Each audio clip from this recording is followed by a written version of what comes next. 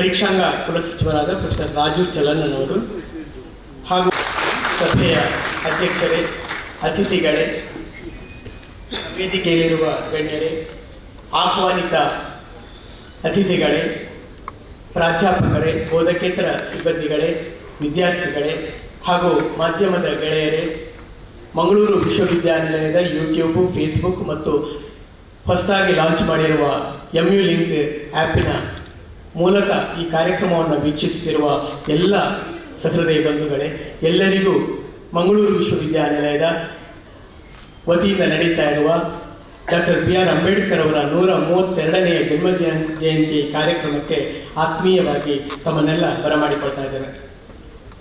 Bharat Ratna doctor Bhimrao Ramji Ambedkar ಅವರು April 14, 1891ರಲ್ಲಿ ಜನಿಸಿದವರು.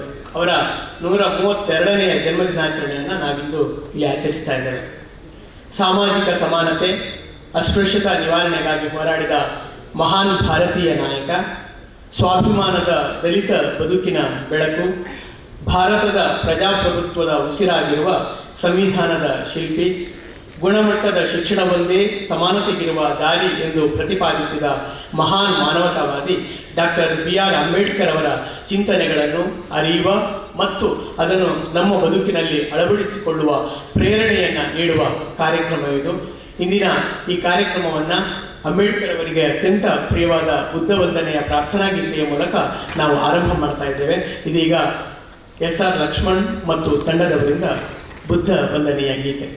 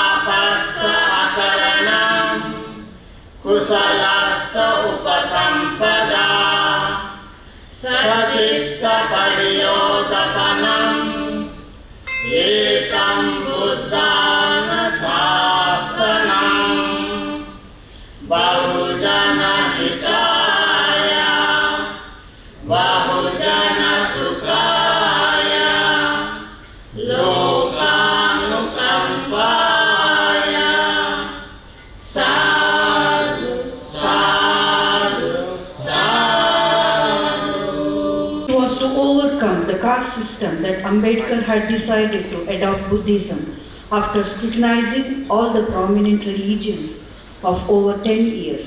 On 14th October 1956, Ambedkar converted to Buddhism along with close to 3,65,000 of his followers in Nagpur. He took a life-altering decision as it was the only method for Dalits to denounce the caste system and to gain equality. Hence, to signify this, today's formal program is started with Buddha Vandana. A round of appreciation to S.R. Lakshman for that Buddha Vandana. S.R. Lakshman is a firm worshipper of Buddhism. Along with him, we also had our research scholars of Mangalore University who joined for Buddha Vandana. A round of appreciation to the team of students for that performance. And now, may I request our Honorable Registrar of Mangalore University, Professor Kishore Kumar C.K. for the welcome and introductory remarks about today's program as well as today's chief guest. Over to you, sir. ಶತಮಾನದ ಆರಂಭದಲ್ಲಿ ಭಾರತದಲ್ಲಿ ಪೂರ್ವಗ್ರಹ ಮತ್ತು ಜಾತಿ ತಾರತಮ್ಯದ ಗೋಡೆಗಳನ್ನು ಧೈರ್ಯದಿಂದ ಎದುರಿಸಿ ಜಾತಿ ವ್ಯವಸ್ಥೆ ಮತ್ತು ಸಾಮಾಜಿಕ ಆರ್ಥಿಕ ಅಭಾವದ ಅಸಮಾನತೆಗಳ ವಿರುದ್ಧ ಆದರ್ಶಪ್ರಾಯವಾಗಿ ಹೊರಹೊಮ್ಮಿದವರು ಮತ್ತು ಲಕ್ಷಾಂತರ ಜನರನ್ನು ಜಾತಿ ವ್ಯವಸ್ಥೆಯಿಂದ ಕಾಪಾಡಿದ ಡಾಕ್ಟರ್ Br. ಅಂಬೇಡ್ಕರ್ ಅವರು. ಅವರ ಜೀವನವಾದ ಪ್ರಯತ್ನದ ಸಂದರ್ಭಗಳ ಹೊರತಾಗಿಯೂ ಸಾಧನೆಗಳ ಸ್ಫೂರ್ತಿದಾಯಕ ಕಥೆಯಾಗಿದೆ ಮತ್ತು ಸಾಮಾಜಿಕ ನ್ಯಾಯ ಮತ್ತು ರಾಷ್ಟ್ರೀಯ ಪುನರುಜ್ಜೀವನದ ದೊಡ್ಡ ಕಾರಣಕ್ಕಾಗಿ ವೈಯಕ್ತಿಕ ಕಲಾವನ್ನು ಮೀರಿ ಚಲಿಸುವ ಅದಮ್ಯ ಚೇತನರಾಗಿ ಕಾಣಿಸಿಕೊಂಡವರು. ಕಾನೂನು, ಅರ್ಥಶಾಸ್ತ್ರ ಮತ್ತು ರಾಜಕೀಯ ವಿಜ್ಞಾನದಲ್ಲಿ ಅವರು ನಡೆಸಿದ ಸಂಶೋಧನೆಗಾಗಿ ಅಸಾಮಾನ್ಯ ವಿದ್ವಾಂಸರಾಗಿ ಶ್ರೇಷ್ಠ ಸ್ಥಾನವನ್ನು ಪಡೆದರು. ಅವರು ಸಾಮಾಜಿಕ ನ್ಯಾಯ ಮತ್ತು ಸಮಾನತೆಯ ಆದರ್ಶಗಳಿಂದ ಆಧಾರವಾಗಿರುವ ಆಧುನಿಕತೆ ಪ್ಯಾನ್ ಇಂಡಿಯಾ ದೃಷ್ಟಿಯೊಂದಿಗೆ ರಾಷ್ಟ್ರೀಯ ನಾಯಕರಾಗಿ ಹೊರಹೊಮ್ಮಿದವರು. ಭಾರತದ ಸ್ವಾತಂತ್ರ್ಯ ಆಂದೋಲನ ಎಳೆತವನ್ನು ಪಡೆಯುತ್ತಿದ್ದಂತೆ ಸಮಾಜದ ಅಂಚಿನಲ್ಲಿ ಗುಂಪುಗಳಿಗೆ ರಾಜಕೀಯ ಹಕ್ಕುಗಳು ಮತ್ತು ಸಾಮಾಜಿಕ ಸ್ವಾತಂತ್ರ್ಯಕ್ಕಾಗಿ ದಣಿವರಿಯಿಲ್ಲದೆ ಶ್ರಮಿಸಿದವರು.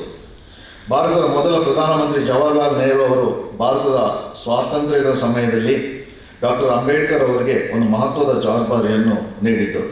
ಅವರು ಆಗಸ್ಟ್ 29, 1947ರಂದು ಸಂವಿಧಾನ ರಚನಾ ಸಮಿತಿಯ ಅಧ್ಯಕ್ಷರಾಗಿ ನೇಮಕಗೊಂಡರು. ಜಾತ್ಯತೀತ ಪ್ರಜಾಪ್ರಭುತ್ವದಲ್ಲಿ ಎಲ್ಲ ನಾಗರಿಕರಿಗೆ ಸಮಾನ ಅವಕಾಶ, ಅಭಿವ್ಯಕ್ತಿ ಮತ್ತು ನಂಬಿಕೆಯ ಸ್ವಾತಂತ್ರ್ಯವನ್ನು ಖಾತರಿಪಡಿಸುವ ಮತ್ತು ಇಂದಿಗೂ ಭಾರತವನ್ನು ಮಾರ್ಗದರ್ಶಿಸುವ ಸಂವಿಧಾನವನ್ನು ರಚಿಸುವುದಾಗಿತ್ತು. ಅಂತಹ ಸಂವಿಧಾನದ ರಚನೆಯ ಮುಖಾಂತರ ಎಲ್ಲ ರೀತಿಯ ತಾರತಮ್ಯಗಳನ್ನು ಕಾನೂನುಬಾಹಿರಗೊಳಿಸಿತು. ಮಹಿಳೆಯರು, ಅಲ್ಪಸಂಖ್ಯಾತರು ಮತ್ತು ಸಾಮಾಜಿಕವಾಗಿ ಹಿಂದುಳಿದವರ ಹಕ್ಕುಗಳನ್ನು ಪ್ರತಿಪಾದಿಸಲಾಯಿತು. ಪರಿಶಿಷ್ಟ ಸದಸ್ಯರಿಗೆ ನಾಗರಿಕ ಸೇವೆಗಳು, ಶಾಲೆಗಳು ಮತ್ತು ಕಾಲೇಜುಗಳಲ್ಲಿ ಉದ್ಯೋಗಗಳ ಮೀಸಲಾತಿ ವ್ಯವಸ್ಥೆಯನ್ನು ಪರಿಚಯಿಸಲು ಸಂವಿಧಾನ ಸಭೆಯ ಬೆಂಬಲವನ್ನು ಪಡೆದರು. ಜಾತಿಗಳು, ಪರಿಶಿಷ್ಟ ಪಂಗಡಗಳು ಮತ್ತು ಇತರ ಹಿಂದುಳಿದ ವರ್ಗಗಳು ನಂತರ ಭಾರತ ಸರ್ಕಾರವು ಅಳವಡಿಸಿಕೊಂಡ ದೃಢೀಕರಣದ ನೀತಿಗಳಲ್ಲಿ ಪ್ರತಿಫಲಿಸಿತು. ಪ್ರಬುದ್ಧ ಅರ್ಥಶಾಸ್ತ್ರಜ್ಞರಾಗಿದ್ದ ಡಾಕ್ಟರ್ ಅಂಬೇಡ್ಕರ್ ಅವರು ಅರ್ಥಶಾಸ್ತ್ರದ ಕುರಿತು ಅನೇಕ ವಿದ್ವತ್ಪೂರ್ಣ ಗ್ರಂಥಗಳನ್ನು ಬರೆದಿದ್ದಾರೆ ಮತ್ತು ಭಾರತದ ಹಣಕಾಸು ಆಯೋಗದ ಸ್ಥಾಪನೆಯ ಹಿಂದಿನ ಪ್ರೇರಕ ಶಕ್ತಿಯಾಗಿದ್ದರು. ಅವರ ಆಲೋಚನೆಗಳು ಭಾರತದ ಕೇಂದ್ರ ಬ್ಯಾಂಕ್, ಭಾರತೀಯ ರಿಸರ್ವ್ ಬ್ಯಾಂಕ್ ಸ್ಥಾಪನೆಗೆ ಅಡಿಪಾಯ ಹಾಕಿದವು. ಡಾಕ್ಟರ್ ಅಂಬೇಡ್ಕರ್ ಅವರ ಸಾಧನೆಗಳು ಬಹುವಿಧ ಮತ್ತು ವಿಶಾಲ ವ್ಯಾಪ್ತಿಯನ್ನು ಹೊಂದಿತ್ತು. ಅವರ ಆಂತರಿಕ ಜೀವನವು ಶ್ರೀಮಂತವಾಗಿತ್ತು ಮತ್ತು ಆಧ್ಯಾತ್ಮಿಕ ಚೈತನ್ಯದಿಂದ ಗುರುತಿಸಲ್ಪಟ್ಟಿದೆ. ಬಾಬಾ ಸಾಹೇಬರ ಅಸಂಖ್ಯಾತ ಕೊಡುಗೆಗಳನ್ನು ಆಧುನಿಕ ಭಾರತದ ನಿರ್ಮಾಣಕ್ಕೆ ಅಡಿಪಾಯ ಹಾಕಿದರು. ಇವರ ಸೇವೆಯನ್ನು ಗುರುತಿಸಿ ಭಾರತ ಸರ್ಕಾರ 1990ರಲ್ಲಿ ಭಾರತ ರತ್ನ ಗೌರವವನ್ನು ಮರಣೋತ್ತರವಾಗಿ ನೀಡಿ ಗುರುತಿಸಲಾಯಿತು. ಡಾಕ್ಟರ್ ಅಂಬೇಡ್ಕರ್ ಅವರ ಸಾಮಾಜಿಕ ಅಸಮಾನತೆಯ ಆದರ್ಶಗಳು ಭಾರತೀಯ ರಾಜಕೀಯದ ಬಾಹ್ಯರೇಖೆಗಳನ್ನು ಮರುವಿನ್ಯಾಸಗೊಳಿಸಿದವು. ಅವರು ಹೆಚ್ಚುತ್ತಿರುವ ಜನಪ್ರಿಯತೆಯ ದೇಶದಾದ್ಯಂತ ವಿದ್ವತ್ಪೂರ್ಣ ಜೀವನ ಚರಿತ್ರೆಗಳು ಹಲವಾರು ಪ್ರತಿಮೆಗಳು ಮತ್ತು ಸ್ಮಾರಕಗಳಲ್ಲಿ ಪ್ರತಿಫಲಿಸುತ್ತಿದೆ.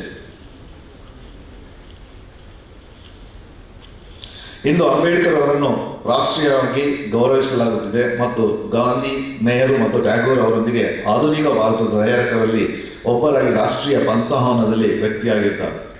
ಅವರ ಜನ್ಮದಿನವಾದ ಏಪ್ರಿಲ್ 14 ಅಂಬೇಡ್ಕರ್ ಜಯಂತಿ ಎಂದು ನಾಮಕರಣ ಮಾಡಲಾಗಿದೆ ಮತ್ತು ಇದನ್ನು ಸಾರ್ವಜನಿಕ ರಜಾ ದಿನವಾಗಿ ಕೂಡ ಘೋಷಿಸಲಾಗಿದೆ.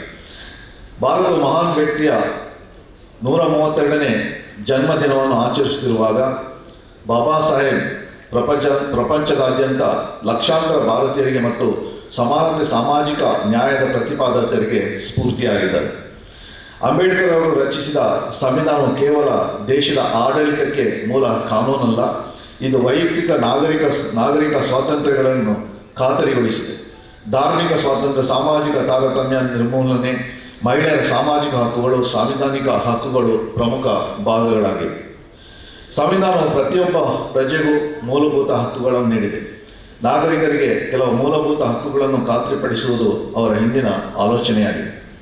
ಭಾರತದ ಸಂವಿಧಾನದ ಉಳಿಯುವವರೆಗೆ ಬಾಬಾ ಸಾಹೇಬ್ ಅಂಬೇಡ್ಕರ್ ಹೆಸರು ಕೂಡ ಅಜರಾಮರವಾಗಿರುತ್ತದೆ. ಪ್ರತಿಯೊಬ್ಬ ದೀನದಲಿತರ ಹೃದಯದಲ್ಲಿ ಅವರು ಶಾಶ್ವತವಾಗಿ ವಾಸಿಸುತ್ತಾರೆ. ಇಂಥ ಮಹಾನ್ ವ್ಯಕ್ತಿಯ 132ನೇ ಜನ್ಮದಿನಾಚರಣೆಯ ಕಾರ್ಯಕ್ರಮದ ಅಧ್ಯಕ್ಷತೆಯನ್ನು ವಹಿಸಿರುವವರು ನಮ್ಮ ವಿಶ್ವವಿದ್ಯಾನಿಲಯದ ಗೌರವಾನ್ವಿತ ಕುಲಪತಿಯವರಾಗಿರುವಂತಹ ಪ್ರೊಫೆಸರ್ ಪಿ ಸುಬ್ರಹ್ಮಣ್ಯ ಎಡಪಡಿತಾಯರವರು. ಇದೇ ವಿಶ್ವವಿದ್ಯಾನಿಲಯದ ವಿದ್ಯಾರ್ಥಿಯಾಗಿ, ಶಿಕ್ಷಕರಾಗಿ, ಸಂಶೋಧಕರಾಗಿ, ಹಣಕಾಸು ಅಧಿಕಾರಿಯಾಗಿ, ಪರೀಕ್ಷಾಂಗ ಕುಲಸಚಿವರಾಗಿ ಈಗ 3 ವರ್ಷ 10 ತಿಂಗಳಿಂದ ಕುಲಪತಿಯಾಗಿ ಕಾರ್ಯನಿರ್ವಹಿಸುತ್ತದೆ. ತಮ್ಮ ಅವಧಿಯಲ್ಲಿ ವಿಶ್ವವಿದ್ಯಾನಿಲಯದ ಪೂರ್ಣ ಪ್ರಮಾಣದ ಬೆಳವಣಿಗೆಯಲ್ಲಿ ತಮ್ಮನ್ನು ತಾವು ತೊಡಗಿಸಿಕೊಂಡು ಅವರ ನೇತೃತ್ವದಲ್ಲಿ ಮಂಗಳೂರು ವಿಶ್ವವಿದ್ಯಾನಿಲಯದಲ್ಲಿ ಡಾಕ್ಟರ್ Br. ಅಂಬೇಡ್ಕರ್ ಅವರ ಪ್ರತಿಮೆಯನ್ನು ಕೂಡ ಸ್ಥಾಪಿಸಲಾಗಿದೆ ಹಾಗೂ ಅನೇಕ ಕಾರ್ಯಕ್ರಮಗಳನ್ನು ಬಹಳ ಯಶಸ್ವಿಯಾಗಿ ನಿರ್ವಹಿಸಿದವರು. ಸರ್, ತಮಗೆ ಮಂಗಳೂರು ವಿಶ್ವವಿದ್ಯಾನಿಲಯ ಪರವಾಗಿ ಹಾಗೂ ಎಲ್ಲರ ಪರವಾಗಿ ಹಾಕಿದ ಸ್ವಾಗತವನ್ನು ಬಯಸ್ತಾರೆ. ಈ ನಮ್ಮ ಕಾರ್ಯಕ್ರಮದ ಮುಖ್ಯ ಅತಿಥಿಯಾಗಿ ನಮ್ಮೊಂದಿಗಿರುವರು ಪ್ರೊಫೆಸರ್ ಎನ್ ಚಿನ್ನಸ್ವಾಮಿ ಸೊಸಾಲೆಯವರು, ಇತಿಹಾಸ ಪ್ರಾಧ್ಯಾಪಕರು, ಕನ್ನಡ ವಿಶ್ವವಿದ್ಯಾನಿಲಯ ಹಂಪಿ. ಪ್ರೊಫೆಸರ್ ಎನ್ ಚಿನ್ನಸ್ವಾಮಿ ಸೊಸಾಲೆಯವರು ಮೈಸೂರು ಜಿಲ್ಲೆಯ ಟಿ ನರಸೀಪುರ ತಾಲೂಕಿನ ಸೊಸಾಲೆ ಗ್ರಾಮದವರಾಗಿದ್ದು, ಶ್ರೀಯುತರು ಪ್ರಸ್ತುತ ಕನ್ನಡ ವಿಶ್ವವಿದ್ಯಾಲಯ ಹಂಪಿ ಇಲ್ಲಿ ಚರಿತ್ರೆ ವಿಭಾಗದಲ್ಲಿ ಪ್ರಾಧ್ಯಾಪಕರಾಗಿ ಸೇವೆ ಸಲ್ಲಿಸ್ತಾ ಇದ್ದಾರೆ. ಮಾನಸ ಗಂಗೋತ್ರಿ ಮೈಸೂರು ಇಲ್ಲಿ 1992ರಲ್ಲಿ MA ಇತಿಹಾಸ ಪದವಿಯನ್ನು ಉನ್ನತ ಶ್ರೇಣಿಯಲ್ಲಿ ಪಡೆದು, ತದನಂತರ ಆಧುನಿಕ ಮೈಸೂರು ಸಂಸ್ಥಾನದಲ್ಲಿ ಗ್ರಾಮೀಣಾಭಿವೃದ್ಧಿ ಸಾಂಸ್ಕೃತಿಕ ಅಧ್ಯಯನ 1841-1940 ಎಂಬ ವಿಷಯದಲ್ಲಿ PhDಯನ್ನು ಪಡೆದು 27 ವರ್ಷಗಳ ಬೋಧನಾ ಹಾಗೂ ಸಂಶೋಧನಾ ಅನುಭವ ಇರುವ ಶ್ರೀಯುತರ ಅಧ್ಯಯನ ಆಸಕ್ತಿ ಕ್ಷೇತ್ರಗಳು ಇಂತಿವೆ.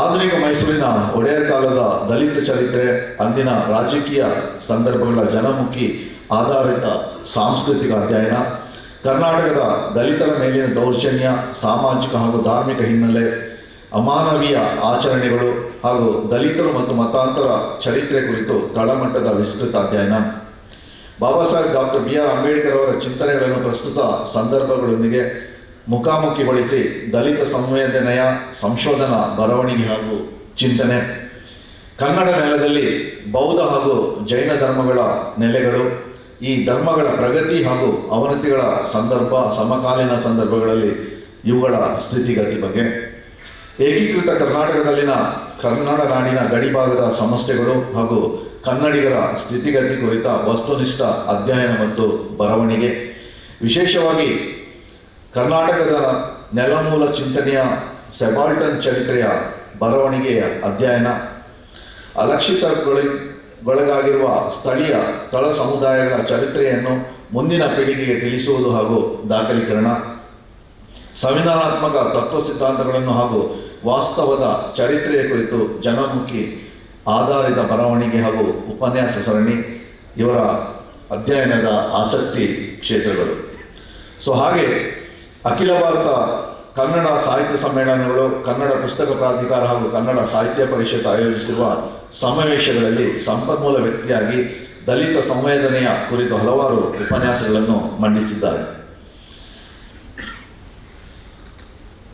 ಇವರ ಕೃತಿಗಳಿಗೆ ಹಾಗೂ ಸಾಂಸ್ಕೃತಿಕ ಸೇವೆಗಳಿಗಾಗಿ ಹಲವಾರು ಪ್ರಶಸ್ತಿ ಪುರಸ್ಕಾರಗಳಿಗೆ ಇವರು ಭಾಜನರಾಗಿದ್ದಾರೆ. ಸುಮಾರು ಒಂದು 40-50 ಪ್ರಶಸ್ತಿಗಳನ್ನು ಕೂಡ ಇವರು ಪಡ್ಕೊಂಡಿದ್ದಾರೆ. ಅದರಲ್ಲಿ ಕೆಲವು ಪ್ರಶಸ್ತಿಗಳನ್ನು ಮಾತ್ರ ಈ ಸಂದರ್ಭದಲ್ಲಿ ನಾನು ತಿಳಿಯಬಯಸ್ತಾ ಇದ್ದೇನೆ. ಭಾರತೀಯ ಸಮಾಜ ಮತ್ತು ದಲಿತರೆಂಬ ಕೃತಿಗೆ ಅಖಿಲ ಭಾರತ ದಲಿತ ಸಾಹಿತ್ಯ ಪರಿಷತ್ತಿನಿಂದ ಉತ್ತಮ ವಿಮರ್ಶಾ ಕೃತಿ ಪ್ರಶಸ್ತಿ, ದಲಿತರು ಮತ್ತು ಮತಾಂತರ ಒಂದು ಚಿಂತನೆ ಎಂಬ ಕೃತಿಗೆ ಸ್ಫೂರ್ತಿಧಾಮ ಚಾಮರಾಜನಗರ ಇವರು ನೀಡುವ ಉತ್ತಮ ಸಂಶೋಧನಾ ಪುಸ್ತಕ ಪ್ರಶಸ್ತಿ, ನಾಲ್ವಡಿ ಕೃಷ್ಣನ ಮೈಸೂರು ಮತ್ತು ನಾಲ್ವಡಿ ಕೃಷ್ಣರಾಜ ಒಡೆಯರ ಕಾಲದ ಮೈಸೂರು ಸಂಸ್ಥಾನದಲ್ಲಿ ದಲಿತರು ಎಂಬ ಸಂಶೋಧನಾ ಕೃತಿಗೆ ಮೈಸೂರಿನ ರಾಜಶ್ರೀ ಡಾಕ್ಟರ್ ನಾಲ್ವಡಿ ಕೃಷ್ಣರಾಜ ಒಡೆಯರ್ ಪ್ರತಿಷ್ಠಾನ ಅವರಿಂದ ಮಹಾರಾಜ ನಾಲ್ವಡಿ ಕೃಷ್ಣರಾಜ ಒಡೆಯರ್ ದತ್ತಿ ಪುಸ್ತಕ ಪ್ರಶಸ್ತಿ, ಕೆ ಸಿಂಗಾರಿಗೌಡ ಪುಸ್ತಕ ಪ್ರಶಸ್ತಿ, ಡಾಕ್ಟರ್ ರಾಘವ್ ಸಾಹಿತ್ಯ ಪ್ರಶಸ್ತಿ, ದಲಿತರ ಬದುಕು ಮೆಲುಕು ಎಂಬ ಕೃತಿಗೆ ಕರ್ನಾಟಕ ರಾಜ್ಯ ದಲಿತ ಸಾಹಿತ್ಯ ಪರಿಷತ್ ಗದಗ ಅವರಿಂದ ದತ್ತಿ ಪ್ರಶಸ್ತಿ, ಕನ್ನಡ ಸಾಹಿತ್ಯ ಪರಿಷತ್ ಉತ್ತಮ ದಲಿತ ಸಂವೇದನೆ ಕುರಿತ ಕೃತಿಗಳಿಗೆ ಕೊಡಮಾಡುವ ಪ್ರೊಫೆಸರ್ ಎಲ್ ಬಸವರಾಜು ಪುಸ್ತಕ ಪ್ರಶಸ್ತಿ, ಗುಲ್ಬರ್ಗ ವಿಶ್ವವಿದ್ಯಾನಿಲಯ ಕೊಡಮಾಡುವ ಬಾಬಾ ಸಾಹೇಬ್ Br. ಅಂಬೇಡ್ಕರ್ ರಾಜ್ಯೋತ್ಸವ ಪುಸ್ತಕ ಪ್ರಶಸ್ತಿ, ದಲಿತ ಚರಿತ್ರ ರಚನೆಯಲ್ಲಿ ಕಾಡಲೇಬೇಕಾದ ಪ್ರಶ್ನೆಗಳು ಎಂಬ ಕೃತಿಗೆ ಗುಲ್ಬರ್ಗ ವಿಶ್ವವಿದ್ಯಾನಿಲಯ ನೀಡುವ ಕರ್ನಾಟಕ ರಾಜ್ಯೋತ್ಸವ ಪುಸ್ತಕ ಪ್ರಶಸ್ತಿ, ಹೀಗೆ 10 ಹಲವು ಪ್ರಶಸ್ತಿಗಳಿಗೆ ಭಾಜನರಾದವರು. ಸರ್, ತಾವು ನಮ್ಮ ಮಂಗಳೂರು ವಿಶ್ವವಿದ್ಯಾನಿಲಯಕ್ಕೆ ಈ ಕಾರ್ಯಕ್ರಮಕ್ಕೆ ಮುಖ್ಯ ಅತಿಥಿಯಾಗಿ ಆಗಮಿಸಿದಿರಿ.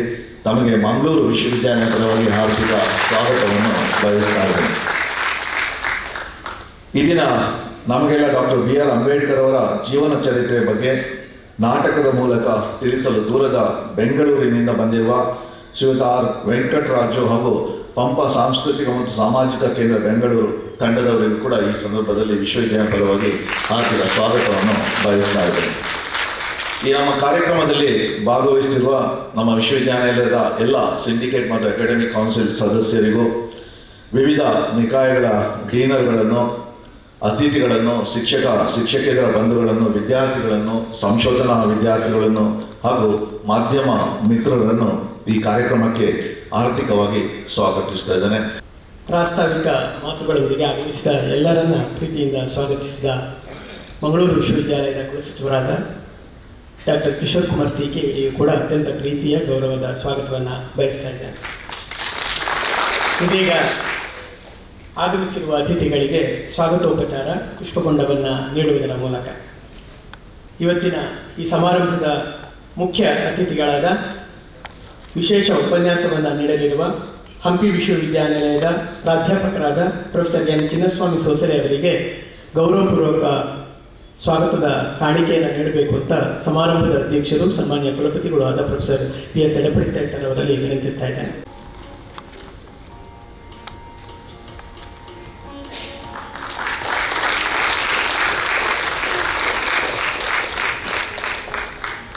ಸಮಾರಂಭದ ಅಧ್ಯಕ್ಷರಾಗಿರುವ ಸನ್ಮಾನ್ಯ ಕುಲಪತಿಗಳಾದ ಪ್ರೊಫೆಸರ್ P. ಸುಬ್ರಹ್ಮಣ್ಯ ಎಡಪಡಿತಾಯಿ ಸರ್ ಅವರಿಗೆ SC/ST ಸೆಲ್ಲಿನ ವಿಶೇಷಾಧಿಕಾರಿಗಳಾದ ಡಾಕ್ಟರ್ ನರಸಿಂಹಯ್ಯ ಅವರು ಹೂಕುಂಡವನ್ನು ನೀಡುವುದರ ಮೂಲಕ ನಮ್ಮ ಗೌರವವನ್ನು ಸಮರ್ಪಿಸ್ತಾ ಇದ್ದಾರೆ.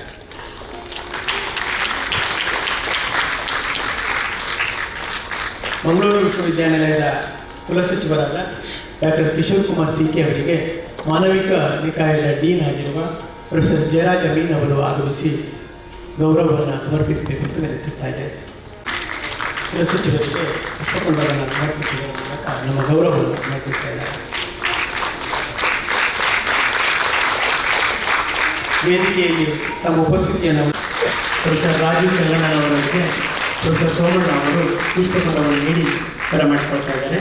ಮುಂದೆ ಮಂಗಳೂರು ವಿಶ್ವವಿದ್ಯಾನಿಲಯದ ಹಣಕಾಸು ಅಧಿಕಾರಿಗಳಾದ ಪ್ರೊಫೆಸರ್ ವೈ ಸಂಗಪ್ಪ ಇವರಿಗೆ ತಾರಾವತಿ ಮೇಡಮ್ ಡಾಕ್ಟರ್ ತಾರಾವತಿ ಅವರು ಆಗಮಿಸಿ ಪುಷ್ಪಗುಂಡವನ್ನು ಇಡುವುದರ ಮೂಲಕ ಸ್ವಾಗತಿಸಬೇಕು ಅಂತ ವಿನಂತಿಸ್ತಾ ಇದ್ದೇನೆ.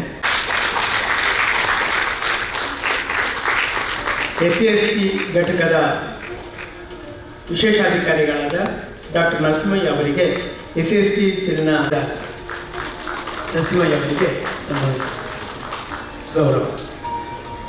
ಇವತ್ತಿನ ಕಾರ್ಯಕ್ರಮದ ಸ್ವರೂಪ ಹೀಗಿರುತ್ತೆ. ಈಗ ಈ ಸಭಾ ಕಾರ್ಯಕ್ರಮದ ಬಳಿಕ ಅಂಬೇಡ್ಕರ್ ಎನ್ನುವ ಪಂಪ ಸಾಂಸ್ಕೃತಿಕ ಮತ್ತು ಸಾಮಾಜಿಕ ಕೇಂದ್ರ ಬೆಂಗಳೂರು ಇಲ್ಲಿನ ತಂಡದವರಿಂದ ಅಂಬೇಡ್ಕರ್ ಎನ್ನುವ ನಾಟಕ ಬೆಳಗಿನ ಅವಧಿಯಲ್ಲೇ ನಡೀತಿದೆ ಅನ್ನೋದನ್ನು ಸಭಾಸದರ ಗಮನಕ್ಕೆ ನಾನು ತರ್ತಾ ಇದ್ದೇನೆ. ಮುಂದೆ ಕಾರ್ಯಕ್ರಮವನ್ನು ಮುಂದುವರಿಸಬೇಕು ಅಂತ ಡಾಕ್ಟರ್ ಯಶಸ್ವಿನಿ ಅವರಲ್ಲಿ ವಿನಂತಿಸ್ತಾ ಇದ್ದೇನೆ.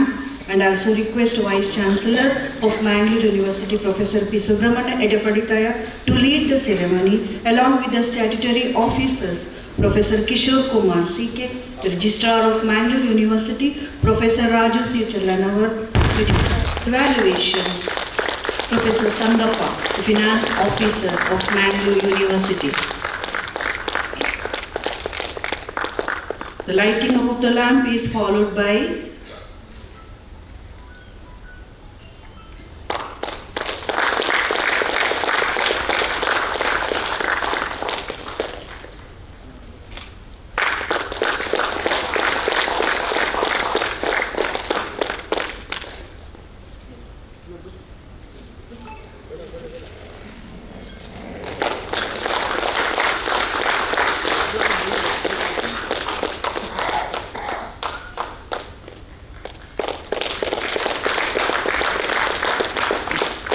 lighting of the lamp is followed by offering floral tribute to Dr. Br. Ambedkar. I request all the dignitaries to pay the respect.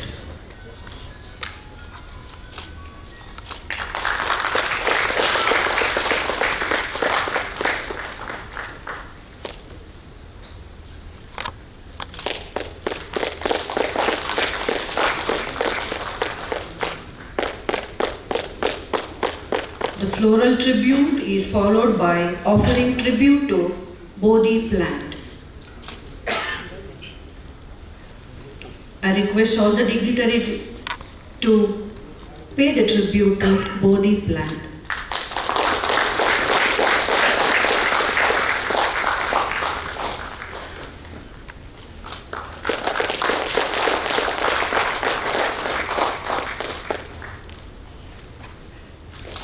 Thank you, sir.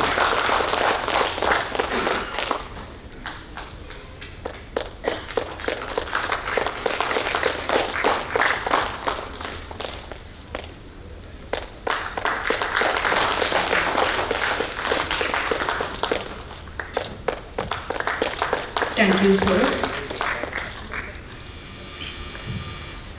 For fighting against discrimination and inequality faced by downtrodden section of the society. Ambedkar is a symbol of social change like any other. Thanks to all the dignitaries for joining lighting up.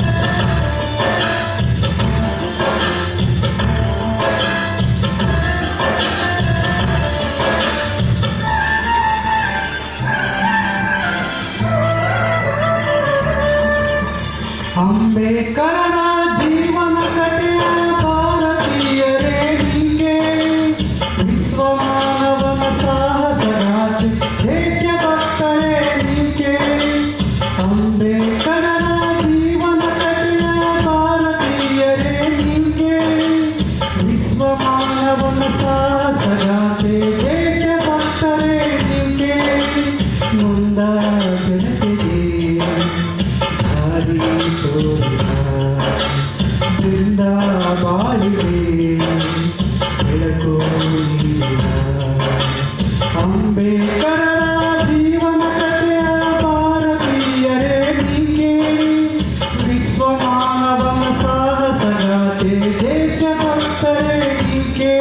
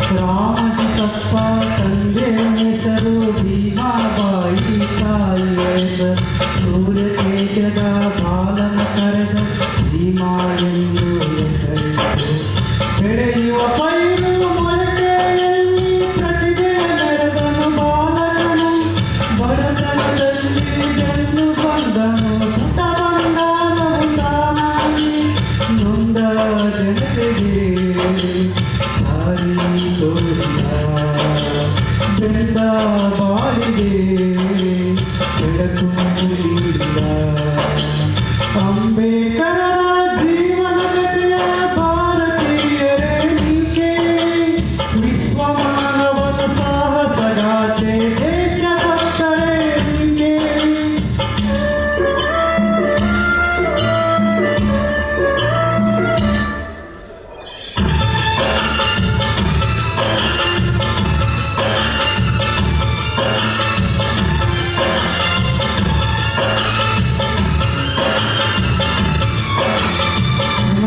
ಕರುಗಳು ನೀರನ್ನು ಕುಡಿಯುವ ಭೂತಾಯಿಗೆ ಸೇರಿದ ಕೆರೆಯಲ್ಲಿ ಈ ಮನು ನೀರನ್ನು ಕುಡಿಯಲು ಹೋದ ಜಾತಿವಾದಿಗಳು ಬಿಡಲಿಲ್ಲ ದೂರದ ಊರಿಗೆ ತಂದೆ ನೋಡಲು ಗಾಡಿಯ ಪಯಣಕ್ಕೆ ಹೊರಟಾಗ ಗಾಡಿ ಸವಾರನ್ನು ಜಾತಿಯ ತಿಳಿದು ಈ ಮನು ಭೂಮಿಗೆ ನುಗ್ಗಿದನು ಈ ಅನ್ಯಾಯದ ಕೊನೆಗಾಣಿಸುವ ದಾರಿಯ ಭೀಮನು ಯೋಚಿಸಿದ ದೇಶ ವಿದೇಶಕ್ಕೆ ಪದವಿಯ ಪಡೆದು ಹೋರಾಟವನ್ನು ರೂಪಿಸಿದ ನೊಂದ ಜನತೆಗೆ ದಾರಿ ತೋರಿದ ಬೆಂದ ಬಾಳಿಗೆ ಬೆಳಕು ನೀಡಿದ ಅಂಬೇಡ್ಕರ ಜೀವನ ಕಥೆಯ ಭಾರತೀಯರೇ ನೀಕೆ ವಿಶ್ವ ಮಾನವನ ಸಾಹಸಗಾಥೆ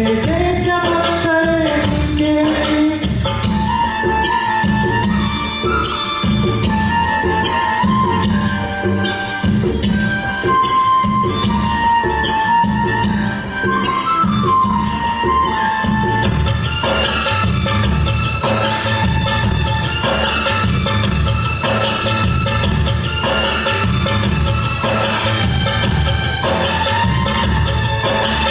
ಸಂವಿಧಾನವನ್ನು ಬರೆದನ ಭೀಮ ಸ್ವತಂತ್ರ ಭಾರತ ಹೊಗಳಿರಲು ಅಸ್ಪೃಶ್ಯತೆಯನ್ನು ತೊಳೆದನು ಭೀಮ ಮತಾಂಧರೆಗಳು ನಡೆಗಿದರು ಜಾತಿ ವಿನಾಶಕ್ಕೆ ದಾರಿ ಎಂದು ಬೌದ್ಧ ಧರ್ಮವ ಸೇರಿದನು ನವ ಸಮಾಜವ ಕಟ್ಟುವ ಕನಸು ಜನಮನದಲ್ಲಿ ಬಿತ್ತಿದನು 56 ಡಿಸೆಂಬರ್ ಬೆಳಕು ಹಾರಿತು ಭೂಮಿಯಲ್ಲಿ ದಲಿತ ಜನತೆಯು ಕಬ್ಬಲಿಯಾಯಿತು ಬಾಬನ ಪರಿನಿರ್ವಾಣದಲ್ಲಿ ನೊಂದ ಜನತೆಗೆ ದಾರಿ ತೋರಿದ ಬೆಂದ ಬಾಳಿಗೆ ಬೆಳಕು ನೀಡಿದ ಅಂಬೇಡ್ಕರ ಜೀವನ ಕಥೆಯ ಭಾರತೀಯರೇ ನೀಕೆ ವಿಶ್ವ ಮಾನವನ ಸಾಹಸಗಾಥೆ ದೇಶ ಭಕ್ತರೇ ನೀಕೆ ಅಂಬೇಡ್ಕರ ಜೀವನ ಕಥೆಯ ಭಾರತೀಯರೇ ನೀಕೆ ವಿಶ್ವ ಮಾನವನ ಸಾಹಸಗಾಥೆ ದೇಶ ಭಕ್ತರೇ ನೀಕೆ ನೊಂದ ಜನತೆಗೆ ದಾರಿ ತೋರಿದ ಬೆಂದ ಬಾಳಿಗೆ ಬೆಳಕು ನೀಡಿದ ಅಂಬೇಡ್ಕರ ಜೀವನ ಕಥೆಯ ಭಾರತೀಯರೇ ನೀಕೆ ವಿಶ್ವ ಮಾನವನ ಸಾಹಸಗಾಥೆ ದೇಶ ಭಕ್ತರೇ ನೀಕೆ ವಿಶ್ವ ಮಾನವನ ಸಾಹಸಗಾಥೆ ದೇಶ ಭಕ್ತರೇ ನೀಕೆ ವಿಶ್ವ ಮಾನವನ ಸಾಹಸಗಾಥೆ ದೇಶ ಭಕ್ತರೇ ನೀಕೆ. We acknowledge the word of appreciation to Mr. Basappa, the research scholar of Physics Department, Mangalore University, for presenting that beautiful and meaningful song on Dr. Br. Ambedkar. And now it is a time to listen to our chief guest, Professor N. Chinnaswamy Sosale, Professor in History, Hampi University. I invite Professor N. Chinnaswamy Sosale for delivering the chief guest address on the occasion. Over to you, sir, with due respect. ಭಾರತಕ್ಕೆ ಹಲವಾರು ರೀತಿಯ ಮುಖಗಳಿದೆ ಹಾಗೂ ಅದಕ್ಕೆ ಅದರದೇ ಆದಂಥ ಒಂದು ಇಕ್ಕಟ್ಟಿನ ಒಂದು ತಾತ್ವಿಕ ಹಿನ್ನೆಲೆಯೂ ಇದೆ.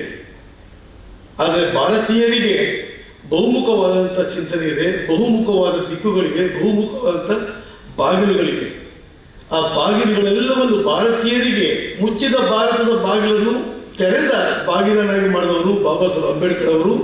ಆ ಬಾಬಾ ಸಾಹೇಬ್ ಅಂಬೇಡ್ಕರ್ ಅವರ 132ನೇ ಜನ್ಮದಿನದ ಹಾರ್ದಿಕ ಶುಭಾಶಯವನ್ನು ಪ್ರೀತಿಪೂರ್ವಕವಾಗಿ ಸಂತೋಷದಿಂದ ಹೇಳ್ತಾ, ಯಾಕಂದ್ರೆ ಸಂತೋಷ ಅಂತ ಯಾಕೆ ಹೇಳ್ತಂತಂದ್ರೆ ಅವರ ಹುಟ್ಟೆ ಸಂತೋಷ, ಅವರ ಬದುಕೆ ಸಂತೋಷ, ಅವರ ಜೀವನವೇ ಸಂತೋಷ, ಅವರ ಹುಟ್ಟುಗಳ ಬದುಕು ಇವತ್ತಿಗೂ ಸಂತೋಷವಾಗಿ ಇರಬೇಕು ಅಂತ ಬಯಸುವ ಭಾರತ. ಅದಕ್ಕಾಗಿ ನಾವು ಸಂತೋಷವಾಗಿ ಆಚರಣೆ ಮಾಡುವ ಈ ಸುಂದರ ಸಮಾರಂಭದ ಅಧ್ಯಕ್ಷತೆ ವಹಿಸಿರುವಂತಹ ನಮ್ಮ ಹಿರಿಯರು, ಕನ್ನಡ ನಾಡಿನ ಸಾಂಸ್ಕೃತಿಕ ಚಿಂತಕರು, ಶೈಕ್ಷಣಿಕ ಮೇಧಾವಿಗಳು, ವಿಶ್ವವಿದ್ಯಾಲಯದ ಇವತ್ತಿನ ರೂವಾರಿಗಳು ಆಗಿರುವಂತಹ ಪ್ರೊಫೆಸರ್ ಸುಬ್ರಹ್ಮಣ್ಯ ಎಡಪಡಿ ತಾಯಿ ಅವರು ತುಂಬ ನಾನು ಇಲ್ಲಿ ಹಿಸ್ಟ್ರಿ ಡಿಪಾರ್ಟ್ಮೆಂಟ್ಗೆ ಬಂದು ಹೋಗೋ ಸಂದರ್ಭಗಳಲ್ಲೂ ಅವರು ಈ ವೇಳೆ ರಿಜಿಸ್ಟರ್ ಆಗಿದ್ದಾಗೆಲ್ಲವೂ ಭೇಟಿ ಮಾಡಿದ ಸಂದರ್ಭಗಳು, ಪ್ರೊಫೆಸರ್ ಲೋಕೇಶ್ ಅವ್ರ ಜೊತೆ ಬೇರೆ ಸಂದರ್ಭಗಳಲ್ಲಿ. ಇವತ್ತು ಕುಲಪತಿಗಳಾದಾಗ ಇದೇ ಫಸ್ಟ್ ಭೇಟಿ ಮಾಡ್ತಿರೋದು. ಅದು ಅವ್ರ ಕುಲಪತಿ ಆದಾಗ ನಾನು ಫೋನ್ ಮಾಡೋ ವಿಶ್ ಮಾಡಿದ್ದುಂಟು. ಆದರೆ ಯಾಕೆ ಈ ಮಾತಾಡ್ತೀನಿ ಅಂತಂದರೆ, ನಾವು ನೀವೆಲ್ಲ ಒಂದು ವಿಶ್ವವಿದ್ಯಾಲಯ ಚೌಕಟ್ಟಲ್ಲಿ ರಾಜ್ಯದ ಹಲವಾರು ವಿಶ್ವವಿದ್ಯಾಲಯ ಹೋಗ್ತಾ ಇದ್ದೀವಿ. ಪ್ರಾಚೀನ ವಿಶ್ವವಿದ್ಯಾಲಯ ಕಲಿಸುವಂಥ ಮೈಸೂರು, ಮಧ್ಯಕಾಲದ ವಿಶ್ವವಿದ್ಯಾಲಯ ಕಲಿಸುವಂಥ ಧಾರವಾಡ, ಪುನಃ ಇನ್ನೊಂದು ಆಧುನಿಕ ಕಾಲಘಟ್ಟದ ಮೈಸೂರು ಒಂದು ವಿಶ್ವವಿದ್ಯಾಲಯ ಅಂತ ಕಲಿಸ್ಕೊಳ್ಳುವಂಥ ಬೆಂಗಳೂರು, ಇವತ್ತಿನ ವಿಶ್ವವಿದ್ಯಾಲಯಗಳು, ಇದ್ಯಾವ ವಿಶ್ವವಿದ್ಯಾಲಯಗಳಲ್ಲೂ ಇಲ್ಲದಿರುವಂಥ ಒಂದು ಬೌದ್ಧಿಕ ಕೆಲಸವನ್ನು ಗ್ರಂಥಾಲಯದ ಮುಂದೆ ಅಂಬೇಡ್ಕರ್ ಎಂಬ ಬೌದ್ಧಿಕ ಶಕ್ತಿಯನ್ನು ನಿಲ್ಲಿಸಿದಾರಲ್ಲ, ಅದಕ್ಕಾಗಿ ಅವರಿಗೆ ನಾನು ಹೃದಯಪೂರ್ವಕವಾಗಿ ಭೀಮನ ಮನ ಸಲ್ಲಿಸ್ತಾ ಇದ್ದೀನಿ. ಕರೆಕ್ಟ್, ದೇವಾಲಯದ ಗಂಟೆ ಬಾರಿಸಿದರೆ ಜ್ಞಾನ ಬರ್ತದೋ ಇಲ್ಲೋ ಗೊತ್ತಿಲ್ಲ, ಆದರೆ ಗ್ರಂಥಾಲಯದ ದೀಪ ಉರಿತಾ ಇದ್ರೆ ಜ್ಞಾನ ಬರುತ್ತೆ ಅನ್ನೋದಕ್ಕೆ ಇದೆಲ್ಲವೂ ಸಾಕ್ಷಿ ಅನ್ನೋದಕ್ಕೆ ಒಂದು ನಿದರ್ಶನ. ಅದಕ್ಕಾಗಿ ಮಾನ್ಯ ಎಡಪಡಿ ತಾಯಿ ಸರ್ ಅವರಿಗೆ ತಮ್ಮೆಲ್ಲರ ಪರವಾಗಿ ನನ್ನ ವೈಯಕ್ತಿಕವಾಗಿ ನಾನು ಅವರಿಗೆ ಧನ್ಯವಾದ ಅರ್ಪಿಸ್ತಾ ಇದ್ದೀನಿ. ಬಹಳ ಮುಖ್ಯವಾಗಿ ಇವತ್ತಿನ ಈ ಸಮಾರಂಭದ ವ್ಯವಸ್ಥೆ ಮಾಡಿದಂಥ ನನ್ನ ಮಿತ್ರರಾದಂಥ ನರಸಿಂಹಯ್ಯನವರಿಗೆ ಹಾಗೂ ಅಕಾಡೆಮಿಕ್ ಹೆಡ್ ಆದಂಥ ಈ ವಿಶ್ವವಿದ್ಯಾಲಯದ ಒಂದು ಕುಲಸಚಿವರಾಗಿ ಕೆಲಸ ಮಾಡ್ತಿರುವಂಥ ಪ್ರೊಫೆಸರ್ ಕಿಶೋರ್ ಕುಮಾರ್ ಸರ್ ಅವರಿಗೆ ಹಾಗೂ ಪರಿಸಂಘ ಕುಲಸಚಿವರಿಗೆ ಮತ್ತು ಹಣಕಾಸು ಅಧಿಕಾರಿಗಳಿಗೆ, ಬಹಳ ಮುಖ್ಯವಾಗಿ ಫ್ಯಾಕಲ್ಟಿ ಡೀನ್ಗಳವರಿಗೆ, ಹಿರಿಯ ಪ್ರಾಧ್ಯಾಪಕರಿಗೆ, ನನ್ನ ಬಂಧುಗಳಿಗೆ ಎಲ್ಲರಿಗೂ ನಾನು ಭೀಮ ವಂದನೆಗಳನ್ನ ಸಲ್ಲಿಸಿ ನನ್ನ ಅನಿಸಿಕೆಗಳ ಮುಕ್ತವಾದ ನೇರವಾದ ಒಂದಷ್ಟು ಮಾತಾಡ್ತೀನಿ. ಮಾತು ಕೇಳ್ಕೊಂಡು ಸುಮ್ಮನಿರೋದು ಬೇಡ, ಪ್ರಶ್ನೆ ಕೇಳ್ಕೊಂಡ್ರೆ ಇನ್ನೂ ಸಂತೋಷ ಇಷ್ಟ ಇದ್ರೆ, ಇಲ್ಲ ಏನೋ ಮಾತಾಡೋದು ಬಿಡಪ್ಪ ಅಂದ್ಕೊಂಡು ಹೋದ್ರೆ ಅದು ಹಾಗೆ ಇರ್ತದೆ. ಹಾಗೆ ಇರೋದು ಬೇಡ. ಯಾಕಂದ್ರೆ ಅಂಬೇಡ್ಕರ್ ಅವರು ಈ ದೇಶದಲ್ಲಿ ಪ್ರಶ್ನೆ ಹುಟ್ಟಾಕಿದ ವ್ಯಕ್ತಿ ಹೊರತು ಪ್ರಶ್ನೆಯನ್ನು ನಿರೀಕ್ಷಣೆ ಮಾಡುವಂಥ ವ್ಯಕ್ತಿ ಅಲ್ಲ. ಅವರು ಇವತ್ತು ಜೀವಂತವಾಗಿರುವುದು ಚಲನೆಗೊಳ್ಳದ ಭಾರತವನ್ನು ಚಲನೆಗೊಳಿಸಿ ಪ್ರಶ್ನೆಗಳ ಮೂಲಕ ನಮ್ಮೆಲ್ಲವನ್ನು ಎಚ್ಚರಗೊಳಿಸಕ್ಕಾಗಿ ಹೊರತು ತಟಸ್ಥವಾಗಿದ್ದಕ್ಕಲ್ಲ. 2000 ವರ್ಷಗಳ ಚರಿತ್ರೆ ಹೊಂದಿರುವಂಥ ಈ ಭವ್ಯ ಭಾರತ, ಸುಂದರ ಭಾರತ, ವೈಭವದ ಭಾರತ ಅಂತ ಹೇಳಿಕೊಳ್ಳುವಂಥ ಏಕಮುಖ ವ್ಯಕ್ತಿಗಳ ಏಕಮುಖ ಭಾರತ ಪ್ರಶ್ನೆ ಮಾಡಲಿಲ್ಲ. ಯಾಕೆ ಪ್ರಶ್ನೆ ಮಾಡಲಿಲ್ಲ ಅಂತಂದ್ರೆ, ಅವರು ಒಪ್ಕೊಳ್ಳುವಂಥ ಚಿಂತನೆ, ಅವರು ವಾದ ಮಾಡುವಂಥ ಚಿಂತನೆ ಮತ್ತು ಹೀಗೆ ಇರಬೇಕು ಅಂತ ಬಯಸುವಂಥ ಭಾರತ ಅದು ಪುರಾಣದ ಭಾರತ. ಎಂದೂ ಸಹ ಪ್ರಶ್ನೆ ಮಾಡಲ್ಲ, ಅದು ಒಪ್ಪಿಸುತ್ತದೆ. ನಮ್ಮನ್ನ ಪ್ರಶ್ನೆ ಮಾಡಕ್ಕೆ ಹೋಗಲ್ಲ, ಅದು ಬರೀ ಒಪ್ಪಿಸ್ತದೆ. ಅದಕ್ಕೆ ಕಾಲ್ಪನಿಕ ಜಗತ್ತಿದೆ, ಅದಕ್ಕೆ ವಾಸ್ತವದ ಬದುಕಿಲ್ಲ. ಅದಕ್ಕೆ ಕಾಲ್ಪನಿಕ ಜಗತ್ತಿನಲ್ಲಿ ಹೆಣ್ಣು ಗಂಡಾಗ್ಬೋದು, ಗಂಡು ಹೆಣ್ಣಾಗ್ಬೋದು, ಕೈ ಇಲ್ಲದೆ ಕೈ ಬರ್ಬೋದು, ಕಾಲಿಲ್ಲದೆ ಕಾಲು ಬರ್ಬೋದು, ಕಣ್ಣಿಲ್ಲದೆ ಕಣ್ಣು ಬರ್ಬೋದು, ಕಣ್ಣು ಕಿತ್ಕೊಡ್ಬೋದು, ತಲೆನೇ ಕಟ್ ಮಾಡ್ಕೊಡ್ಬೋದು, ದೇಹವನ್ನು ಪೀಸ್ ಮಾಡ್ಕೊಡ್ಬೋದು. ಇದು ಕಾಲ್ಪನಿಕ ಜಗತ್ತು. ಈ ಕಾಲ್ಪನಿಕ ಜಗತ್ತಿನ ವಿರುದ್ಧ ಕಣ್ಣು ಕಣ್ಣಾಗಿರುವವರು, ಕಿವಿಯಾಗಿರುವವರು ಮಾತನಾಡುವಾಗೆ ಮಾಡದ್ದೇ ಬಾಬಾ ಸಾಹೇಬರ ಭಾರತ. ಈ ಬಾಬಾ ಸಾಹೇಬರ ಭಾರತವನ್ನು ನಾವು ಇವತ್ತು ಹೇಗೆ ನೋಡ್ತಾ ಇದ್ದೀವಿ, ಹೇಗೆ ಅರ್ಥೈಸ್ಕೊಳ್ತಾ ಇದ್ದೀವಿ, ತೆರೆದ ಕಣ್ಣಿಂದ ನೋಡ್ತಾ ಇದ್ದೀವೋ ಮುಚ್ಚಿದ ಕಣ್ಣಿಂದ ನೋಡ್ತಾ ಇದ್ದೀವೋ ಅನ್ನುವುದೇ ನಮ್ಮ ನಡುವೆ ಬಹುದೊಡ್ಡ ಭೌತಿಕ ಸಂಕಟನ. ಭೌಗೋಳಿಕ ಸಂಕಟನ ಅಲ್ಲ, ಅಥವಾ ಭೌತಿಕ ಸಂಕಟನ ಅಲ್ಲ, ಬೌದ್ಧಿಕ ಸಂಕಟನ. ಯಾಕೆ ಈ ಮಾತಾಡ್ತಂದ್ರೆ, ನಿಮ್ಗೆಲ್ಲ ಮತ್ತೆ ಪುರಾಣ ಮುಂದೆ ಹೇಳ್ತೀನಿ ನಿಮ್ಗೆ. ಒಂದು ದೇವರನ್ನ ಪೂಜೆ ಮಾಡಬೇಕಾದ್ರೆ ನಾವು ಎರಡು ಕೈನ ಮುಚ್ಕೊಂಡು ಕಣ್ಣು ಮುಚ್ಕೊಂಡು ಬೇಡ್ತೀವಿ. ಯಾಕೆ ಗೊತ್ತಾ, ನನಗೂ ಆಗ ಕಣ್ಣು ಮುಚ್ಚಿರ್ತದೆ, ನನ್ನ ಕೈಯೂ ಸಹ ಕಟ್ಟೋಗಿರ್ತದೆ, ದೇವರಿಗೂ ಸಹ ಕಣ್ಣು ಕಾಣಲ್ಲ. ಅದಕ್ಕೆ 28 ಕೈ ಇದ್ರೂ ಏನು ಮಾಡೋಕ್ಕಾಗಲ್ಲ. ಆದರೆ ಅಂಬೇಡ್ಕರ್ ಹಾಗೂ ಅಂಬೇಡ್ಕರ್ ಅವರ ಭಾರತ ಮತ್ತು ಅಂಬೇಡ್ಕರ್ ರೂಪಿಸಿದ ಸಂವಿಧಾನವನ್ನ ತೆರೆದ ಕಣ್ಣಿನ ನೋಡಬೇಕು ಹೊರತು ಮುಚ್ಚಿದ ಕಣ್ಣಿನ ನೋಡಬಾರ್ದು. ಯಾಕಂದ್ರೆ ಆ ಸಂವಿಧಾನಕ್ಕೂ ಕಣ್ಣಿದೆ, ಆ ಸಂವಿಧಾನಕ್ಕೂ ಕಿವಿ ಇದೆ, ಆ ಸಂವಿಧಾನಕ್ಕೂ ಮಾತು ಬರುತ್ತೆ, ಮಾತು ಕಲಿಸ್ತದೆ, ಮಾತು ಆಡಿಸ್ತದೆ. ಆದ್ರೆ ನಾವೇನ್ ಮಾಡ್ತಾ ಇದ್ದೀವಿ ಇವತ್ತು? ನಾವೇನ್ ಮಾಡ್ತಾ ಇದೀವಿ ಇವತ್ತು? ಯಾವುದು ಮಾತಾಡಿಸ್ತೋ, ಯಾವುದು ಮಾತಾಡಬೇಕೋ, ಯಾವುದು ಮಾತು ಕಲಿಸ್ತದೋ ಅದನ್ನ ಬದಿಗಿಟ್ಟು, ಯಾವುದನ್ನ ಮಾತಾಡಬಾರ್ದೋ, ಯಾವುದನ್ನ ಮಾತು ಕಲಿಸಲು ನಮ್ಮನ್ನ ಅದನ್ನು ಹೆಚ್ಚು ಹೆಚ್ಚು ಹೆಚ್ಚು ಹೆಚ್ಚು ಪಠಣಗಳನ್ನ ಮಾಡಿ, ಹಬ್ಬಗಳನ್ನ ಮಾಡಿ, ಉತ್ಸವಗಳನ್ನ ಮಾಡಿ, ಅದನ್ನು ದೊಡ್ಡ ದೊಡ್ಡ ರಥೋತ್ಸವಗಳ ಮಾಡಿ, ದೀಪೋತ್ಸವ ಮಾಡಿ, ತೆಪ್ಪೋತ್ಸವ ಮಾಡಿ ನಮಗೆ ನಾವೇ ಸಂತೋಷ ಪಟ್ಕೊಳ್ತಾ ಇದ್ದೀವಿ ಅಜ್ಞಾನದ ಮೂಲಕ. ಅಜ್ಞಾನದ ಮೂಲಕ ನಾವು ಯಾವತ್ತೂ ಸುಜ್ಞಾನಿಗಳಾಗೋದು? ಈ ರೀತಿ ಸಾಂಪ್ರದಾಯಿಕವಾಗಿ ಬಳಲಿರುವಂತ ಭಾರತ ಒಂದ್ ಕಡೆ ಆದ್ರೆ, ಈ ರೀತಿ ಬಳಲಬಾರದು ಅಂತ ಹೇಳಿದ ಭಾರತೀಯರಿಗಾಗಿ ಹೇಳಿದಂತ ಸಂವಿಧಾನ ಒಂದ್ ಕಡೆ ಇದೆ. ಆದ್ರೆ ಇನ್ನು ಸಂವಿಧಾನ ಭಾರತಕ್ಕೆ ಬಂತು ಹೊರತು ಭಾರತೀಯರಿಗೆ ಬಂದೇ ಇಲ್ಲ. ಭಾರತಕ್ಕೆ ಸಂವಿಧಾನ ಬಂತು ಇಲ್ಲ ಅಂತ ಹೇಳ್ತಿಲ್ಲ, ಭಾರತೀಯರಿಗೆ ಬಂದೇ ಇಲ್ಲ. ಯಾಕೆ ಈ ಮಾತು ಹೇಳ್ತಂದ್ರೆ, ಯಾರ ಪರವಾಗಿ ಅಂಬೇಡ್ಕರ್ ಅವರು ಸಂವಿಧಾನವನ್ನು ಬರೆದ್ರು ಅವ್ರು ಇನ್ನೂ ಓದೋದೇ ಗೊತ್ತಿಲ್ಲ. ಯಾರ ವಿರುದ್ಧ ಸಂವಿಧಾನವನ್ನು ಬರೆದ್ರು ಅವ್ರಿಗೆ ಚೆನ್ನಾಗಿ ಓದೋದು ಗೊತ್ತು, ಅದೇ ಬಳಸ್ಕೋಬೇಕು ಅಂತ ಗೊತ್ತು, ಹೇಗೆ ಮಾತಾಡಿಸ್ಬೇಕು ಅನ್ನೋ ಗೊತ್ತು, ಅದನ್ನ ಎಲ್ಲಿ ನಿಯಂತ್ರಣ ಮಾಡಬೇಕು ಅನ್ನೋ ಗೊತ್ತು. ಎಲ್ಲವೂ ಸುಖವಾಗಿ ನಡೀತಾ ಇದೆ. ಇನ್ನು ಯಾವಾಗ 75 ವರ್ಷದ ಈ ಬೃಹತ್ ಪ್ರಜಾಪ್ರಭುತ್ವ ರಾಷ್ಟ್ರದಲ್ಲಿ 73 ವರ್ಷದ ಈ ಬೃಹತ್ ಸಂವಿಧಾನದ ಆಳ್ವಿಕೆ ಭಾರತದಲ್ಲಿ ಇನ್ನೂ ಸಹ ಅಂಬೇಡ್ಕರ್ ಇಟ್ಟಿರುವಂತಹ ಈ ಭಾರತೀಯರಿಗೆ, ಅಂಬೇಡ್ಕರ್ ಅವರು ಬಯಸಿದ ಭಾರತೀಯರಿಗೆ, ಅಂಬೇಡ್ಕರ್ ಅವರು ಜ್ಞಾನದ ಮೂಲಕ ಚಿರನೂತನರಾಗಿ ಮಾಡಲು ಬಯಸಿದ ಭಾರತೀಯರಿಗೆ ಇನ್ನೂ 2000 ವರ್ಷಗಳ ಅಜ್ಞಾನವೇ ತುಂಬಿದೆ. 2000ರಿಂದ ದೇವರು ಧರ್ಮದ ಹಿನ್ನೆಲೆಯಲ್ಲಿ ಜಾತಿ ನಿರ್ಮಾಣ ಮಾಡಿಕೊಂಡು, ಜಾತಿಯಿಂದ ಶ್ರೇಣೀಕೃತ ವ್ಯವಸ್ಥೆ ನಿರ್ಮಾಣ ಮಾಡಿಕೊಂಡು, ಆ ಶ್ರೇಣೀಕೃತ ವ್ಯವಸ್ಥೆ ಭಾರತ ಅಂತ ಹೇಳಿ ಆಳ್ವಿಕೆ ಮಾಡುವವರಿಗೆ ಇವತ್ತಿನ ಪ್ರಜಾಪ್ರಭುತ್ವ ಭಾರತ ಏನಾಗಿದೆ ಎಂಬುದು ಚೆನ್ನಾಗಿ ಗೊತ್ತು, ಹೇಗೆ ಬಳಸಬೇಕು ಚೆನ್ನಾಗಿ ಗೊತ್ತು. ಆದ್ರೆ ಇವರಿಗೆ ಪ್ರಭುತ್ವದ ಭಾರತವೂ ಗೊತ್ತಿರಲಿಲ್ಲ, ಪ್ರಜಾಪ್ರಭುತ್ವದ ಭಾರತ ಕಲ್ಪನೆಯೂ ಗೊತ್ತಿಲ್ಲ. ಅದರಿಂದ ಇವರು ಕೇವಲ ಭಾರತದ ಪ್ರಜೆಗಳಾಗಿದ್ದ ಹೊರತು ಭಾರತದ ಪ್ರಜಾತತ್ವ ವ್ಯವಸ್ಥೆಯ ಪ್ರಜೆಗಳಾಗಿಲ್ಲ. ಇದು ಬಹುದೊಡ್ಡ ದುರಂತ, ಇದು ಬಹುದೊಡ್ಡ ದುರಂತ. ಇದನ್ನ ಬಾಬಾ ಸಾಹೇಬ್ ಅಂಬೇಡ್ಕರ್ ಅವರನ್ನ ನೋಡುವ, ಗ್ರಹಿಸಿಕೊಳ್ಳುವ ದೃಷ್ಟಿಕೋನ ಡಿಪೆಂಡ್ ಆಗ್ತದೆ ನಮಗೆ. ಯಾಕಂದ್ರೆ ಅಂಬೇಡ್ಕರ್ ಅವರು ಯಾವತ್ತೂ ಸಹ ಯಾರ ವಿರುದ್ಧವೂ ಆಗಿರಲಿಲ್ಲ ವ್ಯಕ್ತಿಗತವಾಗಿ, ಆದರೆ ಭೌತಿಕವಾಗಿ ಮಹಾನ್ ವಿರೋಧಿಯಾಗಿದ್ದರು ಒಂದು ವರ್ಗಕ್ಕೆ. ಸಾಂಪ್ರದಾಯವಾದಿಗಳ ವಿರುದ್ಧ ಸಂಪ್ರದಾಯವನ್ನು ತೆಗೆದು ಏಕಮುಖ ಸಂಪ್ರದಾಯವನ್ನು ತೊಡೆದು ಬಹುಮುಖ ಸಂಪ್ರದಾಯದ ಮೂಲಕ ರಾಷ್ಟ್ರ ಕಟ್ಟುವುದೇ ಅಂಬೇಡ್ಕರ್ ಅವರ ಮತ್ತು ಅಂಬೇಡ್ಕರ್ ಅವರ ಸಮಗ್ರ ಚಿಂತಕರ ಆಶಯವೂ ಆಗಿತ್ತು. ನಿಮಗೆಲ್ಲ ಗೊತ್ತು, ಏಪ್ರಿಲ್ ತಿಂಗಳು ಬಂತು ಎಂದರೆ ಅಂಬೇಡ್ಕರ್ ಜಯಂತಿ ಅಂತ ನಾವು ಅನ್ಕೋಬಹುದು ನಾವು. ಅದು ಪುಲೆ ಅವರ ಜಯಂತಿ, ಜಗಜೀವನ್ ರಾಮ್ ಅವರ ಜಯಂತಿ, ಅಂಬೇಡ್ಕರ್ ಅವರ ಜಯಂತಿ, ಈ ಎಲ್ಲರ ಜಯಂತಿ ಪ್ರಾಕೃತಿಕವಾಗಿ ನಮ್ಮ ಭಾರತದಲ್ಲಿ ಹೇಗೆ ವಸಂತ ಋತು ಆರಂಭ ಆಗುತ್ತೋ ಹಾಗೆ ಇಡೀ 2000 ವರ್ಷಗಳ ಚರಿತ್ರೆಗೆ ಅದು ಬುದ್ಧನ ಜಯಂತಿ, ಬಸವಣ್ಣನ ಜಯಂತಿ ಎಲ್ಲವೂ ಏಪ್ರಿಲ್ಗೆ ಬರೋದ್ರಿಂದ, ಏಪ್ರಿಲ್ ಮೇ ಫಸ್ಟ್ ವೀಕ್ಗೆ ಬರೋದ್ರಿಂದ ಇವೆಲ್ಲರ ಉಗಮ ಭಾರತದಲ್ಲಿ ಸಾಂಸ್ಕೃತಿಕ ವಸಂತೋತ್ಸವ ಆರಂಭದ ಕಾಲಘಟ್ಟ, ವಸಂತೋತ್ಸವ ಆರಂಭಗೊಂಡ ಕಾಲಘಟ್ಟ. ಇದು ಋತುವಿನ ಕಾಲಘಟ್ಟ. ಇದು ಸಾಂಪ್ರದಾಯಿಕವಾಗಿದ್ದಂಥ ದೇಶದ ಸಾಮಾಜಿಕ ಕಟ್ಟುಪಾಡುಗಳಿಗೆ ಬದಲಾವಣೆ ದಿಕ್ಕನ್ನು ಬದಲಾವಣೆ ಮಾಡಿದಂಥ ಋತುವಿನ ಕಾಲಘಟ್ಟ ಇದು. ಏಪ್ರಿಲ್ ಫೂಲ್ ಅಂತ ಯಾರು ಹೇಳಿದ್ರಿ ನೀವು? ಏಪ್ರಿಲ್ ಎನ್ನುವುದೇ ಒಂದು ಅಕಾಡೆಮಿಕ್ ಆದ ತಿಂಗಳು, ಏಪ್ರಿಲ್ ಎಂಬುದು ಒಂದು ಭೌತಿಕತೆಯ ತಿಂಗಳು. ಯಾಕಂದ್ರೆ ಈ ದೇಶದಲ್ಲಿ ಈ ತರದ ಸಾಮಾಜಿಕ ಚಿಂತಕರು ಹುಟ್ಟಿದಂಥ ಕಾಲಘಟ್ಟ. ನಾಳೆ ಬಸವ ಜಯಂತಿ ಬರ್ತದೆ, ನಾಳೆ ಬುದ್ಧ ಜಯಂತಿ ಬರ್ತದೆ, ಇವತ್ತು ಅಂಬೇಡ್ಕರ್ ಜಯಂತಿ ಆಯಿತು, ಮೊನ್ನೆ ಜಗಜೀವನ ಜಯಂತಿ ಆಯಿತು, 11ನೇ ತಾರೀಕು ಜ್ಯೋತಿಬಾ ಫುಲೆ ಅವರ ಜಯಂತಿ ಆಯಿತು. ಇವರೆಲ್ಲರೂ ನಿಮಗೆ ಗೊತ್ತು, ನೀವು ಏನು ಮಾಡುವ ಅಂತ ಹೇಳಬೇಕಾಗಿಲ್ಲ. ಇವರೆಲ್ಲರೂ ಸಹ ಭಾರತದ ಏಕಮುಖವಾದ ನದಿಯ ನೀರನ್ನು ತಡೆದು ಬಹುಮುಖಗೊಳಿಸಲು ಮುಂದೆ ಆದ ವ್ಯಕ್ತಿಗಳಿರಲ್ಲ. ಏಕಮುಖವಾಗಿ ಹರಿಯುತ್ತಿದ್ದಂಥ ಭಾರತದ ಸಾಂಪ್ರದಾಯಿಕ ನದಿಯನ್ನ ಅದಕ್ಕೆ ಅಣೆಕಟ್ಟು ಕಟ್ಟಿ ಬಹುಮುಖಗೊಳಿಸಲು ಇಷ್ಟಪಟ್ಟವರು ಅಷ್ಟೇ.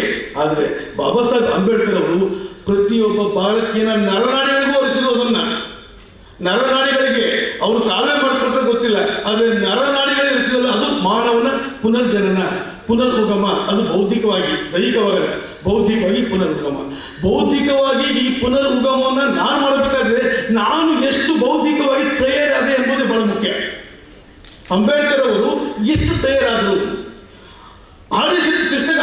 ಕ್ರಿಸ್ತಪೂರ್ವ 6ನೇ ಶತಮಾನದಲ್ಲಿ ಬುದ್ಧ, ತದನಂತರ 1100 ವರ್ಷಗಳ ನಂತರದಲ್ಲಿ 12ನೇ ಶತಮಾನದಲ್ಲಿ ಬಸವಣ್ಣನ ನಿಧನ ನಂತರ ಕರೆಕ್ಟ್ 6ನೇ ಶತಮಾನದಲ್ಲಿ ಹುಟ್ಟುವವರೇ ಅಂಬೇಡ್ಕರ್ ಅವರು. 12ನೇ ಶತಮಾನ 18ನೇ ಶತಮಾನ ನೋಡಿ ಹೇಗೆ ಅಂತ.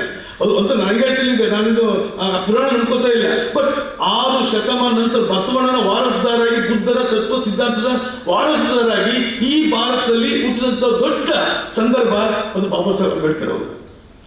ಬುದ್ಧ ಹುಟ್ಟಿದ್ದು ರಾಜಮನೆತನದಲ್ಲಿ ರಾಜನ ಮಗನಾಗಿ, ಬಸವಣ್ಣ ಹುಟ್ಟಿದ್ದು ಮಂತ್ರಿಯ ಒಬ್ಬ ಸಾಂಪ್ರದಾಯಿಕ ಮನೆತನದಲ್ಲಿ ಹುಟ್ಟಿ ಮಂತ್ರಿ ಆದವರು.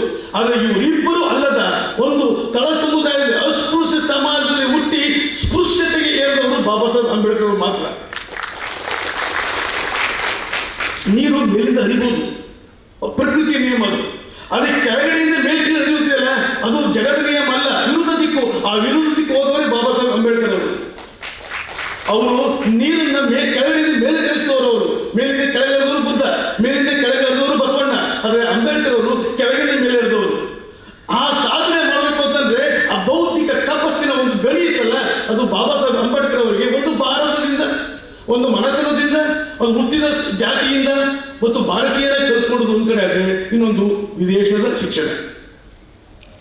ವಿದೇಶದ ಶಿಕ್ಷಣ ಬಾಬಾ ಸಾಹೇಬ್ ಅಂಬೇಡ್ಕರ್ ಅವರಿಗೆ ಒಪ್ಕೊಳ್ಳಿಲ್ಲ ಅಂತಂದ್ರೆ, ತಪ್ಪಿಕೊಳ್ಳಿಲ್ಲ ಅಂತ ಹೇಳಿದ್ರೆ ಖಂಡಿತವಾಗಿ ಅವರು ತಮ್ಮ ಕನಸಿನ ಭಾರತವನ್ನು ಕಟ್ಟಕ್ಕೆ ಆಗ್ತಾ ಇರಲಿಲ್ಲ. ಯಾಕಂದ್ರೆ ಭಾರತ, ಉದಾಹರಣೆಗೆ ನಾನು ಒಂದೇ ಭಾವಿಸ್ಬೇಡಿ, ಪತ್ರಕರ್ತರು ಬಹಳ ಇಷ್ಟವಾಗಿ ಕೇಳಿ ಬೇಕಾದ್ರೆ ನನಗೆ. ಯಾಕಂದ್ರೆ ಭಾರತದಲ್ಲಿ ಸಾಂಪ್ರದಾಯಿಕವಾಗಿ ದೇವರ ಭಾಷೆಯಾಗಿದ್ದಂಥ ಸಂಸ್ಕೃತ 2000 ವರ್ಷಗಳಿಂದ ನಮ್ಮನ್ನು ಮೂಲಭೂತ ಮಾಡಿತ್ತು. ಆದರೆ ಭಾರತಕ್ಕೆ ಆಗಮನ ಮಾಡಿದಂಥ ಇಂಗ್ಲಿಷು 150 ವರ್ಷದಲ್ಲೇ ಭಾರತವನ್ನು ಚಲನಶೀಲಗೊಳಿಸಿತು. ಆ ಇಂಗ್ಲಿಷ್ನ ಕಲಿತದಕ್ಕಾಗಿಯೇ ಅಂಬೇಡ್ಕರ್ ಪ್ರಬುದ್ಧ ಅಂಬೇಡ್ಕರ್ ಆದ ಹೊತ್ತು ಸಂಸ್ಕೃತವನ್ನೇ ಕಲ್ತ್ಕೊಂಡಿದ್ರೆ ಮೋಸ್ಟ್ಲಿ ಅವರು ಏನಾಗ್ತಿದ್ರು ಅಂತ ಬಗ್ಗೆ ನಾನು ಹೇಳ್ಬೇಕಾಗಿಲ್ಲ ನಿಮಗೆ. ಯಾಕಂದ್ರೆ ಇಂಗ್ಲಿಷ್ ಚಲನೆ ಕಲಿಸ್ಕೊಡ್ತು, ಸಂಸ್ಕೃತ ತಟಸ್ಥತೆ ಕಲಿಸ್ಕೊಡ್ತು. ಗುರುಕುಲದ ಶಿಕ್ಷಣ, ನಾವು ಭಾಷೆ ವಿರುದ್ಧ ಮಾತಾಡ್ತಾ ಇಲ್ಲ, ಭಾಷೆ ಸೊಗಡು ಬಗ್ಗೆ ಮಾತಾಡ್ತಿಲ್ಲ, ವ್ಯವಸ್ಥೆ ಬಗ್ಗೆ ಮಾತಾಡ್ತಿರೋದು. ಅಥವಾ ಇನ್ನೊಂದು ಹೇಳ್ಬಿಡ್ತೀನಿ ನಿಮಗೆ, ಬ್ರಾಹ್ಮಣರ ಬಗ್ಗೆ ಮಾತಾಡ್ತಿಲ್ಲ, ಬ್ರಾಹ್ಮಣ್ಯ ಬಗ್ಗೆ ಮಾತಾಡ್ತಿರೋದು. ಬ್ರಾಹ್ಮಣ್ಯ ನನ್ನಲ್ಲೂ ಇದೆ, ಎಲ್ಲರೂ ಪ್ರತಿಯೊಬ್ಬ ಮಾನವನಲ್ಲೂ ಇದೆ ಬ್ರಾಹ್ಮಣ್ಯ. ಆ ಬ್ರಾಹ್ಮಣ್ಯದ ವಿರುದ್ಧ ಮಾತಾಡ್ತಿರೋದು. ಅಂಬೇಡ್ಕರ್ ಅವರು ಸಹ ಮಾತಾಡೋದು ಯಾವುದೇ ಸಮುದಾಯದ ವಿರುದ್ಧ ಅಲ್ಲ, ಎಲ್ಲ ಸಮುದಾಯನೂ ಒಟ್ಟುಗೂಡಿಸುವ ಬ್ರಾಹ್ಮಣ್ಯದ ವಿರುದ್ಧ ಮಾತಾಡೋದು. ಅವರು ಬ್ರಾಹ್ಮಣ್ಯದ ವಿರುದ್ಧ ಮಾತಾಡೋದು. ಬ್ರಾಹ್ಮಣ್ಯ ಬೇರೆ. ಅಂಬೇಡ್ಕರ್ ಅವರು ಇಡೀ ವಾದ ಬ್ರಾಹ್ಮಣ್ಯದ ವಿರುದ್ಧ ಹೊರತು ಬ್ರಾಹ್ಮಣರ ವಿರುದ್ಧ ಅಲ್ವೇ ಅಲ್ಲ. ಅರ್ಥ ಮಾಡ್ಕೋಬೇಕು ಇದನ್ನ. ನಮಗೆ ಬ್ರಾಹ್ಮಣ್ಯ ಅರ್ಥ ಆದ್ರೆ ಮಾತ್ರ ಇಷ್ಟೇ ಅರ್ಥ ಆಗುತ್ತೆ ನಮಗೆ. ಅಂಬೇಡ್ಕರ್ ಅವರ ಒಟ್ಟು ಬರವಣಿಗೆಗಳು, ಚಿಂತನೆಗಳು, ಅವರ ಆಲೋಚನೆಗಳು, ಮುಸ್ಕರಗಳು, ಹೋರಾಟಗಳು ಯಾರ ಪರವಾಗಿತ್ತು, ಯಾರ ವಿರುದ್ಧವಾಗಿತ್ತು, ಯಾಕಿತ್ತು? 2000-3000 ವರ್ಷಗಳಿಂದ ಸಾಂಪ್ರದಾಯಿಕ ವಿರುದ್ಧ, ದೇವರು ಮತ್ತು ದೇವರ ಹಿನ್ನೆಲೆಯಿಂದ ಆರಂಭಗೊಂಡ ಧರ್ಮದ ಹಿನ್ನೆಲೆಯಿಂದ ಸ್ಥಾಪನೆಗೊಂಡಂತ ಜಾತಿ ವ್ಯವಸ್ಥೆಯ ಸಂಕುಲದ ವಿರುದ್ಧವಿತ್ತು ಹೊರತು ಕಾಯಕ ಸಿದ್ಧಾಂತದ ಮೂಲಕ ಸಮ ಸಂಸ್ಕೃತಿಯ ಆಧಾರದ ಮೇಲೆ ರಾಷ್ಟ್ರ ಕಟ್ಟುವ, ಬೆಳೆಸುವ, ದುಡಿದರೂ ಸಹ ಹಸುವಿನಿಂದ ಮಲಗುವವರ, ಕೆರೆ ಕಟ್ಟಿದರೂ ಸಹ ನೀರನ್ನು ಮುಟ್ಟಿಸದವರ, ದೇವಾಲಯ ಕಟ್ಟಿದರೂ ಸಹ ದೇವಾಲಯಕ್ಕೆ ಪ್ರವೇಶ ಮಾಡಿಸದವರ ವಿರುದ್ಧ ಇತ್ತೇ ಹೊರತು ಯಾವತ್ತಿಗೂ ಅವರು ಬ್ರಾಹ್ಮಣರ ವಿರುದ್ಧ ಇರಲಿಲ್ಲ, ವೈದಿಕರ ವಿರುದ್ಧ ಇರಲಿಲ್ಲ, ವೈದಿಕರಣದ ವಿರುದ್ಧ ಇತ್ತು, ಬ್ರಾಹ್ಮಣ್ಯದ ವಿರುದ್ಧ ಇತ್ತು. ಅದನ್ನು ಅರ್ಥ ಮಾಡ್ಕೋಬೇಕು. ಯಾಕಂದ್ರೆ ಇಲ್ಲಿ ಭಾರತ ಶ್ರಮಿಕರ ರಾಷ್ಟ್ರ, ಬಹುದೊಡ್ಡ ಶ್ರಮಿಕರ ರಾಷ್ಟ್ರ. ಇಲ್ಲಿ ಕಾಯಕವೇ ಈ ರಾಷ್ಟ್ರದ ಮೂಲ ಆಧಾರ ಎಂಬುದಕ್ಕೆ ಚರಿತ್ರೆ ಸಾಕ್ಷಿಯಾಗಿದೆ ನಮಗೆ, ಅದು ಬುದ್ಧನಿಂದ ಇಲ್ಲಿವರೆಗೂ. ಆದರೆ ಈ ಕಾಯಕ ಸಿದ್ಧಾಂತಗಳನ್ನ ಧಾರ್ಮಿಕ ಹಿನ್ನೆಲೆಯಿಂದ ಜಾತೀಕರಣಗೊಳಿಸಿ, ಆ ಜಾತೀಕರಣದ ಹಿನ್ನೆಲೆಯಿಂದ ಅವರು ಅಸ್ಪೃಶ್ಯ, ಊರಿನ ಜನ, ಕೇರಿಯ ಜನ, ಅವ್ರು ಈ ಬಟ್ಟೆ ಹಾಕಬೇಕು, ಈ ಆಹಾರ ಸ್ವೀಕಾರ ಮಾಡಬೇಕು, ಅವ್ರ ದೇವರಿಗೆ ಹಿಂಗೆ ಶೃಂಗಾರ ಮಾಡಬೇಕು, ಇವ್ರ ದೇವರಿಗೆ ಈ ಶೃಂಗಾರ ಮಾಡಬಾರ್ದು, ಅವ್ರು ಈ ಥರ ಅಮಾನವೀಯ ಪದ್ಧತಿನ ಆಚರಣೆ ಮಾಡಬೇಕು, ಇವ್ರು ನೋಡ್ಬೇಕು, ಇದನ್ನ ಅನುಭವಿಸ್ಬೇಕು, ಸಂತೋಷ ಪಡಬೇಕು, ಏರ್ಬೇಕು. ಈ ಸಾಮಾಜಿಕ, ಸಾಂಸ್ಕೃತಿಕ, ಧಾರ್ಮಿಕ ಹಿನ್ನೆಲೆ ಕಟ್ಟುಪಾಡುಗಳ ವಿರುದ್ಧ ವಸ್ತುನಿಷ್ಠವಾಗಿ ಮಾತಾಡಿದ ಭಾರತ ಪ್ರಪ್ರಥಮ ಕಲಿತಿರದ ವ್ಯಕ್ತಿ ಅಂತಂದ್ರೆ ಅದು ಬಸವ ಮತ್ತು ಬುದ್ಧ ಅಂಬೇಡ್ಕರ್. ಇವರು 3 ಜನರಿಗೂ ತಮ್ಮ ಹೋರಾಟದ ದಾರಿ ಏನು ಅಂತ ಸ್ಪಷ್ಟವಾಗಿ ಗೊತ್ತಿತ್ತು. ಇದೇ ಭೌತಿಕ ಸಿದ್ಧಾಂತ ಅಂತಾರೆ ನಾವು. ಈ ಸಿದ್ಧಾಂತ ಒಳಗಡೆ ನಾವು ಹೋರಾಟ ಮಾಡಬೇಕು ಹೊರತು ಕೇವಲ ಸ್ವಾರ್ಥ ಸಾಧನೆಗಾಗಿ, ಸ್ವಾರ್ಥ ಹಿತಾಸಕ್ತಿಗಾಗಿ ನನ್ನ ಹೋರಾಟಗಳು, ನನ್ನ ಸಿದ್ಧಾಂತಗಳು ಇಟ್ಕೊಂಡಾಗ ಭಾರತವೂ ಸಹ ಸ್ವಾರ್ಥ ಭಾರತವಾಗುತ್ತದೆ ಹೊರತು ಅದು ಜನಪರ ಭಾರತ ಆಗುವುದಿಲ್ಲ ಎಂಬುದಕ್ಕೆ ಇವತ್ತಿಗೂ ಸಾಕ್ಷಿ ಇದೆ. ಇಂಥ ವ್ಯಕ್ತಿಗಳಿಂದ ನಿದರ್ಶನಗಳು ಇವೆ. ಇದಾಗಬಾರದು. ಯಾಕಂದ್ರೆ ಭಾರತ ಎಂಬುದು ಬಹಳ ಇವತ್ತು ನೆನ್ನೆದಲ್ಲ, ಇದಕ್ಕೆ ಸಾವಿರಾರು ವರ್ಷಗಳ ಚರಿತ್ರೆ ಇದೆ. ಆ ಚರಿತ್ರೆ ಒಳಗಡೆ ನಲುಗಿರುವ ಜನರ ಭಾವನೆಯೂ ಇದೆ. ಆ ಭಾವನೆಯ ವಿರುದ್ಧ ನಿಂತ್ಕೊಂಡವರೇ ಬುದ್ಧ, ಬಸವ ನಂತರ ಬಹುದೊಡ್ಡ ಶಕ್ತಿ ಅಂಬೇಡ್ಕರ್ ಅವರು. ಅದನ್ನು ಹೇಳ್ಬೇಕಾದ್ರೆ ನಿಮಗೆ ಅಂಬೇಡ್ಕರ್ ಅವರು ಈ ಬೌದ್ಧಿಕ ಶಕ್ತಿಯನ್ನ ಮಾಡುವ ಸಂದರ್ಭ ಯಾವುದು, ಯಾಕಾಗಿ ಬಂತು? ಬುದ್ಧನಿಗೆ ಜ್ಞಾನೋದಯ ಆಯ್ತಂತೆ, ಅಲ್ಲೊಂದು ಹೆಣ ನೋಡಿದ್ರೆ ಜ್ಞಾನೋದಯ ಆಯ್ತಂತೆ, ಅಲ್ಲೊಬ್ಬ ಬಡವ ಭಿಕ್ಷೆಗೆ ಕೇಳ್ತಿರೋ ಜ್ಞಾನೋದಯ ಆಯ್ತಂತೆ, ಒಬ್ಬ ರೋಗಿಷ್ಟ ಕುಷ್ಠರೋಗಿ ನೋಡಿದ್ರೆ ಜ್ಞಾನೋದಯ ಆಯ್ತಂತೆ. ಇದೆಲ್ಲವೂ ಪುರಾಣದ ಕಥೆಗಳು.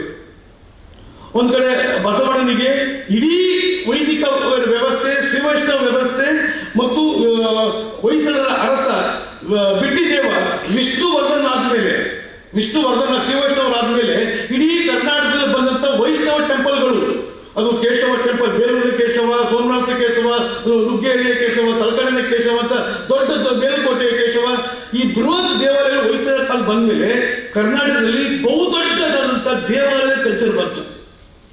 ದೇವಾಲಯದ ಕಲ್ಚರ್ ಬಂದ್ಮೇಲೆ ಆ ದೇವಾಲಯಗಳ ಉಪಟಳಗಳು, ಅಲ್ಲಿನ ಯಜ್ಞಯಾಗಾದಿಗಳು, ಅದಕ್ಕಾಗಿ ಭೂಮಿಗಳು ಮತ್ತು ದೇವಾಲಯದ ವಾರಸುದಾರರು ಕಟ್ಟಿದವರಲ್ಲ, ಕಟ್ಟಿಸ್ಕೊಂಡ ವಾರಸುದಾರರು ಪಡೆದಂತ ಸಾಮಾಜಿಕ ಮತ್ತು ಧಾರ್ಮಿಕ ಸ್ಥಾನಮಾನಗಳ ಉಪಟಳಗಳನ್ನು ಸಹಿಸಿಕೊಳ್ಳಾರೆ.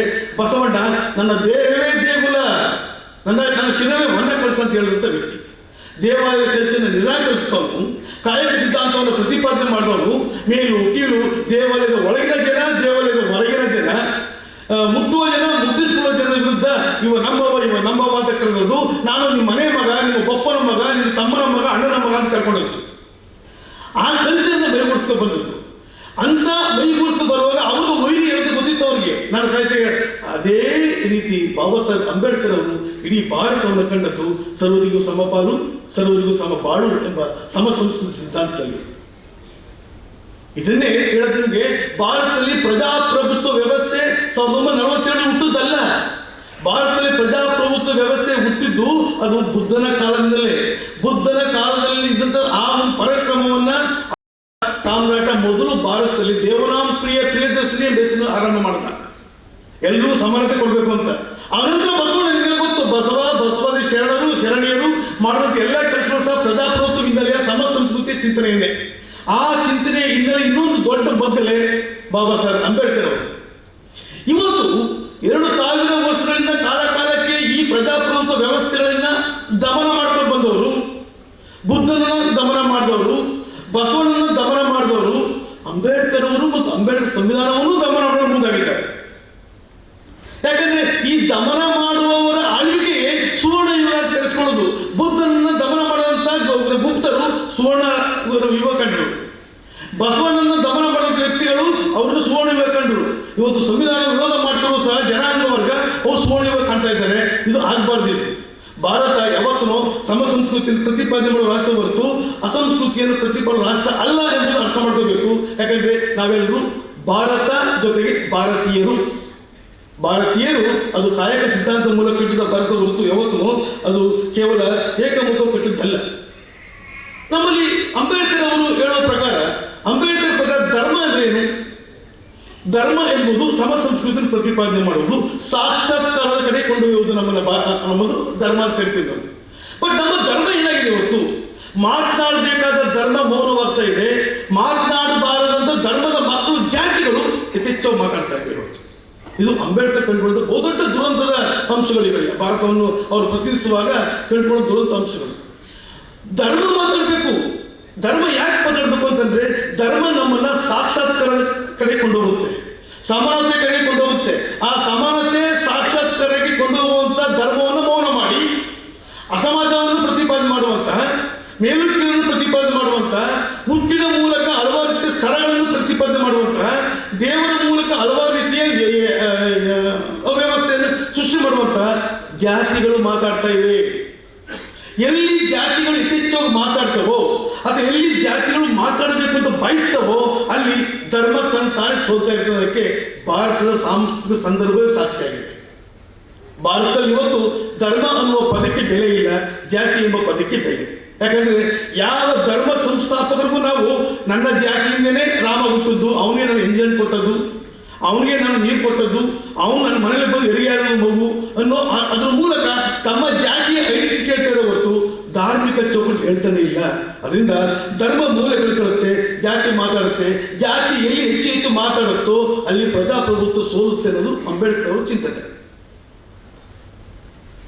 ಪ್ರಭುತ್ವಗಳ ಕಾಲದಲ್ಲಿ, ರಾಜಪ್ರಭುತ್ವದ ಕಾಲದಲ್ಲಿ ಏಕಮುಖ ಜನರು ಮಾತನಾಡೋದು ಯಥೇಚ್ಛವಾಗಿ ಮಾತಾಡಿದ್ರು, ಶಾಸ್ತ್ರಗಳನ್ನ ಬರೆಸಿದ್ರು, ಹಸ್ತಪ್ರತಿಗಳನ್ನ ಬರೆಸಿದ್ರು, ಮತ್ತು ಬಕಾಯಿಗಳನ್ನ ಬರೆಸಿದ್ರು, ಇಲ್ಲ ಅಂತ ಹೇಳ್ತಿಲ್ಲ, ಮತ್ತು ಬೇರೆ ಬೇರೆ ತಾಮ್ರಪತ್ರಗಳನ್ನ ಬರೆಸಿದ್ರು. ಯಾಕಂದ್ರೆ ಅವರು ಅಕ್ಷರವನ್ನು ಅವರು 2000 ವರ್ಷಗಳಿಂದ ತಮ್ಮ ಸೊತ್ತಾಗಿ ಮಾಡಿಕೊಂಡಿದ್ರು.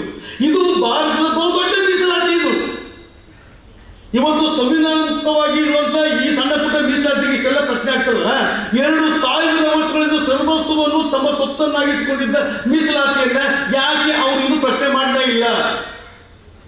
ಒಂದು ವರ್ಗ, ಬಹುದೊಡ್ಡ ವರ್ಗ, ಭಾರತೀಯರ ಮೂಲಭೂತ ಹಕ್ಕುಗಳನ್ನೇ ಕಿತ್ಕೊಂಡು ಅವೆಲ್ಲವೂ ನನ್ನ ಮೂಲಭೂತ ಹಕ್ಕು ಅಂತ ಮಾಡ್ಕೊಂಡಿದ್ರಲ್ಲ, ಈ ಅಜ್ಞಾನದ ವಿರುದ್ಧ ಈ ಅಜ್ಞಾನದ ಮೀಸಲಾತಿಯನ್ನ ಯಾರು ಪ್ರಶ್ನೆ ಮಾಡಬೇಕು? ಸುಜ್ಞಾನದ ಮೀಸಲಾತಿ ಮಾತಾಡಿದಷ್ಟು, ಸಂಕೋಲೆಗೆ ಸಿಯಾಕೊಂಡಷ್ಟು ಅಜ್ಞಾನದ ಮೀಸಲಾತಿ ಇನ್ನೂ ಸಂಕೋಲೆ ಸಿಯಾಕೊಂಡೇ ಇಲ್ಲ. ಅದಕ್ಕೆ ನಮ್ಮಲ್ಲಿರುವಂಥ ಅಜ್ಞಾನವೇ ಕಾರಣ. ಯಾಕಂದ್ರೆ ಭಾರತ ಪುರಾಣಗಳ ದೇಶ ಅಂತ ಆರಂಭ ಹೇಳಿದ್ದೀನಿ ನಿಮಗೆ. ಇದು ವಾಸ್ತವದ ದೇಶವಾಗಿ ಇನ್ನೂ ಪರಿವರ್ತನೆ ಆಗ್ತಾ ಇಲ್ಲ. ನಮ್ಮಲ್ಲಿ ಇವತ್ತು ಶನಿ ಮಹಾತ್ಮನ ಕತೆ, ಮಾದಪ್ಪನ ಕತೆ, ಮಂಡಸ್ವಾಮಿ ಕತೆ, ಸಿದ್ದಪ್ಪಾಜಿ ಕತೆ, ಅಥವಾ ಬೇರೆ ಎಲ್ಲಮ್ಮನ ಕತೆ, ಗಾಳಮ್ಮನ ಕತೆ, ಹುಡುಗಮ್ಮನ ಕಥೆಯನ್ನ ರಾತಾನುರಾತ್ರಿ ಹೇಳ್ತೀವಿ. ನಾವು ಕೂತ್ಕೊಂಡು ನಾವು ಭಜನೆ ಮಾಡ್ತೀವಿ ತಂಬೂರು ಹಿಡ್ಕೊಂಡು. ಅದು ಒಂದೇ ಒಂದು ಕ್ಷಣ ಪಠ್ಯ ಪುಸ್ತಕದಲ್ಲೂ ಸಹ ನಾವು ಸಂವಿಧಾನವನ್ನು ಸಲ್ಲಿಸಕ್ಕೆ ಇಷ್ಟಪಡಲ್ಲ, ಸಂವಿಧಾನ ಕುರಿತು ಮಾತಾಡೋದಕ್ಕೆ ಇಷ್ಟಪಡಲ್ಲ. ಈ ಪುರಾಣಗಳ ಮಾದಪ್ಪನ ಕಥೆ ಹೇಳುವಾಗ ನಾವು ಸಂವಿಧಾನ ಕಥೆ ಹೇಳ್ಬೇಕು ಈಗ ಜನಗಳಿಗೆ. ಯಾರು ಕೇಳ್ತಾರೆ? ಯಾಕಂದ್ರೆ ಇವತ್ತು ದೇಶ ಆಳ್ವಿಕೆ ಮಾಡ್ತಿದ್ದು ಮಾದಪ್ಪನ ಕಥೆಯೋ, ಮಂಡಸ್ವಾಮಿ ಕಥೆಯೋ, ಎಲ್ಲಮ್ಮನ ಕಥೆಯೋ, ಅಥವಾ ಇಲ್ಲಿ ಪಾಠಗಳ ಕಥೆಯೋ, ಅಥವಾ ಸಂವಿಧಾನದ ಕಥೆಯೋ, ಸಂವಿಧಾನದ ವಾಸ್ತವವೋ? ಅದಕ್ಕಾಗಿ ಸಂವಿಧಾನದ ವಾಸ್ತವವನ್ನು ಇಂದೂ ಸಹ ನಾವು ಅಟ್ಲೀಸ್ಟ್ ಪಠ್ಯಾಗಿ ಸೇರಿಸೋಕೆ ಕಷ್ಟಪಡ್ತಾ ಇದ್ದೀವಿ ನಾವು. ಆದ್ರೆ ಇದೆಲ್ಲವೂ ಸೇರಿಸ್ತೀವಿ ನಾವು, ಈ ಪುರಾಣಗಳೆಲ್ಲವೂ ಸೇರಿಸ್ತೀವಿ ನಾವು. ಪುರಾಣಗಳ ಪಠ್ಯ ಸೇರಿಸಿ ಪಾಠ ಮಾಡ್ತೀವಿ ವರ್ಣಾತ್ಮಕವಾಗಿ. ಯಾಕಂದ್ರೆ ಈ ಪುರಾಣಗಳನ್ನ ಬರೆದವರು ನದಿಯ ತೀರದಲ್ಲಿ ಒಳ್ಳೆ ಸುಂದರವಾದ ಪ್ರಾಣಿ ಪಕ್ಷಿಗಳ ಸಮ್ಮುಖದಲ್ಲಿ ನವಿಲಿಗೆಯನ್ನು ಹಿಡ್ಕೊಂಡು ತಾವರೆ ಕುಂತು ಬರೆದವರು. ಅದಕ್ಕೆ ಪ್ರಶ್ನೆ ಮಾಡಂಗಿಲ್ಲ. ಆದರೆ ಸಂವಿಧಾನ ಹಂಗಲ್ಲ. ಅವರು ಸಂವಿಧಾನ ಬರೆದದ್ದು ಪ್ರತಿಯೊಬ್ಬ ಭಾರತೀಯ ಬೆವರನ್ನೇ ಇಂಕಾಗಿಸ್ಕೊಂಡು, ಆ ಇಂಕಿನ ಖಡ್ಗ ಅಂತಂದ್ರೆ ಲೇಖನಿಂದ ಬರೆದದ್ದು ಭಾರತ ಸಂವಿಧಾನ. ಈ ಸಂವಿಧಾನ ಮಾತಾಡಬೇಕು, ಮಾತಾಡಿಸ್ಬೇಕು, ಮಾತು ಕಲಿಸ್ಬೇಕು. ಆದ್ರೆ ನಮಗೆ ಇನ್ನೂ ಕಲಿಸ್ತಿರೋದು ಆ ಸುಂದರ ತಾಣದಲ್ಲಿ ಕುಂತ್ಕೊ ಬರೆದಂಥ ಕೃತಿಗಳೇ. ಆ ಸುಂದರ ತಾಣದ ಕೃತಿಗಳಿಗೆ ಕೈ, ಕಣ್ಣು, ಕಿವಿ, ಮೂಗು ಏನೂ ಇಲ್ಲ. ಯಾವ ಸಂದರ್ಭದಲ್ಲಿ ಯಾವ ಬೇಕಾದಂತ ವ್ಯಾಖ್ಯಾನವನ್ನು ಪ್ರದರ್ಶನ ಮಾಡ್ತಿರ್ತದೆ. ಅದು ಸಂವಿಧಾನಕ್ಕೆ IPC ನಿಯಮಗಳಿವೆ. ಅದು ಹೇಗೆ ಮಾತಾಡಬೇಕು ಗೊತ್ತಿದೆ, ಹೇಗೆ ತಿಳ್ಕೋಬೇಕು ಗೊತ್ತಿದೆ, ಹೇಗೆ ತಿಳ್ಕೋಬೇಕು ಮಾತಾಡಬೇಕು ಗೊತ್ತಿರೋದಕ್ಕಾಗಿ ಅದು ಬಾಯಿಗೆ ಕೂತ್ಕೊಂಡಿರೋದು. ಏನು ಗೊತ್ತಿಲ್ವಲ್ಲ ಅದು ಹೆಚ್ಚೆಚ್ಚು ಮಾತಾಡ್ತಾ ಇದೆ, ಹೆಚ್ಚು ಮಾತಾಡ್ತಾ ಇದ್ದೀವಿ ನಾವು. ಅದಕ್ಕೆ ನಾವು ಕಾರಣ. ದಯವಿಟ್ಟು ಬಾಬಾ ಸಾಹೇಬ್ ಅಂಬೇಡ್ಕರ್ ಜನ್ಮದಿನದ ಅಂಗ ಪ್ರತಿ ವರ್ಷ ಬರ್ತಿರ್ತದೆ. ಈ ನಾ ಹೇಳ್ತಿರೋ ವಿಷಯದಲ್ಲಿ ಪ್ರತಿ ದಿನವೂ ಸಹ ಬಾಬಾ ಸಾಹೇಬ್ ಅಂಬೇಡ್ಕರ್ ಜನ್ಮ ಚಿನ್ನವೇ ನಮಗೆ. ಆ ದಿನದ ಮಹತ್ವ ಅರ್ಥ ಆದಾಗ ಮಾತ್ರ ನಮಗೆ ಭಾರತ ಅರ್ಥ ಆಗುತ್ತೆ, ಭಾರತೀಯತೆ ಅರ್ಥ ಆಗುತ್ತೆ, ಭಾರತೀಯತ್ವ ಅರ್ಥ ಆಗುತ್ತೆ ನಮಗೆ. ಇಲ್ಲಾಂತಂದ್ರೆ ಕೇವಲ ಭಾರತದ ಪ್ರಜೆಗಳಾಗಿ ಇರಬೇಕಷ್ಟೇ ನಾವು ಸಾಂಪ್ರದಾಯಿಕವಾಗಿ. ಅದಕ್ಕೆ ಚಲನೆ ಇಲ್ಲ. ಅದಕ್ಕಾಗಿ ನಿಮಗೆ ಅಂಬೇಡ್ಕರ್ ಅವರು ಯಾವತ್ತೂ ಸಹ ಈ ಮಹಾನ್ ಕಾರ್ಯ ಮಾಡೋದಕ್ಕಾಗಿಯೇ ಅವರು ಯಾವತ್ತು ನೀರಿನಲ್ಲಿ ಕರಗುವ ಬಂಡೆ ಆಗಲಿಲ್ಲ. ಅವರು ನೀರಿನ ದಿಕ್ಕನ್ನೇ ಬದಲಾಯಿಸಿದ ಮಹಾನ್ ಬೃಹತ್ ಬಂಡೆ ಆದದ್ದು.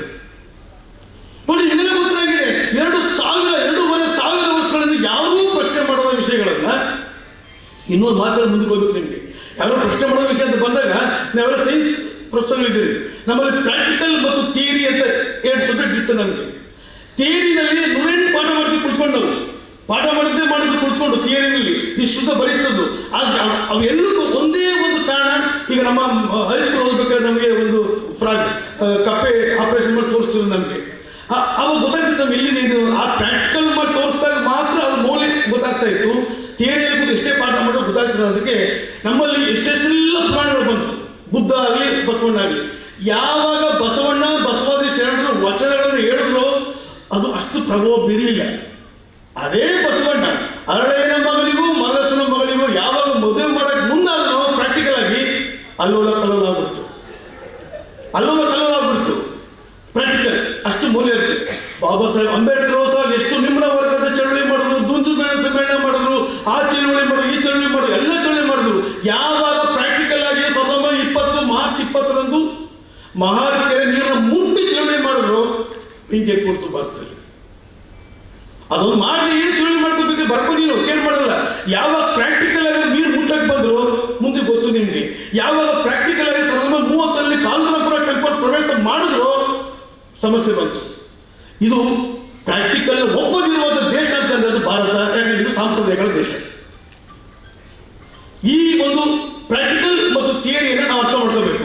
ಇವತ್ತು ಸಹ ಭಾರತದಲ್ಲಿ ಥಿಯರಿ ಬಗ್ಗೆ ಸಾವಿರ ಮಾತಾಡಿ ನೀವು ಏನನ್ನು ಮತ್ತು ಪ್ರೊಫೆಸರ್ ಆಗ್ಬಿಟ್ಟು ಏನೋ ಬರೀಬೋದು. ಯಾವಾಗ ನೀವು ಪ್ರಾಕ್ಟಿಕಲ್ ಮಾಡಕ್ಕೆ ಹೋಗ್ತಿರೋ ಹಲವಾರು ಯಾವ ಸಂಕುಲ ಗೊತ್ತಿಲ್ಲ, ಅದು ಯಾವ ನಮ್ಗಳಿಗೆ ಕೆಲವು ಸಂಕುಲಗಳಿವೆ, ಅವೆಲ್ಲ ಸಂಕುಲಗಳು ಪುಂಕಾಗಿ ಬರ್ತವೆ. ಮತ್ತೆ ಯಾರು ಮಾಡ್ಬೇಕು ಅದನ್ನ ಒಪ್ಪಿಕೊಳ್ಕೋಬೇಕಷ್ಟೇ. ಕಾನೂನು ತಗೊಂಡಿದ್ದೀವಿ ಅಂತಂದ್ರೆ ನನಗೆ ಸ್ವಾತಂತ್ರ್ಯವೂ ಇಲ್ವಾ? ಹಾಗಾದ್ರೆ ಭಾರತ ಸ್ವಾತಂತ್ರ್ಯ ಬಂದು ನನಗೆ ಸ್ವಾತಂತ್ರ್ಯ ಬಂದಿಲ್ವಾ? ಸ್ವಾತಂತ್ರ್ಯ ಬಂದದಕ್ಕಾಗಿ ನನಗೆ ಕೆಲಸ ಸಿಕ್ಕಿತ್ತು. ಕೆಲಸ ಸಿಕ್ಕಿದ ತಕ್ಷಣ ಸ್ವಾತಂತ್ರ್ಯ ಇಲ್ಲ ಅಂತಂದ್ರೆ ನಾನು ಯಾವ ಭಾರತೀಯ? ನನ್ನ ಭಾರತೀಯತೆ ಇದೆಯೇ ನನಗೆ? ಇದು ಪ್ರಶ್ನೆ ಬರ್ತದೆ ನಮಗೆ. ಅಂತಂದ್ರೆ ಸಂವಿಧಾನಾತ್ಮಕ ಚೌಕಟ್ಟಲ್ಲೇ ಮಾತನಾಡಿ ಕೇಳ್ತಿರೋದು ನಾನು ಇನ್ನೇನು ಅಲ್ಲ. ಸಂವಿಧಾನ ಚೌಕಟ್ಟಲ್ಲೇ ಮಾತನಾಡಬೇಕು, ಕೆಲವು ಬರೀಬೇಕು, ಕೆಲವು ಜನ ಎಚ್ಚರಿಸುವ ಕೆಲಸ ಮಾಡಬೇಕು. ಯಾಕಂದ್ರೆ ಭಾರತ ಇವತ್ತಿಗೂ ಸಹ ಎಚ್ಚರಿಗೊಳ್ಳುತ್ತಿರುವ ದೇಶ ಹೊರತು ಎಚ್ಚರಗೊಂಡಿರುವ ದೇಶ ಅಲ್ಲ. ಬಾಬಾ ಸಾಹೇಬ್ ಅಂಬೇಡ್ಕರ್ ಬಗ್ಗೆ ಬಹಳ ಮುಖ್ಯ ಹೇಳಬೇಕು ನಿಮಗೆ. ಬಾಬಾ ಸಾಹೇಬ್ ಅಂಬೇಡ್ಕರ್ ಅವರು ಇಷ್ಟೆಲ್ಲ ಬರೆದ್ರು, ಇಷ್ಟೆಲ್ಲ ಹೋರಾಟ ಮಾಡಿದ್ರು, ಹೀಗೆಲ್ಲ ಬದುಕಿದ್ರು ಅನ್ನುವುದನ್ನ ನಾವು ಓದಿದ್ದೀವ ಗೊತ್ತಿಲ್ಲ, ಓದ್ಕೊಂಡಿದ್ದೀವಿ ಅನ್ಕೋಬೋಗ್ಬೇಕಂತ. ನಾವು ಇವತ್ತು 90% ಭಾರತದ ಪ್ರಜೆಗಳಿಗೆ ಅಂಬೇಡ್ಕರ್ ಅವರು ಹಿಂಗೆಲ್ಲ ಇದ್ರಂತೆ ಅಂತ ಗೊತ್ತಾದ್ದು ಮಹಾನಾಯಕ ಧಾರಾವಾಹಿ ಬಂದ ಮೇಲೆ. ಅದಕ್ಕೂ ಮುಂಚೆ ಗೊತ್ತಿಲ್ಲ, ಯಾಕೆ ಓದಿರ್ಲಿಲ್ಲ ಅವರು. ಇನ್ನೂ ಭಾರತ ತೊಂಡಿ ಸಂಪ್ರದಾಯ ಇರುವಂತ ಭಾರತ. ಶಿಕ್ಷಣವಂತರೂ ಸಹ ಓದದೇ ಇರುವಂತ ಭಾರತೀಯರಿಗೂ ಸಹ ಅಂಬೇಡ್ಕರ್ ಹಿಂಗೆಲ್ಲ ಇದ್ರಂತ ಗೊತ್ತಾದ್ದು ಒಂದಷ್ಟು ಸಿನಿಮಾ ರೂಪದಲ್ಲಿ ಧಾರಾವಾಹಿ ಬಿಟ್ಟು ತೋರಿಸ್ಮೇಲೆ ಹೊರತು, ಯಾಕಂದ್ರೆ ತಿಳ್ಕೊಂಡಿರಲಿಲ್ಲ ಭಾರತ ಅಂಬೇಡ್ಕರ್ ಅವ್ರನ್ನ. 75 ವರ್ಷದ ಭಾರತ ಪ್ರಜಾಪ್ರಭುತ್ವ ಭಾರತದಲ್ಲಿ ಅಂಬೇಡ್ಕರ್ ಅವರು ತಿಳಿದುಕೊಂಡಿರಲಿಲ್ಲ. ಆದರೆ 2000 ವರ್ಷಗಳ ಭಾರತದ ಏಕಮುಖ ಚರಿತ್ರೆಯನ್ನ ಹುಟ್ಟಿದ ಮಗು ಸಹ ಪಠಣ ಮಾಡುತ್ತೆ. ಅದನ್ನ ನಾವು ಹೆಮ್ಮೆಯಿಂದ ಹೇಳ್ತೀವಿ, ನಮ್ಮ ಸಂಸ್ಕೃತಿ ಅಂತ ಹೇಳ್ತೀವಿ, ನಾವು ವೈಭವ ಅಂತ ಹೇಳ್ತೀವಿ, ನಮ್ಮ ಭಾರತ ಅಂತ ಹೇಳ್ತೀವಿ. ಆದ್ರೆ ನನ್ನ ಭಾರತದ ಪ್ರಜೆಗಳು ಪ್ರತಿಯೊಬ್ಬರು ಸಹ ಸಂವಿಧಾನವನ್ನ ಪಠಣ ಮಾಡಿದಾಗ ಮಾತ್ರ ಭಾರತ ಮಾತನಾಡುತ್ತೆ ಅಂತ ಹೇಳ್ತೀವಿ ಹೊರತು ಅಲ್ಲಿವರೆಗೂ ಖಂಡಿತವಾಗಿ ಭಾರತ ಮಾತನಾಡುವಾಗ ತಟಸ್ಥವಾಗಿ ಇರ್ತದೆ, ಇದ್ದಾಗೆ ಇರ್ತದೆ. ಏನೋ ಬದಲಾವಣೆ ಇದ್ದರೆ ಇರ್ತದೆ. ಬದಲಾವಣೆ ಅಂದರೆ ಏನು? ಅಂಬೇಡ್ಕರ್ ದೃಷ್ಟಿಯಲ್ಲಿ ಬದಲಾವಣೆ ಅಂದರೆ ಏನು? ಚೇಂಜ್, ಸಾಂಸ್ಕೃತಿಕ ಬದಲಾವಣೆ ಅಂದರೆ ಏನು? ಕಲ್ಚರಲ್ ಚೇಂಜ್ ಅಂದ್ರೆ ಏನು? ಕಂಪ್ಯೂಟರ್ ಬರತ್ತ, ಬಸ್ ಬಂದದ, ಹೆಲಿಕಾಪ್ಟರ್ ಬಂದದ, ಏರೋಪ್ಲೇನ್ ಬಂದದ, ಅದು ಮಂಗಳ ಗ್ರಹಕ್ಕೆ ಹೋದದ, ಅದು ಬೇರೆ ಥರದ ನಾವೆಲ್ಲ ವೇಷಭೂಷಣಗಳು, ಮನೆ ನಗರೀಕರಣ, ಕೈಗಾರಿಕರಣ, ಸಾಮಾಜಿಕರಣ, ಖಾಸಗೀಕರಣಗೊಂಡದ್ದು ಬದಲಾವಣೆನ, ಅಥವಾ ಹಣಕಾಸು ವ್ಯವಹಾರಗಳ ಬದಲಾವಣೆನ? ಇದನ್ನ ಅಂಬೇಡ್ಕರ್ ರೂಪಿಸಿದ ಸಂವಿಧಾನ ಕಿಂಚಿತ್ತೂ ಒಪ್ಪುವುದಿಲ್ಲ. ಅದು ಬಸವಣ್ಣನೇ ಆಗಲಿ, ಬುದ್ಧನೇ ಆಗಲಿ, ಸಂತರೇ ಆಗಲಿ, ದಾಸರೇ ಆಗಲಿ, ತತ್ವಪದಗಾರರಾಗಲಿ ಇವ್ರು ಯಾರೂ ಸಹ ಒಪ್ಪಲಿಲ್ಲ. ಇವರ ಎಲ್ಲರ ದೃಷ್ಟಿಯಲ್ಲಿ ಬದಲಾವಣೆ ಅಂತಂದ್ರೆ ಅದು ಭಾರತದ ಸಾಮಾಜಿಕ ವ್ಯವಸ್ಥೆಯ ಬದಲಾವಣೆ. ಭಾರತಕ್ಕೆ ಸಂವಿಧಾನ, ರಾಜಪ್ರಭುತ್ವ ಹೋಯ್ತು, ಪ್ರಜಾಪ್ರಭುತ್ವ ಬಂತು, ಸಂವಿಧಾನ ಬಂತು, ಸಮಸಂಸ್ಕೃತಿಯ ಭಾರತ ಬಂತು. ಆದರೆ ಇಂತೆಲ್ಲ ಬದಲಾವಣೆ ಆದರೂ ಸಹ ಬದಲಾವಣೆ ಆಗದೆ ಇನ್ನೂ ಜಟಿಲವಾಗಿ ಬದಲಾವಣೆಯಲ್ಲಿ ಕಿತ್ತೋಗಿರುವಂತ ಅಂಶ ಅಂತಂದ್ರೆ ಜಾತಿ ವ್ಯವಸ್ಥೆ, ಅಸ್ಪೃಶ್ಯತೆ, ಶೋಷಣೆ, ಅನ್ಯಾಯ, ಊರು ಮತ್ತು ಕೇರಿಗಳ ಸಾಂಸ್ಕೃತಿಕ ಬಹುದೊಡ್ಡ ತೊಂದರೆಗಳು, ಹಬ್ಬ ಹರಿದಿನಗಳಲ್ಲಿ ಯಾರು ಯಾವ ವೃತ್ತಿಯನ್ನು ಮಾಡಬೇಕು, ಹೇಗೆ ಮಾಡಬೇಕು, ಹೇಗೆ ನಿಂತ್ಕೋಬೇಕು, ಎಲ್ಲಿ ಕೂತ್ಕೋಬೇಕು, ಎಲ್ಲಿ ಊಟ ಮಾಡಬೇಕು, ಹೇಗೆ ತಲೆ ನಿಂತ್ಕೋಬೇಕು, ಇವೆಲ್ಲವೂ ಯಥಾವತ್ತಾಗಿ ಇರುವಾಗ ಯಾವುದು ಬದಲಾವಣೆ? ನನ್ನ ಕೈಗೆ ಬಂದಂತ ಆಧುನಿಕ ವಸ್ತುಗಳು ಬದಲಾವಣೆ ಮಾಡಾಗಿರೋದನ್ನ ನನ್ನ ಸಾಮಾಜಿಕ ವಸ್ತುಗಳು ಮತ್ತೆ ನಿರ್ಜೀವಗೊಳಿಸ್ತಾ ಇವೆ. ನಮ್ಮನ್ನ ಬೌದ್ಧಿಕ ಷಂಡತನ ನಮ್ಮ ದೂಡ್ತಾ ಇವೆ ನಮ್ಮನ್ನ. ಈ ಬೌದ್ಧಿಕ ಷಂಡತನ ಹೋದ್ರೆ ಮಾತ್ರ ಬೌದ್ಧಿಕತೆಯ ಪ್ರಬುದ್ಧತೆ ಬರುತ್ತೆ ಹೊರತು ಸುಮ್ಮನೆ ಮೊಬೈಲು ಇಟ್ಕೊಂಡು ನಾನು ಬದಲಾವಣೆ ಆಗಿ ತಿಳ್ಕೊಂಡ್ರೆ ಅದು ಬಾಬಾ ಸಾಹೇಬ್ ಕನಸಿನ ಭಾರತ ಅಲ್ಲ, ಅದು ಅಜ್ಞಾನದ ಭಾರತ. ಈ ಬದಲಾವಣೆ ಬೇಕು ಭಾರತದಲ್ಲಿ. ಈ ಬದಲಾವಣೆ ಮಾಡುತ್ತದೆ ಯಾರು? ಭೀಮನ ತತ್ವ ಸಿದ್ಧಾಂತಗಳನ್ನ, ಬಸವ ಸಿದ್ಧಾಂತಗಳನ್ನ ಮತ್ತು ಬುದ್ಧನ ತತ್ವ ಸಿದ್ಧಾಂತಗಳನ್ನ ಮೈಗೂಡಿಸಿದಾಗ ಮಾತ್ರ ಭಾರತ ಅರ್ಥ ಆಗುತ್ತೆ ನಮಗೆ. ಇಲ್ಲಾಂತಂದ್ರೆ ಖಂಡಿತವಾಗೂ ನಮಗೆ ಭಾರತ ಅರ್ಥ ಆಗುವುದಿಲ್ಲ. ಪುರಾಣದ ಭಾರತ ಅರ್ಥ ಆಗಿದೆ, ಅದೇನ್ ಮಾಡಬೇಕು ಗೊತ್ತು ನಿಮಗೆ. ಉದಾಹರಣೆಗೆ ಪುರಾಣದ ಭಾರತ ನಮ್ಮೆಲ್ಲರಿಗೂ ಸಮ ಸಂಸ್ಕೃತಿಯ ಆಧಾರದ ಮೇಲೆ ಸಮಸ್ತ ಭಾರತೀಯರು ಸಮಾನ ಶಿಕ್ಷಣ ಕೊಟ್ಟಿದ್ದರೆ, ಇವತ್ತು ನಾವು ಹೇಳ್ತೀವಲ್ಲ ಚೈನಾ ಬಿಟ್ಟರೆ ಭಾರತವೇ 2ನೇ ಸ್ಥಾನ ಜನಸಂಖ್ಯೆಯಲ್ಲಿ ಕೇಳ್ತೀವಲ್ಲ, ಈ ಬೃಹತ್ ಮಾನವ ಸಂಪನ್ಮೂಲ ಜಗತ್ತಿನ ರಾಜ್ಯದಲ್ಲಿ ಪ್ರಪಂಚಕ್ಕೆ ನೋಬೆಲ್ ಪ್ರಶಸ್ತಿಯ ಜನರು ನಾವೇ ಆಗ್ತಾ ಇದ್ವಿ, ನೋಬೆಲ್ ಪ್ರಶಸ್ತಿಯ ಹುಟ್ಟಾಗೋರು ನಾವೇ, ಪಡೆದವರು ನಾವೇ ಆಗ್ತಾ ಇದ್ವಿ. ಇಷ್ಟು ಬೃಹತ್ ಮಾನವ ಸಂಪತ್ತು ಯಾಕೆ ಇನ್ನು ಅದ್ಯಾವುದು ಸಂಜಾತ ನೋಬೆಲ್ ಭಾರತದ ಮೂಲ ನಿವಾಸಿ ಬರಲೇ ಇಲ್ಲ. ಅದ ಕಾರಣ ಅಂಬೇಡ್ಕರ್ ಅವರ ಹೋರಾಟದ ಸ್ವರೂಪಕ್ಕೂ ಬರವಣಿಗೆಯ ಸ್ವರೂಪಕ್ಕೂ ಆರ್ಥಿಕ ಚಿಂತನೆಗೂ ನೊಬೆಲ್ ಪ್ರಶಸ್ತಿ ಕೊಡದಿರೋದೇ ಕಾರಣ. ಅಪ್ಪನ ನಂಬಿಕೊಂಡಿರೋ ಮಗನು ನೊಬೆಲ್ ಪ್ರಶಸ್ತಿ ಬರ್ತದೆ. ಅಮರ್ತ್ಯ ಸೇನ್ ಅವರಿಗೆ ನನ್ನ ನೊಬೆಲ್ ಪ್ರಶಸ್ತಿಗೆ ಬಾಬಾ ಸಾಹೇಬ್ ಆರ್ಥಿಕ ಚಿಂತನೆ ಕಾರಣ ಅಂತ ಹೇಳ್ತಾರೆ. ಆದರೆ ಪ್ರಬುದ್ಧ ಭಾರತದಲ್ಲಿ ಅಂಬೇಡ್ಕರ್ ಅವರ ಚಿಂತನೆಗಳನ್ನ ಅವ್ರ ಹೋರಾಟಗಳನ್ನ ನೊಬೆಲ್ ಪ್ರಶಸ್ತಿ ಬರಬೇಕು ಅಂತ ಹೇಳ್ತಾ ಇಲ್ಲ. ಗಾಂಧಿ ಇವರೆಲ್ಲ ನೊಬೆಲ್ ಪ್ರಶಸ್ತಿ ಬರಬೇಕಾಗಿಲ್ಲ, ಇವರೆಲ್ಲ ಪ್ರಪಂಚ ನೊಬೆಲ್ ಆಗಿದ್ದವರು. ಆ ಪ್ರಶ್ನೆ ಬೇಡ, ಹೇಳ್ತೀರ ಅಷ್ಟೇ ನಿಮಗೆ. ಯಾಕೆ ಮಾತಾಡ್ತಂದ್ರೆ, ಈಗ ಅಂಬೇಡ್ಕರ್ ಅವರು ಕೆರೆ ಮುಟ್ಟಿದ್ರು, ದೇವಾಲಯ ಪ್ರವೇಶ ಮಾಡಿದ್ರು ಅಂತಂದ್ರೆ ಅಲ್ಲಿ ಗಂಟೆ ಹೊಡೆಯಕ್ಕೆ ಹೋಗಿಲ್ಲ, ಪೂಜೆ ಅರ್ಚನೆ ಮಾಡಿಸ್ಕೊಂಡು ಪೂಜೆ ಮಾಡಿದ್ರು, ಪ್ರಸಾದ ತಗೊಳಕ್ಕೆ ಹೋಗಿಲ್ಲ. ಈ ರಾಷ್ಟ್ರದ ಪ್ರಜೆಗಳಾಗಿ ಈ ದೇವಾಲಯಕ್ಕೆ ಹೋಗುವ ಕಟ್ಟಿರುವ ನನಗೆ ಹಕ್ಕು ಅಂತ, ಈ ದೇವಸ್ಥಾನ ಕಟ್ಟಿರುವ ನಾನು, ಆ ದೇವಸ್ಥಾನದ ಒಳಗೆ ಹೋಗುವ ಹಕ್ಕು ಸಹ ನಂದು. ಕಟ್ಟುವವರೆಗೆ ನಾನು, ಕಟ್ಟಿದ ಮೇಲೆ ಆಚೆ. ನಾಗರಾವು ಉತ್ತವನ್ನ ಮಾಡಿದಂಥ ಹುಳುಗಳನ್ನ ಗೆಜ್ಜಲನ್ನ ಹೇಗೆ ಆಚೆ ಇಟ್ಬಿಟ್ಟು ತನ್ನ ಉತ್ತೊಳಗೆ ಸೇರಿಕೊಂಡು ಪೋಸ್ ಕೊಡುತ್ತೋ ಹಂಗೆ ನಮ್ಮ ದೇವಾಲಯಗಳ ಕಲ್ಚರು ಸಹ ಉತ್ತವನ್ನು ನಿರ್ಮಾಣ ಮಾಡುವುದು ನಾಗರಾವ ಇಲ್ಲ, ಉತ್ತ ನಿರ್ಮಾಣ ಮಾಡೋದು ಗೆಜ್ಜಲ ಹುಳ. ಅದು ಗೆಜ್ಜಲ ಹುಳದವನ್ನು ತಿಂದು ತೇಗಿ ಹೊರಡೆ ಹೋಗ್ಬಿಟ್ಟು ಉತ್ತದ ಮೇಲೆ ಕೈ ಇಟ್ಕೊಂಡು ನಾಗ ಪೂಜೆ ಮಾಡ್ತೀವಲ್ಲ, ಹಂಗೆ ದೇವಾಲಯಗಳ ಕಲ್ಚರು ಹಂಗೆ. ದೇವಾಲಯಗಳು ನಿರ್ಮಾಣ ಮಾಡೋರು ಯಾರು? ಹುಳಗಳು. ಆ ಹುಳಗಳನ್ನ ತಿಂದು ಸಾಮಾಜಿಕ ಹಿನ್ನೆಲೆಯಿಂದ ಆ ದೇವಾಲಯದ ಮೇಲೆ ಬಾವುಟಾರಿಸ್ತವರು ಇವತ್ತು ದೇವಾಲಯದ ದೀಪತಿಗಳಾಗ್ತಾರೆ. ಇದು ಭಾರತ ಕಲ್ಚರ್. ಇದಾಗಬಾರ್ದು ಎಂಬುದೇ ಅಂಬೇಡ್ಕರ್ ಅವರ ನಿಜವಾದ ಚಿಂತನೆ ಆಗಿತ್ತು. ನೋಡಿ, ಇವತ್ತು ನನ್ನ ವಿದ್ಯಾರ್ಥಿಗಳು ಇದು ಮಾತನಾಡಿದ್ರು. ಬೆಳಿಗ್ಗೆ ನನ್ನ ಹಿರಿಯರು ಬೌದ್ಧ ಶ್ಲೋಕವನ್ನು ಪಠಣ ಮಾಡಿದ್ರು. ಬಹಳ ಸಂತೋಷ ಆಯ್ತು, ಅಭಿನಂದನೆ ಹೇಳೋರಿಗೆ. ಅದು ಬಹಳ ಮುಖ್ಯವಾಗಿ ಸಂಘಂ ಶರಣಂ ಗಚ್ಚಾಮಿ, ಬುದ್ಧಂ ಶರಣಂ ಗಚ್ಚಾಮಿ, ಧಮ್ಮಂ ಶರಣಂ ಗಚ್ಚಾಮಿ, ಮೂರು ಸಲ ಹೇಳಿದ್ರು. ಮತ್ತು ಇವರೆಲ್ಲರೂ ಸಹ ಯಾಕೆ ಇನ್ನೂ ಹತ್ರ ಆಗ್ತಾ ಇಲ್ಲ ಭಾರತದಲ್ಲಿ, ಕರ್ನಾಟಕದಲ್ಲಿ ಬೌದ್ಧ ಧರ್ಮ ಯಾಕೆ ಇನ್ನೂ ಕರ್ನಾಟಕದ ಪ್ರಜೆಗಳ ಮನೆಗೆ ಬರೋಕ್ಕಾಗ್ತದೆ ಅಂತಂದ್ರೆ ಇದೊಂದು ಕಾರಣ.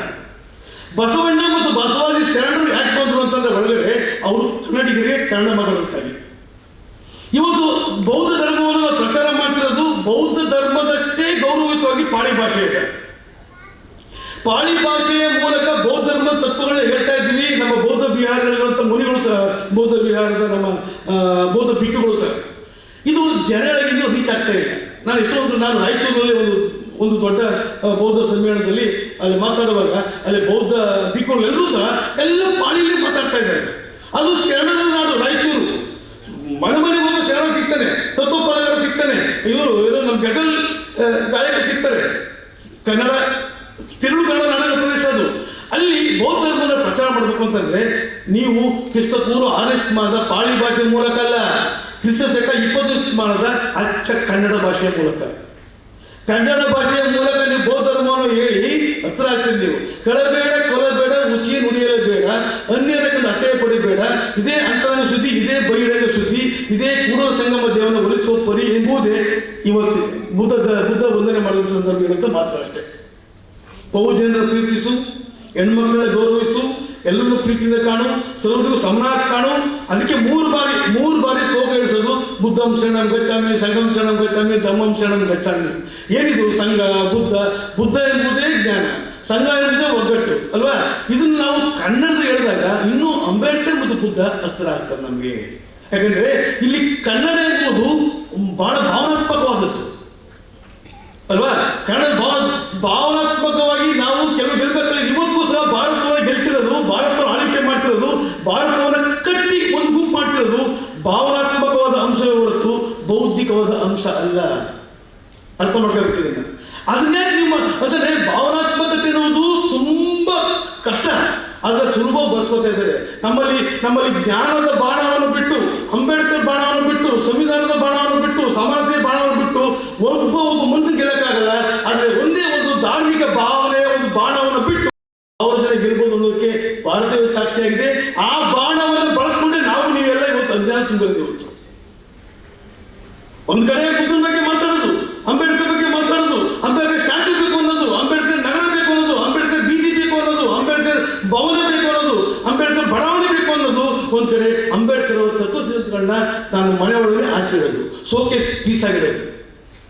ಅಂಬೇಡ್ಕರ್ ಪುಸ್ತಕಗಳನ್ನ ಕೇವಲ ಪುಸ್ತಕ ಇರೋದು, ಒಂದು ಅಕ್ಷರ ಓದಲ್ಲ, ಬಟ್ ಮನೆ ಮುಂದೆ ಮಾತ್ರ ಒಂದು ಗೌತಮ ಬುದ್ಧನ ಸ್ಟ್ಯಾಚ್ಯೂ, ಅದ್ಮೇಲೆ ನೀರು ಬೀಳ್ತಿರೋದು, ನೀರು ಬಿಟ್ಕೊಂಡು ಸುಂದರವಾಗಿ ಕಾಣ್ತಿರ್ಬೇಕು. ಅಲ್ಲಿ ತಾವೇ ಎಲೆ ಬಿಡ ಹಾಕಿರ್ತಾರೆ. ನಾನು ಎಷ್ಟು ಮನೆ ಹೋದಾಗ ಅವ್ರಿಗೆ ಶೋಕೇಸ್ ಬುದ್ಧ ಬೇಕು, ಶೋಕೇಸ್ ಅಂಬೇಡ್ಕರ್ ಬೇಕು. ಮನಸ್ಸಿನ ಬುದ್ಧ ಬೇಡ, ಮನಸ್ಸಿನ ಅಂಬೇಡ್ಕರ್ ಬೇಡ. ಮನೆಯ ಹೊರಗಿನ ಬುದ್ಧ ಬೇಕು, ಮನೆಯ ಹೊರಗಿನ ಅಂಬೇಡ್ಕರ್ ಬೇಕು. ಮನಸ್ಸಿನ ಒಳಗಿನ ಬುದ್ಧ ಬೇಡ, ಮನಸ್ಸಿನ ಒಳಗಿನ ಅಂಬೇಡ್ಕರ್ ಬೇಡ. ಇಂಥ ಒಳಗಿಲ್ಲದಂಥ ವಸ್ತು ಹೊರಗೆ ತೋರಿಸ್ಕೊಡುವಂಥ ಭಾರತ ನನಗೂ ಬೇಡ.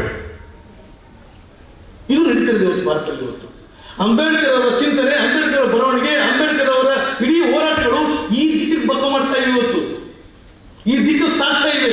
ಹೀಗೆ ಸಾಗುವಾಗ ಅಂಬೇಡ್ಕರ್ ಅವರು ದಿನ ಬೆಳಿಗ್ಗೆ ಉঠುತ್ತಾರೆ ಮತ್ತೆ ಸಂಜೆ ಸಾಯ್ತಾರೆ.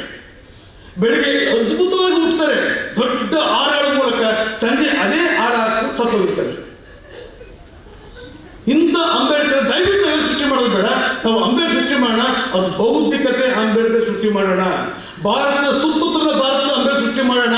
ಆ ಮೂಲಕ ಭಾರತವನ್ನು ಕಟ್ಟಬೇಕು ಹೊರತು ಬಿಚ್ಚುವ ಭಾರತವನ್ನು ಮಾಡಬಾರ್ದು. ನಾವು ಅಂಬೇಡ್ಕರ್ ಮಾಡಿದ ಕೆಲಸ ಬಿಚ್ಚುವ ಭಾರತ ಅಲ್ಲ, ಕಟ್ಟುವ ಭಾರತ ಅನ್ನೋದನ್ನು ನಾವು ಸೂಕ್ಷ್ಮವಾಗಿ ಅರ್ಥ ಮಾಡ್ಕೋಬೇಕು. ಯಾಕಂದ್ರೆ ನಮ್ಮಲ್ಲಿ ಹೇಳಿದೆ ನಿಮಗೆ, ಮತ್ತೆ ಹೇಳ್ತೀನಿ ನಿಮಗೆ, ಪುರಾಣ ಅನ್ನುವುದು ಭಾರತ ಅಲ್ಲವೇ ಇಲ್ಲ. ಅಂಬೇಡ್ಕರ್ ಸಹ ಭಾರತವನ್ನು ನೋಡಿದ ಪರಿ ಇದೆಯಲ್ಲ, ಇದನ್ನೇ ಅಂಬೇಡ್ಕರ್ ಅವರು ಭಾರತವನ್ನು ನೋಡಿದ್ದು ಭಾರತದ ಭೂಪಟದ ಭಾರತವನ್ನಲ್ಲ, ಭೂ ಪ್ರದೇಶದ ಭಾರತವನ್ನ. ಭೂಪಟದ ಭಾರತಕ್ಕೆ ಸೀಮಿತವಾದ ಗಡಿ ಇದೆ. ಆ ಕಡೆ ಪಾಕಿಸ್ತಾನ, ಈ ಕಡೆ ಚೈನಾ, ಈ ಕಡೆ ಬಾಂಗ್ಲಾ, ಈ ಕಡೆ ಶ್ರೀಲಂಕಾ, ಈ ಕಡೆ ಸಮುದ್ರಗಳು ಅಂತ ಸೀಮಿತವಾದ ಗಡಿ ಇದೆ. ಪ್ರಶ್ನೆ ಉಂಟಾಗಲ್ಲ. ಆದರೆ ಭೂ ಪ್ರದೇಶದ ಭಾರತದಲ್ಲಿ ಬಡವ, ಶ್ರೀಮಂತ, ಜಮೀನ್ದಾರ, ಜಮೀನಿನ ಮೇಲಿನ ಸ್ತರ, ಕೆಳಗಿನ ಸ್ತರ, ಎಲ್ಲ ಧರ್ಮೀಯರು, ಹಳ್ಳದ ಜನ, ಗುಡ್ಡದ ಜನ, ವಿವಿಧ ಭಾಷೆಯ ಜನ, ಕುಳ್ಳು ಜನ, ದೊಡ್ಡ ಜನ, ಕರಿ ಜನ, ಬಿಳಿ ಜನ ಎಲ್ಲ ಇದ್ದಾರೆ ಅಲ್ಲಿ. ಆ ಎಲ್ಲ ಜನರ ಬಗ್ಗೆ ಮಾತಾಡುವುದೇ ಅಂಬೇಡ್ಕರ್ ಭಾರತ ಹೊರತು ಕೇವಲ ಬಡದ ಭಾರತ ಮಾತಾಡುವುದು ಅಂಬೇಡ್ಕರ್ ಭಾರತ ಅಲ್ಲ. ಈ ಸಮಗ್ರ ಭೂ ಪ್ರದೇಶದ ಭಾರತವನ್ನು ನೋಡ್ಕೋಬೇಕಾದ್ರೆ ಅಂಬೇಡ್ಕರ್ ಅವರಿಗೆ ಇದ್ದಂಥ ಪ್ರಮುಖವಾದ ದಾರಿ ಅಂತಂದ್ರೆ, ಅವರು ಎಲ್ಲಿ ತಮ್ಮ ಉಂಗುರವನ್ನು ಕಳ್ಕೊಂಡ್ರು ಅಲ್ಲಿ ಹುಡುಕುತ್ತು. ಕೆಲವೇನು ಮಾಡ್ತೀವಿ ನಾವು, ನನ್ನ ಮನೆಯಲ್ಲಿ ಉಂಗುರ ಕಳೆದು ಬಿಟ್ಟಿದ್ದೀವಿ, ಗೊತ್ತು ಅವರಿಗೆ ಕಳೆದೋಗಿದೆ ಅಂತ, ಅಥವಾ ಜಾಣ ಮಾಡೋದು ಗೊತ್ತಿಲ್ಲ ಅಂತ. ಆ ಉಂಗುರವನ್ನು ಇಲ್ಲಿ ಕಳ್ಕೊಂಡು ವಿದೇಶ ಹುಡ್ಕೋಕೆ ಹೋಗಿದ್ದಾರೆ. ನಮ್ಮಲ್ಲಿ ಕೆಲವರು ಹೇಳಿದ್ದಾರೆ, ನಮ್ಮಲ್ಲಿ ಅಲ್ಲಿಯ ನೀತಿಗಳು ನೋಡ್ಬಿಟ್ಟು ನಮಗೆ ಸ್ಪೃಹತೆ ಬಗ್ಗೆ ಬಂತು ಅಂತ. ಅದು ಅಂಬೇಡ್ಕರ್ ಅವರು ವಿದೇಶದಿಂದ ಶಿಕ್ಷಣ ಪಡೆದು ಸಹ ತಮ್ಮ ಉಂಗುರವನ್ನ ಯಾರು ಕಿತ್ಕೊಂಡಿದ್ದಾರೆ, ಯಾರು ಕಸ್ಕೊಂಡಿದ್ದಾರೆ, ಯಾಕೆ ಕಸ್ಕೊಂಡಿದ್ದಾರೆ, ನಾವು ಯಾಕೆ ಉಂಗುರ ಕೊಟ್ಟಿದ್ದೀವಿ, ನಾವೇನು ತಗೋಬೇಕು ಆ ಉಂಗುರವನ್ನ ಎಂಬ ಬೌದ್ಧಿಕ ಚಳವಳಿಯನ್ನ ಶಾಂತಿಯುತವಾಗಿ ಪೆನ್ನಿನ ಮೂಲಕ ಮೂಡಿದವರೇ ಭಾರತದಲ್ಲಿ ಅಂಬೇಡ್ಕರ್ ಅವರು. ಅವರು ಈ ಚಳವಳಿಯನ್ನ ವಿದೇಶದಲ್ಲಿ ಹೂಡಿದ್ರೆ ಅವರು ವಿದೇಶ ಪ್ರಜೆ ಆಗ್ತಿದ್ರು, ದೊಡ್ಡ ಜ್ಞಾನಿ ಆಗ್ತಿರೋ ಗೊತ್ತಿಲ್ಲ. ಆದರೆ ಅವರು ಭಾರತದ ನೆಲದಲ್ಲೇ ಓದಿದ್ದು. ಅದಕ್ಕೆ ಮಹಾತ್ಮರ ಚಳವಳಿಯ ಸಾಕ್ಷಿ. ಭಾರತದಲ್ಲೆಲ್ಲ ಪ್ರಪಂಚದಲ್ಲಿ ಕುಡಿಯುವ ನೀರಿಗಾಗಿ ಯಾರಾದರೂ ಒಂದು ಬಹುದೊಡ್ಡ ಮುಷ್ಕರವನ್ನು ನೋಡಿ ಇನ್ನಿರ್ಗಲ್ಲ, ಆಸ್ತಿಗೆಲ್ಲ ಉಣ್ಕಲ್ಲ, ಜೀವ ಸೇವೆ, ಮಳೆಯಿಂದ ಭೂಮಿ ನೀರು ಬಿಡ್ತದೆ, ಆ ನೀರು ಎಲ್ರಿಗೂ ಒಂದೇ. ಪ್ರಕೃತಿ, ಆ ಪ್ರಕೃತಿಯ ನೀರಿಗೂ ನಾವು ಜಲಾಸ್ಪೃಶ್ಯತೆಯನ್ನು ಒಳಗೊಳಿಸಿದಂಥ ದೇಶ ನಮ್ಮದು. ಜಲಾಸ್ಪೃಶ್ಯತೆ, ಜಲವನ್ನು ಸಹ ಅಸ್ಪೃಶ್ಯತೆ ಒಳಪಡಿಸಿದಂಥ, ಬೆಂಕಿಯನ್ನು ಸಹ ಅಸ್ಪೃಶ್ಯತೆ ಒಳಪಡಿಸಿದಂಥ, ಗಾಳಿಯನ್ನು ಸಹ ನಾವು ಅಸ್ಪೃಶ್ಯತೆ ಒಳಪಡಿಸಿದಂಥ, ಮಾನವನ ನೆರಳನ್ನು ಸಹ ಅಸ್ಪೃಶ್ಯತೆಗೆ ಒಳಪಡಿಸಿದಂಥ ಯಾವುದಾದ್ರು ದೇಶ ಅಂತಿದ್ರೆ ಅದು ನನಗೆ ಗೊತ್ತಿಲ್ಲ. ನನ್ನ ತಾಯಿನಾಡು ಭಾರತ. ನಿಮ್ಗೆಲ್ಲ ಗೊತ್ತು. ನಿಮಗೆ ಉತ್ತರ ಪ್ರದೇಶದಲ್ಲಿ ನೀರು ತಗೊಂಡು ಹೋಗ್ಬೇಕಾದ್ರೆ ಅವಳ ನೆರಳು ಬೀಳ್ತೋದಕ್ಕಾಗಿ ಅವ್ರು ಸಾಯಿಸ್ಕೊಡೋದು. ಅವಳ ಸೂರ್ಯನ ನೆರಳು ಇನ್ನೊಬ್ರು ತಾಕ್ತು ಅನ್ನೋ ಕಾರಣಕ್ಕಾಗಿ. ಇವತ್ತು ನೀವು ನೋಡಿ ಚಾಮರಾಜನಗರ ನನ್ನ ಹೆಬ್ಬೂರಿನಲ್ಲಿ 90 ನೀರನ್ನ ಮುಟ್ಟುವುದಕ್ಕಾಗಿ ಇಡೀ 90 ನೀರನ್ನೇ ಕಾಲೇ ಮಾಡಿ ಗಂಜೆ ಹಾಕಿ ಶುದ್ಧ ಮಾಡೋದನ್ನ ಕಡೆ ಆಗಬೇಕು. ಕೆರೆ ಮುಟ್ಟೋದಕ್ಕಾಗಿ, ಏರ್ ಕಟ್ ಮಾಡೋದಕ್ಕಾಗಿ, ಅವ್ರ ಬೀದಿ ಮುಂದೆ ಪಂಚೆ ಹಾಕೊಂಡು ಹೋಗೋದಕ್ಕಾಗಿ, ಇನ್ಯಾವುದೋ ಒಂದು ಡೋಲ್ ಬಿಡ್ಕೊಂಡು ಹೋಗೋದಕ್ಕಾಗಿ, ಮೆರವಣಿಗೆ ಒಬ್ಬ 10th PUC ಫಸ್ಟ್ ಕ್ಲಾಸ್ ಬಂದ್ಬಿಟ್ಟು ಮೆರವಣಿಗೆ ಮಾಡ್ಕೊಂಡು ಹೋಗೋದಕ್ಕಾಗಿ, ಕೊಲೆ ಮಾಡೋದಕ್ಕಾಗಿ, ಬಹಿಷ್ಕಾರ ಮಾಡೋದಕ್ಕಾಗಿ, ಮನೆಯಲ್ಲಿ ಬೆಂಕಿ ಹಾಕೋದಕ್ಕಾಗಿ, ಅವ್ರಿಗೆ ಆಹಾರ ಪದಾರ್ಥ ಕೊಡದಿದ್ದಕ್ಕಾಗಿ, ಗದ್ದೆಯಲ್ಲಿ ಗಾಡಿಗಳು ಹೋಗೋದು ಬಿಡಿದಕ್ಕಾಗಿ ಅವ್ರನ್ನ ಹಲವಾರು ರೀತಿಯ ಸಾಂಸ್ಕೃತಿಕ ಸಂದರ್ಭಕ್ಕೆ ಸಿಲುಕಿಸಿ ಸಾಮಾಜಿಕವಾಗಿ ಬದುಕಿದ್ರೂ ಸಹ ಇಲ್ಲ, ಬೌದ್ಧಿಕವಾಗಿ ಬದುಕಬೇಕು ಅನ್ನೋ ಆಸೆ ಇದ್ರೂ ಸಹ ಅಬೌದ್ಧಿಕವಾಗಿ ಕೊಲೆ ಮಾಡಿಸಿದ ದೇಶ ಭಾರತ. ಎಂತ ಇಕ್ಕಟ್ಟು ಮತ್ತು ಬಿಕ್ಕಟ್ಟು ಇದೀವಿ. ಈ ಭಾರತದ ಪರಿಕಲ್ಪನೆ ಶುದ್ಧವಾಗಿ ಆಚೆ ಬರಬೇಕಾದ್ರೆ, ನಾವೆಲ್ಲರೂ ಭಾರತೀಯರಾಗಬೇಕಾದ್ರೆ ಅಂಬೇಡ್ಕರ್ ಅವರ ಬರಹ ಮತ್ತು ಬರವಣಿಗೆಗಳನ್ನ ವಿಸ್ತೃತವಾಗಿ ಓದಬೇಕು. ಅವ್ರು ಏನು ಬರೆದರು? ಒಂದು ಅವರು 1917ರಲ್ಲಿ ಭಾರತದ ಸಾಮಾಜಿಕ ವ್ಯವಸ್ಥೆ ಅಂತ ಪುಸ್ತಕ ಬರೀತಾರೆ. ಫಸ್ಟ್ ಪುಸ್ತಕ ಅದು. 1917ರಲ್ಲಿ ಎಂತಹ ಪುಸ್ತಕ ಅದು. ಇಡೀ ಭಾರತದ ಸಾಂಸ್ಕೃತಿಕ ದಿಕ್ಕನ್ನೇ ಬದಲಾಯಿಸಿದ ಪುಸ್ತಕ. ಅದರ ಮುಂದುವರೆದ ಭಾಗವೇ 1930ರಲ್ಲಿ ಅಸ್ಪೃಶ್ಯರು ಎಂಬ ಪುಸ್ತಕ. 1934 ಬರುವಂತಹ ಶೂದ್ರರು ಯಾರು ಕೇಳುವಂಥ ಪುಸ್ತಕ. 1940 ಸಂದರ್ಭದಲ್ಲಿ ಬರುವುದೇ what Congress and Gandhi agent untouchability, Gandhi ಮತ್ತು ಕಾಂಗ್ರೆಸ್ ಮತ್ತು ಗಾಂಧಿ ಅಸ್ಪೃಶ್ಯರಿಗೆ ಮಾಡುವುದೇನು ಎಂಬ ಪುಸ್ತಕ. ಮತ್ತು ಗಾಂಧಿ ರಾನಡೆ ಮತ್ತು ಭಾರತ ಮತ್ತು ಪಾಕಿಸ್ತಾನದ ವಿಭಜನೆ ಪ್ರಶ್ನೆಗಳು. ಈ ಎಲ್ಲ ಪುಸ್ತಕಗಳು ಸಹ ಭಾರತ ಮತ್ತು ಭಾರತೀಯತೆಯನ್ನ ಅನಾವರಣಗೊಳಿಸಲು ಸೃಷ್ಟಿಗೊಂಡ ಪುಸ್ತಕಗಳೇ ಹೊರತು ಕೇವಲ ಸಂಪ್ರದಾಯವಾದಗಳನ್ನ ಸಾಂಪ್ರದಾಯಿಕವಾಗಿ ನೋಡುವಂಥ ಪುಸ್ತಕಗಳಲ್ಲ. ಇವೆಲ್ಲವೂ ಸಹ 2000 ವರ್ಷಗಳ ಚರಿತ್ರೆಯ ಸಾಂಪ್ರದಾಯಿಕ ಚರಿತ್ರೆಯ ನದಿಗೆ ದಿಕ್ಕನ್ನು ಬದಲಾಯಿಸಲು ಪ್ರಶ್ನೆಗಳ ಮೂಲಕ, ಜ್ಞಾನದ ಮೂಲಕ, ಸುಜ್ಞಾನದ ಮೂಲಕ ಶಾಂತಿಯುತವಾಗಿ ಮುನ್ನಡೆಯಲು ಕಲಿಸಿದಂಥ ಪುಸ್ತಕಗಳಿವೆಲ್ಲ. ಬಸವಣ್ಣನೂ ಸಹ ಬಸವಣ್ಣನವರ ತತ್ವ ಸಿದ್ಧಾಂತಗಳನ್ನು ನಾವು ಹೇಗೆ ಇಲ್ಲಿ ತಟಸ್ಥಗೊಳಿಸಿದ್ವೋ, ಬುದ್ಧನ ತತ್ವಗಳನ್ನು ಹೇಗೆ ನಾವಿಲ್ಲಿ ತಟಸ್ಥಗೊಳಿಸಿದ್ವೋ, ಯಾರ ವಿರುದ್ಧ ಬರೆದ್ರು ಬುದ್ಧ, ಯಾರ ವಿರುದ್ಧ ಅವರ ಮಾತಾಡಿದ್ರು ಬಸವ ಸ್ಪಷ್ಟವಾಗಿತ್ತಲ್ಲ. ಅದಕ್ಕಾಗಿ ಅಂಬೇಡ್ಕರ್ ಅವರ ಮತ್ತು ಅಂಬೇಡ್ಕರ್ ಚಿಂತನೆಗಳು ಸಹ ಆ ದಿಕ್ಕಿನ ಯೋಚನೆ ಮಾಡುವ ಜನರೇ ತಟಸ್ಥಗೊಳಿಸಬಹುದು. ಇನ್ನೂ ಒಂದು ಅರ್ಥ ಹೇಳಬೇಕು ನಿಮಗೆ. ಭಾರತದ ಚರಿತ್ರೆಯೇ, ಭಾರತದ ಬರವಣಿಗೆ, ಭಾರತದ ಆಲೋಚನೆ ಶೈವ ಮತ್ತು ವೈಷ್ಣವರ ಪರ ವಿರೋಧದ ಚಿಂತನೆ ಒಂದು ದೊಡ್ಡ ಬಲ, ದೊಡ್ಡ ಸಾಗರ.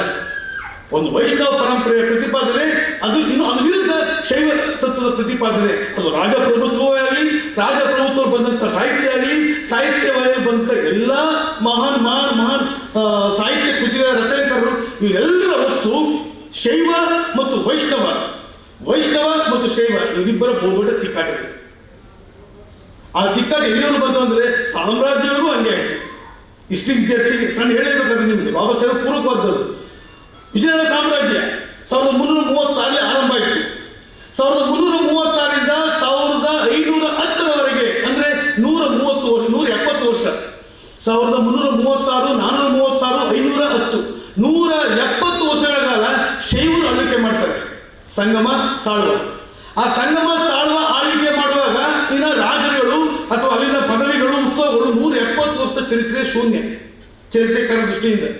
ಆದರೆ 1510ರಿಂದ 1530ರವರೆಗೆ ಆಳ್ವಿಕೆ ಮಾಡೋದಂಥ ತುಳುವ ಕೃಷ್ಣದೇವರಾಯ ವೈಷ್ಣವ ಅಂತಂದ್ರೆ ಅವ್ರು ವಿರೂಪಾಕ್ಷ ದೇವರನ್ನ ಬಿಟ್ಟು ಅವ್ರು ತಿರುಪತಿ ದೇವರು ಹಿಡ್ಕೊಂಡಕ್ಕಾಗಿ ಮತ್ತು ಅಲ್ಲಸಾನಿ ಪೆದ್ದನ್ನಂತ ವೈಷ್ಣವರ ಅಷ್ಟದಿಗ್ಗಜರು ಬಂದ ಕಾರಣಕ್ಕಾಗಿ ಬ್ರಾಹ್ಮಣ ಮತ್ತು ಬ್ರಾಹ್ಮಣ ಟೆಂಪಲ್ಗಳು ಹಂಪಿಯಲ್ಲಿ ನಿರ್ಮಾಣಗೊಂಡ ಕಾರಣಕ್ಕಾಗಿ, ಉದಾಹರಣೆಗೆ Hazararama temple, Rama temple, Pattabhirama temple, Krishna temple ಮತ್ತು ಅನಂತ ಸೇನ ಗುಡಿ, ಈ ತರ ವಿಷ್ಣು ಟೆಂಪಲ್ ನಿರ್ಮಾಣಗೊಂಡಕ್ಕಾಗಿ ಅವನ ಕಾಲವನ್ನು ಮಾತ್ರ ನಾವು ಸುವರ್ಣ ಯುಗ ಅಂತ ಕರೆದು. ವಿಜಯನಗರ ಕಾಲದಲ್ಲಿ ಆ ಕಾಲ ಮತ್ತು ಸುವರ್ಣ ಯುಗ. ಸಂಗಮ, ಸಾಳುವ, ಅಕ್ಕ, ಬುಕ್ಕ, ಹರಿಹರ, ಬೇರೆ ಬೇರೆ ಜಾತಿ ಜನಾಂಗ ಅಂತೆ, ಸಣ್ಣ ಜನಾಂಗ ಅವರೆಲ್ಲ ಆ ಕಾಲದಲ್ಲಿ ಹರಿಹರ ಹಳೆಬರ್ಗ, ಹರಿಹರನ ರಗಳೆ, ಪುರೋಡದೇವರ ಮಹಾಕಾವ್ಯ, ಆಮೇಲೆ ಶಿವಸತ್ವ ರತ್ನಾಕರ, ಈ ತರ ಶಿವನ ಕುರಿತ ಪುಸ್ತಕಗಳು ಬಂತು. ಅದು ಮೂಲೆ ಗುಂಪಿಡಲು ವಿಷ್ಣು ಪುರಾಣ ಬಂದ ಕೃತಿಗಳನ್ನ ಆ ಕಾಲವನ್ನ ಸುವರ್ಣ ಯುಗ ಕರೆಯೋದಕ್ಕೆ ಇದು ಚರಿತ್ರೆಯೂ ಕಣ್ಣ ಇದೆ. ಇದು ಚರಿತ್ರೆ ಅರ್ಥ ಮಾಡಿಕೊಂಡಾಗ ಮಾತ್ರ, ಈ ಎಲ್ಲ ಚರಿತ್ರೆಯನ್ನು ಬಹು ಸೂಕ್ಷ್ಮವಾಗಿ ಅರ್ಥ ಮಾಡಿಕೊಂಡಂತ ಬಾಬಾ ಸಾಹೇಬ್ ಅಂಬೇಡ್ಕರ್ ಮಾತ್ರ ಅವರದೇ ಆದ ಭಾರತ ಚರಿತ್ರೆ ಬರೆದ್ರು. ಬುದ್ಧನ ಭಾರತ ಚರಿತ್ರೆ ಬರೆದ್ರು, ಜನರ ಭಾರತ ಚರಿತ್ರೆ ಬರೆದ್ರು. ಆ ದೃಷ್ಟಿಯಿಂದ ಭಾರತದಲ್ಲಿ ಏನೆಲ್ಲ ಚರಿತ್ರೆಗಾಗಿರ್ಬೋದು, ಆರ್ಥಿಕ ಚರಿತ್ರೆಗಾಗಿರ್ಬೋದು, ಸಾಮಾಜಿಕ ಚರಿತ್ರೆಗಾಗಿರ್ಬೋದು, ಹಿಸ್ಟ್ರಿಯ ಚರಿತ್ರೆಗಾಗಿರ್ಬೋದು, ಒಬ್ಬ ಫಿಸಿಕ್ಸ್ ಚರಿತ್ರೆಗಾಗಿರ್ಬೋದು, ಆಂಥ್ರೋಪಾಲಜಿಕಲ್ ಸ್ಟಡೀಸ್ ಇರ್ಬೋದು. ಆದರೆ ಇವೆಲ್ಲರೂ ಓದಿಗೆ ಪೂರಕವಾಗಿ ಜನತೆಯ ಚರಿತ್ರೆಗಾರ ಅಂತ ಕಲಿಸಬೇಕು ಅನ್ನೋದು ಬಾಬಾ ಸಾಹೇಬ್ ಅಂಬೇಡ್ಕರ್ ಮಾತ್ರ. ಅಂಬೇಡ್ಕರ್ ಬರೆದು ಜನತೆಯ ಚರಿತ್ರೆಯನ್ನ, ಅದನ್ನು ಭಾರತದ ಜನತೆಯ ಚರಿತ್ರೆಯನ್ನ, ಭಾರತದ ಜನ ಮತ್ತು ಜನಕೇಂದ್ರ ಚರಿತ್ರೆ ಹೇಗಿರಬೇಕು, ಹೇಗೆ ಮಾತಾಡಬೇಕು ಅಂತ ಕಲಿಸುವ ಭಾರತವನ್ನ, ಅದಕ್ಕಾಗಿ ಅವರ ಬರವಣಿಗೆಯಿಂದ ರೂಪಿಸಿಕೊಂಡ ಇನ್ನೊಂದು ಬಹುದೊಡ್ಡ ವಸ್ತುವೇ ಸಂವಿಧಾನ. ಸಂವಿಧಾನ ನಮ್ಮೆಲ್ಲರಿಗೂ ಸಹ ಮಾತನಾಡಿಸ್ತು ಅಂತ ಹೇಳ್ತೀನಿ ನಿಮಗೆ. ಮಾತನಾಡಿಸ್ತು, ಮಾತು ಕಲಿಸ್ತು, ಮಾತನ್ನ ಮಾತಾಡೋಂಗೆ ಮಾಡ್ತು. ಆದರೆ ನಾವು ನೀವು ಮಾತಾಡಿದ್ರೆ ಮುಖ್ಯವಾಗಿದ್ದೀವಿ. ಅದೇ ನಮ್ಮ ದೊಡ್ಡ ಸ್ಟ್ಯಾಂಡರ್ಡ್. ಆ ಸ್ಟ್ಯಾಂಡರ್ಡ್ ನಾವು ಕಾಪಾಡ್ಕೋಬಾರ್ದು. ಯಾಕಂದ್ರೆ ನಮ್ಮಲ್ಲಿ ಅಂಬೇಡ್ಕರ್ ಅವರು 1920ರಲ್ಲಿ ಮೂಕನಾಯಕ ಪತ್ರಿಕೆಯನ್ನು ಆರಂಭ ಮಾಡಿದಾಗ ಈ ಸಂದರ್ಭ ಇತ್ತಲ್ಲ, ಆ ಸಂದರ್ಭವೇ ಬಹಳ ವಿಶಿಷ್ಟವಾದದ್ದು. 1930ರಲ್ಲಿ ಅಂಬೇಡ್ಕರ್ ಮೂಕನಾಯಕ ಪತ್ರಿಕೆ, 1920ರಲ್ಲಿ ಮೂಕನಾಯಕ ಪತ್ರಿಕೆಯನ್ನು ಆರಂಭ ಮಾಡಿದಾಗ ಆ ಟೈಟ್ಲ್ ಯಾಕಿಟ್ರು ಅಂತಂದ್ರೆ, ಆಗಾಗಲೇ ಕೇಸರಿ ಪತ್ರಿಕೆ ಇತ್ತು, ಗಾಂಧೀಜಿಯವರ ಹರಿಜನ ಪತ್ರಿಕೆ ಇತ್ತು. ಹರಿಜನ ಪತ್ರಿಕೆ ಮೂಲಕ ಗಾಂಧೀಜಿಯವರು ಈ ಬಹುದೊಡ್ಡ ಶ್ರಮಿಕ ವರ್ಗವನ್ನು ಅರಿಯ ಮಕ್ಕಳನ್ನು ಕರೆದಿದ್ರು, ದೇವರ ಮಕ್ಕಳನ್ನು ಕರೆದಿದ್ರು, ದೇವರ ಪ್ರಸಾದದ ಮಕ್ಕಳನ್ನು ಕರೆದಿದ್ರು. ಅವ್ರನ್ನ ಯಾಕಾಗಿ ಕರೆದ್ರು ಬೇಡ, ಅವರು ಮಹಾತ್ಮರವರು. ಅದು ಅಂಬೇಡ್ಕರ್ ಅದು ವಿರೋಧ ಮಾಡ್ತಾರೆ. ನಾವು ಅರಿಯ ಮಕ್ಕಳಾದ್ರೆ ನೀವ್ಯಾರ ಮಕ್ಕಳು? ದಿನನಿತ್ಯ ಪೂಜೆ ಮಾಡುವಂತ ನೀವೇ ಅರಿಯ ಮಕ್ಕಳಾಗಲ್ಲ. ನಿಮ್ಮ ಪೂಜೆಗೆ ಒಳಪಡಿಸಿದ, ನಿಮ್ಮ ದೇವಸ್ಥಾನದಿಂದ ಆಚರಿಸುವಂತ, ನಿಮ್ಮ ದೇವರಿಗೆ ಕಾಣಿಸಿದಂತ ವ್ಯಕ್ತಿ ನಾವೇನು ಅರಿ ಮಕ್ಕಳಾಗ್ತೀವಿ ಸ್ವಾಮಿ ಅಂತ ಪ್ರಶ್ನೆ ಕೇಳಿದಂತ ಅಂಬೇಡ್ಕರ್ ಭಾರತ. ನಾವೇ ಅನ್ಕೋಬಹುದು, ನಮಗೆಲ್ಲ ಎಂಥ ವ್ಯಕ್ತಿಗಳು ನಾವೆಲ್ಲ ಅಂತಂದ್ರೆ ಕುಲಪತಿಗಳು ಮುಂದೆ ಹೇಳ್ತಾರೆ ನಿಮ್ಗೆ, ಕನಕದಾಸನಿಗೆ ಪಾಪ ಕೃಷ್ಣ ಕಲ್ಲೇ ಬೆಳೆಸ್ಬಿಟ್ಟು ಮುಖ ತೋರಿಸ್ಬಿಟ್ನಂತೆ ಇಲ್ಲಿ ಪಕ್ಕ ಉಡುಪಿನಲ್ಲಿ. ಏನು ಸಾಧ್ಯ ನೀವೆಲ್ಲ? ಅಯ್ಯೋ ಸ್ವಾಮಿ, ಕನಕನಿಗೆ ವಾದಿರಾಜರು ಹೊಡೆದಂಥ ಪರೀಕ್ಷೆ ಬಾಳೆಹಣ್ಣಿನ ಪರೀಕ್ಷೆ ಅಲ್ಲ, ಬಾಳೆಹಣ್ಣಿನ ಪರೀಕ್ಷೆ. ಆ ಬಾಳೆಹಣ್ಣಿನಲ್ಲಿ ದೇವರು ಇಲ್ಲದ ಕಡೆ ತಿನ್ಕೊಬಂದು ಹೇಳಿದಾಗ ಎಲ್ಲ ತಿನ್ಕೊಬಂದ್ರು. ಬಾತ್ರೂಮಲ್ಲಿ, ಬೆಡ್ರೂಮಲ್ಲಿ, ಮಂಚದ ಕೆಳಗೆ, ಪೆಟ್ಟಿಗೆ ಒಳಗಡೆ. ಕನಕ ತಿನ್ಕೊ ಬರಲೇ ಇಲ್ಲ. ಹೌದು, ಕನಕ ಬಾಳೆ ತಿನ್ಕೊ ಬರಲೇ ಇಲ್ಲ. ಇವತ್ತು ಬಾಳೆ ಕನಕ ಒಂದು ತಿಂದೇ ಇಲ್ಲ. ಯಾರು ತಿಂದ್ರು ಅವ್ರು ಸುಖವಾಗಿದ್ದಾರೆ. ಇವತ್ತು ಕನಕನ ಒಂದ್ಸತ್ತು ನಾವೆಲ್ಲ ಬಾಳೆ ಹಿಡ್ಕೊಂಡು ಇಲ್ಲಿದೆ ದೇವರು ಎಲ್ಲೂ ಇದ್ದೇನೆ, ತಿಂದಿಲ್ಲ ಹೇಳ್ತಾ ಇದ್ದೀವಿ ಸಂವಿಧಾನದಲ್ಲಿ. ಯಾರು ತಿಂದ್ಬಿಟ್ಟು ಬಂದ್ರು ಮಡಿಕೆ ಒಳಗಡೆ ಗುಣ ಸುಖವಾಗಿ ಮಾಡಿಕೊಂಡು ಮಲಗಿದ್ದಾರೆ. ಇದು ವಿರುದ್ಧ ಬಾಬಾ ಸಾಹೇಬ್ ಅಂಬೇಡ್ಕರ್ ಜ್ಞಾನದ ಹಕ್ಕವನ್ನು ಹೇಳಿದ್ದು, ಜ್ಞಾನದ ಪಾಠವನ್ನು ಹೇಳಿದ್ದು. ಜ್ಞಾನ ಅಂದರೆ ಬಾಳೆಹಣ್ಣು ಕೈ ಇಟ್ಕೊಳ್ಳೋದಲ್ಲ, ಬಾಳೆಹಣ್ಣು ತಿನ್ನೋದಲ್ಲ.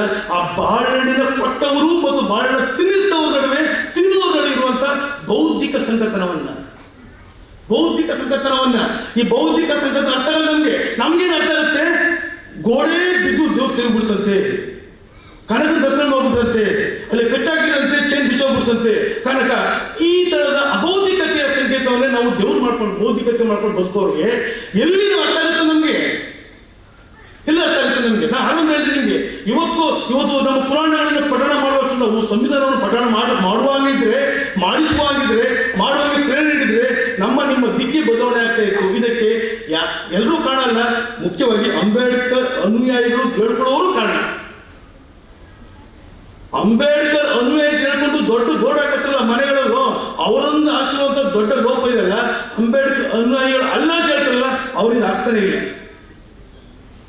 ಅವರು ಆ ರಥವನ್ನು ಅಲ್ಲೇ ಬಿಟ್ಟಿದ್ದಾರೆ, ಎಳಕ್ ಹೋಗಿಲ್ಲ, ಬಿಟ್ಟರೆ ಏನೋ ಅಂತ ಮನಸ್ಸಲ್ಲಿ. ಬಟ್ ಅಂಬೇಡ್ಕರ್ ವಾದ ಹೇಳ್ಕೊಳ್ಳೋರು ಮುಂದಕ್ಕೆ ಕೇಳಕ್ಕಾಗಲ್ಲ, ಹಿಂದಕ್ಕೆ ತೊಳಕ್ಕಾಗಲ್ಲ, ಜಗ್ಗಿಸ್ತಾ ಇದ್ದಾರೆ. ಅದರಲ್ಲಿ ಕಡದನ್ನ ಜಗ್ಗಿಸ್ತಾ ಇದ್ದಾರೆ. ಯಾಕಂದ್ರೆ ಮುಂದಕ್ಕೆ ಕೇಳಿದ್ರೆ ಗೊತ್ತಿಲ್ಲ, ಹಿಂದಕ್ಕೆ ಕೇಳಿದ್ರೆ ಈಸೇ ಗೊತ್ತು, ಒಂದು ಹಿಡ್ಕೊಳ್ತಾರೆ, ಜಗ್ಗಿಸ್ತಾರೆ. ಒಂದು ಹೆಜ್ಜೆ ಹಿಂದಕ್ಕೆ ಗೊತ್ತು, ಮುಂದಕ್ಕೆ ಬರಕ್ಕಾಗ್ತಿಲ್ಲ.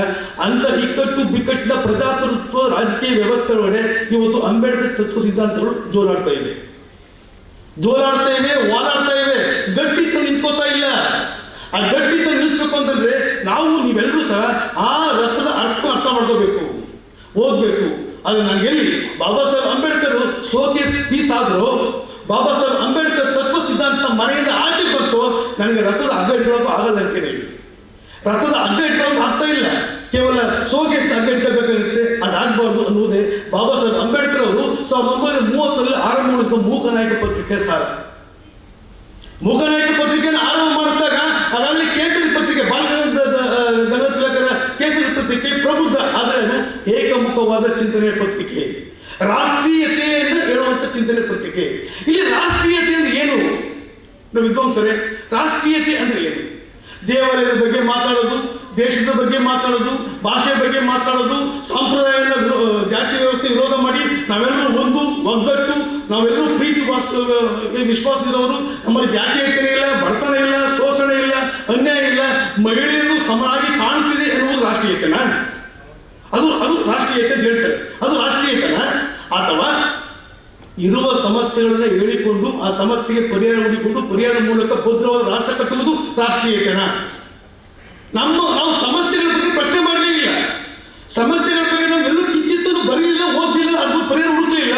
ಕೇವಲ ಇಲ್ಲದ ಪ್ರಪಂಚದ ವಸ್ತುಗಳನ್ನೇ ದೊಡ್ಡ ವಸ್ತು ಮಾಡಿಕೊಂಡು ವೈಭವದ ಬೇಸಿಲ್ಲದ ಮನೆಯನ್ನು ಕಟ್ಟುವ ಹೊರತು ನಾವು ಗಟ್ಟಿತನದ ಬೇಸಾಗಿರುವಂಥ ಈ ಪರಿಹಾರಗಳಿಗೆ ದಾರಿ ಹುಡುಕಿಕೊಂಡು ಗಟ್ಟಿತನದ ಬೇಸಾಕಿ ಭಾರತವನ್ನು ಕಟ್ಟಬೇಕು. ಆ ಕಟ್ಟಬೇಕು ಅಂತ ಹೇಳುವುದೇ ಅಂಬೇಡ್ಕರ್ ಅವರ ಬರವಣಿಗೆ ಮತ್ತು ಪತ್ರಿಕೆ ಸ್ವಾತಂತ್ರ್ಯದ ಮೂಲ ಉದ್ದೇಶ. ಈ ಮಾತು ಹೇಳೋದಕ್ಕಾಗಿ, ಈ ತರ ಒಂದು ಭಾರತ ನೋಡ್ಬೇಕು ಅಂತ ಹೇಳೋದಕ್ಕಾಗಿ ಅವರು ಅಂಬೇಡ್ಕರ್ ಅವರು ರಾಷ್ಟ್ರದ್ರೋಹಿ ಅಂತ ಪಟ್ಟವನ್ನು ಕಟ್ಕೋಬೇಕಾಯಿತು ಕೆಲವು ಸಂದರ್ಭದಲ್ಲಿ. ಯಾಕಂದ್ರೆ ಭಾರತದಲ್ಲಿ ಸ್ವಾತಂತ್ರ್ಯ ಚಳವಳಿ ಆಯಿತು, ಭಾರತದಲ್ಲಿ ಸ್ವಾತಂತ್ರ್ಯ ಚಳವಳಿ ಆಯಿತು. ಈ ಭಾರತವನ್ನು ವಿದೇಶಿಯರಿಂದ ಸ್ವಾತಂತ್ರ್ಯಗೊಳಿಸಲು ಲಕ್ಷಾಂತರ ಜನ ಕೋಟ್ಯಾಂತರ ಕೈಗಳು ಜೋಡಿಸಿದ್ವು, ಇಲ್ಲ ಅಂತ ಹೇಳ್ತಿಲ್ಲ. ಸಾವಿರಾರು ಜನ ಪ್ರಾಣ ತೆತ್ತರು, ಇಲ್ಲ ಅಂತ ಹೇಳ್ತಿಲ್ಲ, ಚರಿತ್ರೆ ಇದೆ. ಅದು ಭಾರತಕ್ಕೆ ಬಂದ ಸ್ವಾತಂತ್ರ್ಯ. ಆದರೆ 2000 ವರ್ಷಗಳಿಂದ ಭಾರತೀಯರಿಗೆ ಹಾಕಿರುವಂತಹ ಸ್ವಾತಂತ್ರ್ಯ ಹರಣವನ್ನ ಏಕ ವ್ಯಕ್ತಿಯಾಗಿ ತನ್ನ 2 ಕೈಗಳಿಂದ ಹೋರಾಡಿದ ಏಕೈಕ ವ್ಯಕ್ತಿ ಅಂದರೆ ಅದು ಭಾರತ ಸುಪುತ್ರ ಅಂಬೇಡ್ಕರ್ ಅವರು ಮಾತ್ರ.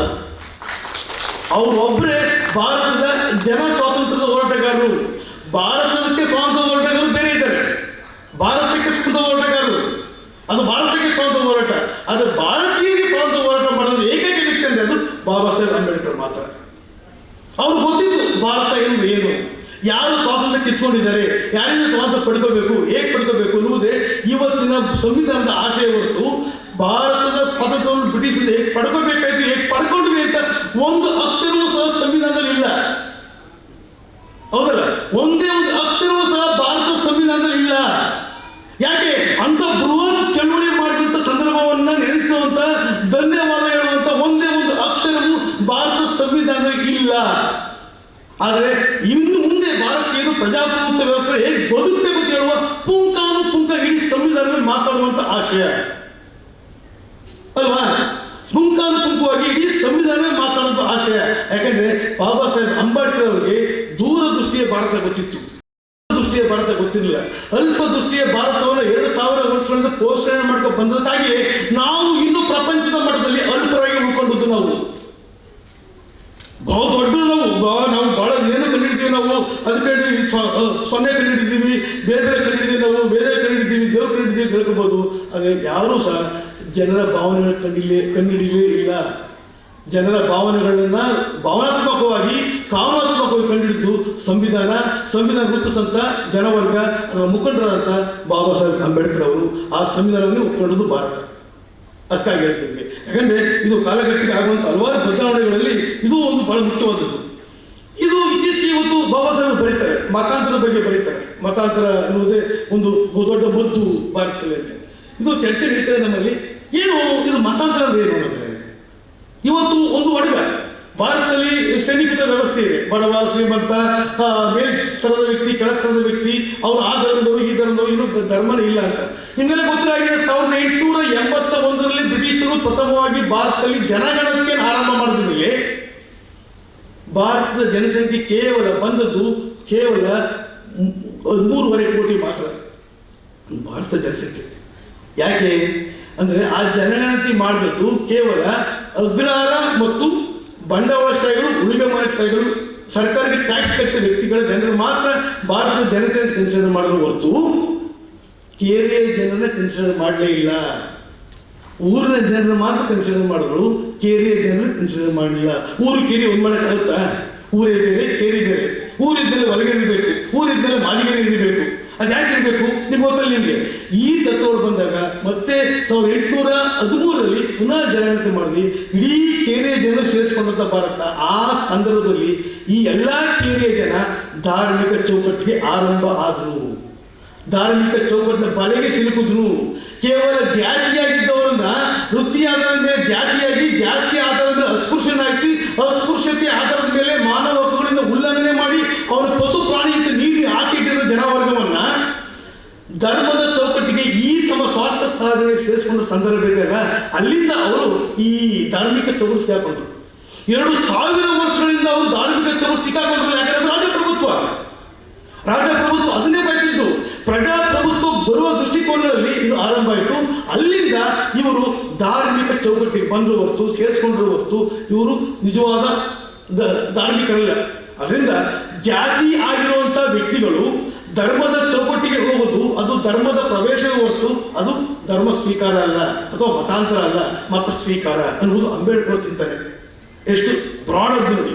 ಆದರೆ ಒಂದು ಮುಂಚೆ ಹೇಳ್ತಾರೆ ಅವರು. ಆದರೆ ಭಾರತದಲ್ಲಿ ಬೇರೆ ಅದು ಹಿಂದೂ ಕನ್ನಡಗೊಳ್ಳುವುದು, ಇಸ್ಲಾಂ ಕನ್ನಡಗೊಳ್ಳುವುದು, ಕ್ರೈಸ್ತೀಕರಣಗೊಳ್ಳುವುದು ಅದು ಮತ ಸ್ವೀಕಾರ. ಆದರೆ ಭಾರತದ ನಿಜವಾದ ಭಾರತ ಧರ್ಮವನ್ನ, ಸಮಸಂಸ್ಕೃತ ಧರ್ಮ, ಬೌದ್ಧ ಧರ್ಮವನ್ನ ತದನಂತರ ಬಂದಂಥ ಪ್ರಭುತ್ವಗಳು, ಗುಪ್ತರ ಕಾಲ ಆಗ್ಬೋದು, ಶಾಲೆಗಳಿಂದ ಚೆಂಡಾಡಿ ಬೌದ್ಧ ಧರ್ಮವನ್ನೇ ವೈದಿಕ ಧರ್ಮದ 13ನೇ ಅವತಾರ ಅಂತ ಹೇಳ್ಕೊಂಡು ಬೌದ್ಧ ಧರ್ಮವನ್ನೇ ತನ್ನ ಒಳ ತೋಳ್ ತೆಗೆದುಕೊಂಡಂಥ ಸಂದರ್ಭಗಳಿಂದ ನಾವೆಲ್ಲರೂ ಹೋಗುವುದು ನನ್ನ ಈ ಮನೆಯ ಪೂರ್ವ ಮನೆಗೆ, ನನ್ನ ಮರಳಿ ಮನೆಗೆ, ನಮ್ಮ ಮನೆಗೆ ಹೋಗುವುದು ಎಂಬುದು ಅಂಬೇಡ್ಕರ್ ಚಿಂತನೆ. ಅದು ಬೌದ್ಧ ಧರ್ಮದ ಕಡೆ ಹೋಗುವುದು ಅಂತ. ಬೌದ್ಧ ಧರ್ಮದಲ್ಲಿ ಮಾತನಾಡುವಾಗ ಅಂಬೇಡ್ಕರ್ 1930 ಮಾತಾಡಿದ್ರು 1956 ಅವರು ಬುದ್ಧನಡಿಗೆ ಹೋದಾಗ 56 ಬರೆದು ಮುಗಿಸಿದಂಥ ಪುಸ್ತಕ 1957 ಅವ್ರ ನಿಧನ ಆದ 8 ತಿಂಗಳಲ್ಲಿ ಬುದ್ಧ ಮತ್ತು ಆತನ ಧಮ್ಮ ಎಂಬ ಕೃತಿ ಆಚೆ ಬರ್ತದೆ. ಆರಂಭದಲ್ಲಿ 1917 ಅವ್ರ ಪುಸ್ತಕ ಆರಂಭಗೊಳ್ತಾರೆ ಭಾರತ ಸಾಮಾಜಿಕ ವ್ಯವಸ್ಥೆಗಳ ಬಗ್ಗೆ. 17ರಿಂದ 57ರವರೆಗೂ ಬರೆದಂಥ ಅಷ್ಟೂ ಭಾಷಣಗಳು, ಅಷ್ಟೂ ಕೃತಿಗಳು, ಅಷ್ಟೂ ಪತ್ರಿಕೆಗಳು ಆರಂಭದಲ್ಲಿ ಯಾವ ಜಾಡ ಇಟ್ಕೊಂಡು ಆರಂಭ ಮಾಡಿದ್ರು, ಯಾರ ವಿರುದ್ಧ ಬರೆದ್ರು, ಅದೇ ತಾತ್ವಿಕ ಸಿದ್ಧಾಂತವನ್ನ ಕೊನೆವರೆಗೂ ಇಟ್ಕೊಂಡಿದ್ರು. ಒಂದು ಪುಸ್ತಕವನ್ನ ಲಕ್ಷ್ಮಣಗೆ ಅರ್ಪಿಸುವುದು, ಒಂದು ಪುಸ್ತಕವನ್ನು ರಾಮನಿಗೆ ಅರ್ಪಿಸುವುದು, ಒಂದು ಪುಸ್ತಕವನ್ನು ಕೃಷ್ಣಗೆ ಅರ್ಪಿಸುವುದು, ಒಂದು ಪುಸ್ತಕವನ್ನು ಊರನ್ನು ಯಾವ ದನ ಬಗ್ಗೆ ಅರ್ಪಿಸುವುದು. ಹಂಗೆ ಮಾಡಲೇ ಇಲ್ಲ. ಅವರ ಸಿದ್ಧಾಂತ ಒಂದೇ, ಅವರ ಎಳೆ ಒಂದೇ, ಅವರ ಭಾವನೆ ಒಂದೇ, ಯಾರು ವೈರಿ ಎಂಬುದು ಸ್ಪಷ್ಟ ಗೊತ್ತಿತ್ತು. ಅದಕ್ಕಾಗಿ 1917ರಿಂದ ಮತ್ತು 4 ಪತ್ರಿಕೆಗಳು ಮೂಕನಾಯಕ, ಬಹಿಷ್ಕೃತ ಭಾರತ, ಜನತಾ, ಪ್ರಬುದ್ಧ ಭಾರತ, ಈ ಎಲ್ಲ ಪತ್ರಿಕೆಗಳ ಸಂಪಾದಕೀಯರು ಸಹ ಅವರು ಎಲ್ಲೋ ಜಾಡ್ ತಪ್ಪಲಿಲ್ಲ, ಎಲ್ಲೋ ಭಾರತೀಯರನ್ನು ಬಂದಿಲ್ಲ, ಎಲ್ಲೋ ಭಾರತೀಯರನ್ನ ಮಾತನಾಡಿಸುವುದು ತಪ್ಪಲಿಲ್ಲ, ಮಾತನಾಡಿಸೇ ಬರ್ತದೆ. ಎಲ್ಲ ಸಂಘದ ಕೂಸೆ ಸಂವಿಧಾನ. ಆ ಸಂವಿಧಾನದ ಆಶಯದ ಇನ್ನೊಂದು ರೂಪವೇ ಬುದ್ಧ ಮತ್ತು ಆತನ ಧಮ್ಮ. ಬುದ್ಧ ಮತ್ತು ಆತನ ಧಮ್ಮದ ಕೃತಿಯಲ್ಲಿ ಅವರು ಬಾಬಾ ಸಾಹೇಬ್ ಅಂಬೇಡ್ಕರ್ ಅವರು ಎಲ್ಲೂ ಸಹ ಭಾರತವನ್ನು ಬಿಟ್ಕೊಡಲ್ಲ. ಅದೇ ಅವರ ಭಾರತೀಯತ್ವದ ಮುಖ್ಯವಾದ ಅಂಶ. ಅವರು ವಿದೇಶಿ ಧರ್ಮಕ್ಕೆ ಹೋಗೋದಾಯಿತು, ಕ್ರೈಸ್ತರು ಮನೆ ಬಾಗಿಲು ಬಂದರು, ಸಿಖ್ಖರು ಮನೆ ಬಾಗಿಲು ಬಂದರು, ಮುಸ್ಲಿಮರು ಮನೆ ಬಾಗಿಲು ಬಂದರು, ಇದೆಲ್ಲ ಮನೆ ಬಾಗಿಲು ಬಂದರು. ಆದರೆ ಅವರೇ ಹೋದ ಮನೆ ಬೌದ್ಧ ಧರ್ಮ. ಯಾಕಂದ್ರೆ ಅದು ಭಾರತದ ಮನೆ, ಭಾರತ ತತ್ವ ಸಿದ್ಧಾಂತ ಇದ್ದ ಮನೆ. ಅದರಿಂದ ಬೌದ್ಧನ ಸ್ಥಾಪನೆ ಮಾಡಿದ, ಅಶೋಕ ಪ್ರೌಢ ಮಾಡಕ್ಕೆ ತಂದ, ಇನ್ನೂ ಒಂದು ಅದನ್ನು ಹಳ್ಳ ತಳ್ಳಿದ್ರ, ಮತ್ತೆ ಅಶೋಕ ಸಾಮ್ರಾಟನ ತರ ಶತಶತಮಾನ ಒಳಗೂ ಕತ್ತಿ ಹಿಡಿದೆ ಪೆನ್ನಿನ ಮೂಲಕವೇ ಬೌದ್ಧ ಧರ್ಮ ಸಾಮ್ರಾಜ್ಯ ಕಟ್ಟಿದ ಏಕೈಕ ನಾಯಕ, ಮೆರೆಯುವ ನಾಯಕ, ಧೀಮಂತ ಬಾಬಾ ಸಾಹೇಬ್ ಅಂಬೇಡ್ಕರ್ ಮಾತ್ರ ಎಂಬುದು ಮರೆಯಬಹುದು. ಅಂಬೇಡ್ಕರ್ ಅವರು ಈ ದಾರಿಗೆ ಹೋಗ್ಬೇಕು ಅಂತಂದ್ರೆ ಅವರ ರಸ್ತೆ ನ್ಯಾಷನಲ್ ಹೈವೇ ಆಗಿರಲಿಲ್ಲ. ನಿಮಗೆಲ್ಲ ಗೊತ್ತು, ನ್ಯಾಷನಲ್ ಹೈವೇ ದಾರಿಯಲ್ಲಿ ಸುಖವಾಗಿ ಹೋಗ್ತಾ ಇದ್ರು, ದೇವರ ಹೆಸರಲ್ಲಿ ಪಠಣ ಮಾಡ್ಕೊಂಡು ಸುಖವಾಗಿ ಹೋಗ್ತಾ ಇದ್ರು. ಅದು ಅಂಬೇಡ್ಕರ್ ಆಯ್ಕೆ ಮಾಡಿಕೊಂಡ ದಾರಿಗೆ ರಸ್ತೆ ಇಲ್ಲ, ಭಯಂಕರ 2,000 ವರ್ಷಗಳಿಂದ ಬೆಳೆದ್ಬಿಟ್ಟಿದೆ. ಕಳ್ಳಿ ಇಲ್ಲ. ಈ ಎಲ್ಲ ಕಳ್ಳಿ ಗಿಡಗಳನ್ನು ತೆಗಿಬೇಕಾದ್ರೆ ಅವರು ಯಾವತ್ತು ಬೇರೆಯವ್ರ ಥರ ಕತ್ತಿ ಹಿಡ್ಕೊಳ್ಳಿಲ್ಲ, ತ್ರಿಶೂಲ ಹಿಡ್ಕೊಳ್ಳಿಲ್ಲ, ಅಥವಾ ಕಾಳಿ ದೇವಿ ಥರ ನಾಲಿಗೆಯನ್ನು ಆಚೆ ಹಾಕಿ ದೊಡ್ಡ ಖಡ್ಗ ಹಿಡ್ಕೊಳ್ಳಿಲ್ಲ. ಅವ್ರು ಹಿಡ್ಕೊಂಡು ಒಂದೇ ಒಂದು ಬೆವರು ಎಂಬ ಇಂಕನ್ನು ಬಳಸ್ಕೊಂಡು ಪೆನ್ನು ಎಂಬ ಖಡ್ಗವನ್ನು, ಆ ಪೆನ್ನು ಎಂಬ ಖಡ್ಗ ಆ ನ್ಯಾಷನಲ್ ಹೈವೇನ ಶುದ್ಧ ಮಾಡ್ತು, ಆ ನ್ಯಾಷನಲ್ ಹೈವೇನ ಮಾಡಿಕೊಡ್ತು ನಮಗೆ. ಆ ನ್ಯಾಷನಲ್ ಹೈವೇನಲ್ಲಿ ನಡೆಯುವಾಗ ನಾವು ಪಡ್ತಿರುವಂಥ ಕಷ್ಟಗಳು, ನಾವು ನ್ಯಾಷನಲ್ ಹೈವೇ ಆದ್ರೂ ನಾವು ಬೀಳ್ತಿರುವಂಥ ಸಂದರ್ಭಗಳು ನಮ್ಮ ಮುಂದೆ ಇವೆ. ಅಥವಾ ಬೀಳಬಾರ್ದು. ಯಾಕಂದರೆ ಅದಕ್ಕೆ ನಮಗೆ ಬಾಬಾ ಸಾಹೇಬ್ ಅಂಬೇಡ್ಕರ್ ಅವರನ್ನು ಓದ್ಕೊಂಡ್ರೆ, ಅವ್ರನ್ನ ಅರಿತುಕೊಂಡ್ರೆ, ಅವರ ಚಿಂತನೆ ಮೈಗೂಡಿಸ್ಕೊಂಡ್ರೆ ಹೇಗೆ ನಡೀಬೇಕು ಗೊತ್ತಾಗುತ್ತೆ ನಮಗೆ. ಯಾಕಂದ್ರೆ ನಮಗೆ ಕೇವಲ 75 ವರ್ಷದ ಪ್ರಾಯ, ಇನ್ನೊಬ್ಬರಿಗೆ 2,500 ವರ್ಷಗಳ ಅರೆಯ. ನೋಡಿ, 2,500 ವರ್ಷಗಳಾದರೂ ಸಹ ಅದನ್ನು ಅರೆಯ ಅಂತ ಕರಿತೀವಿ. ಅರೆಯ ಅವ್ರಿಗೆ ಅವರಿಗೆ ಇವತ್ತು ಭಾಳ ಹೆಂಗೆ ಹುಡ್ತಾ ಇದ್ದಾರೆ. ಆದರೆ 70 ವರ್ಷದ ನಮಗೆ ಮುತ್ತಾಗ್ಬಿಟ್ಟಿದ್ದೀವಿ.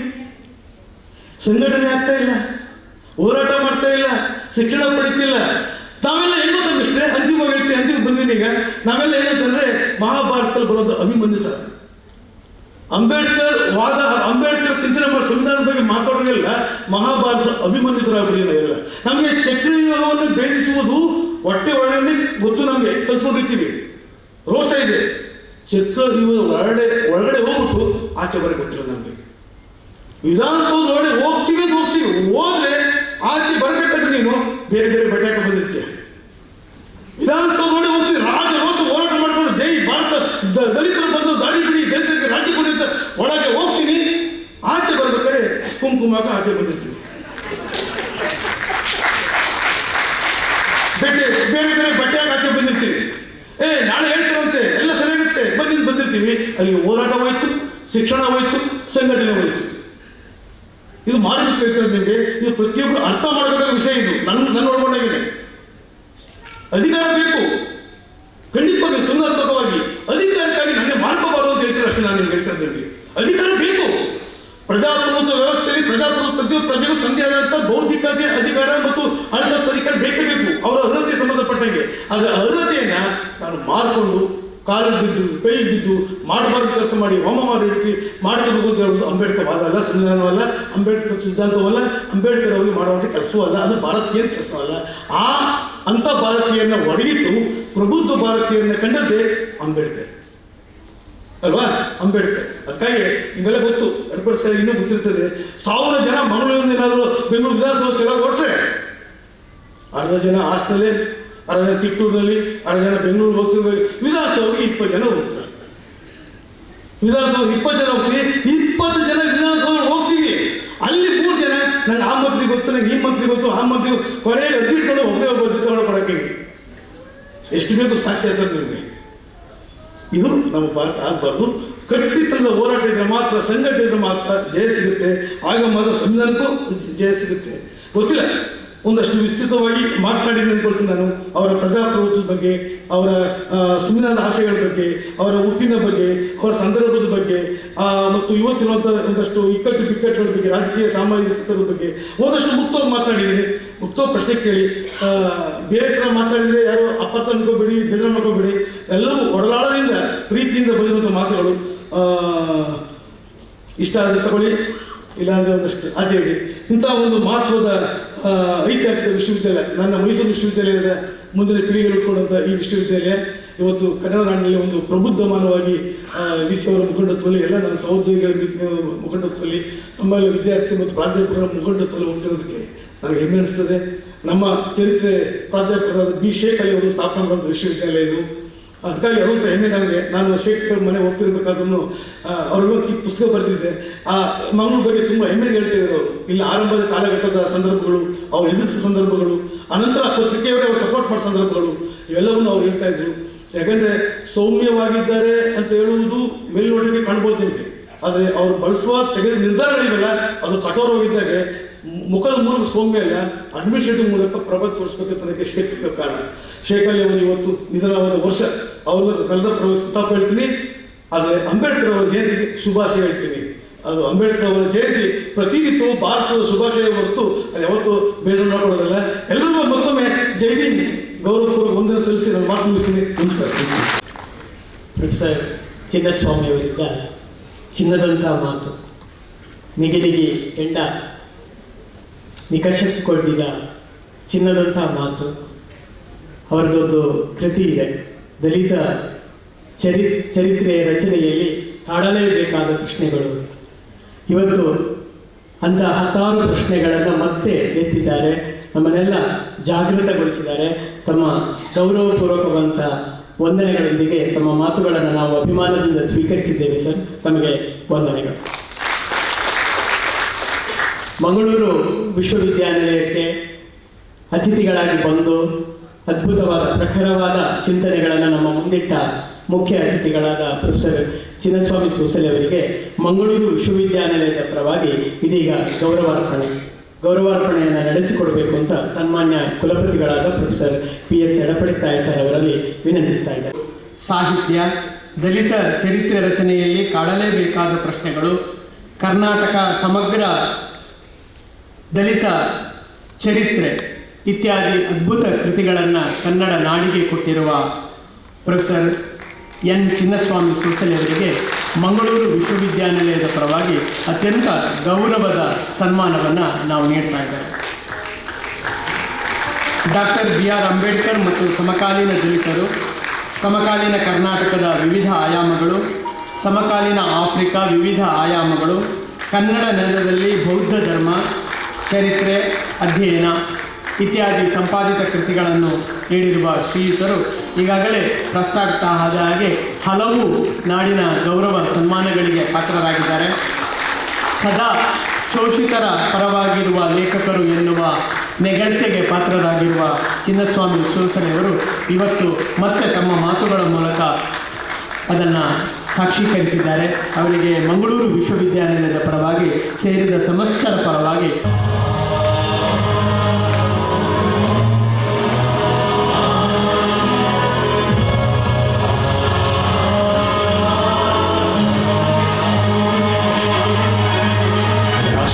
ಸಂವಿಧಾನಕ್ಕೆ ನೀನೆ ಶಿಲ್ಪಿಯು,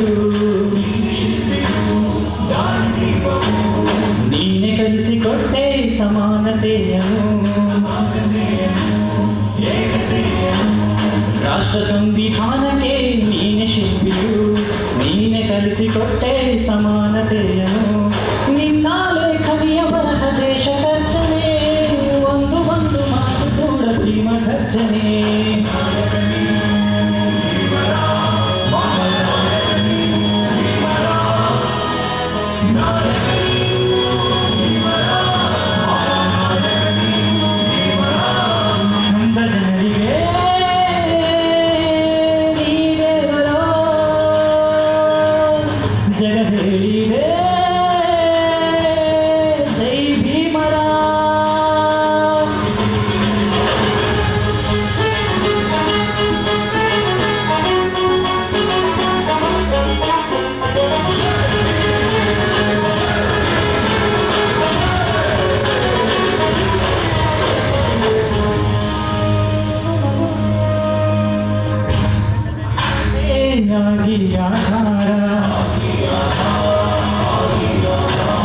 ನಿನ್ನಿಂದ ಅಸಮಾನತೆ ಈಗ ದೂರ,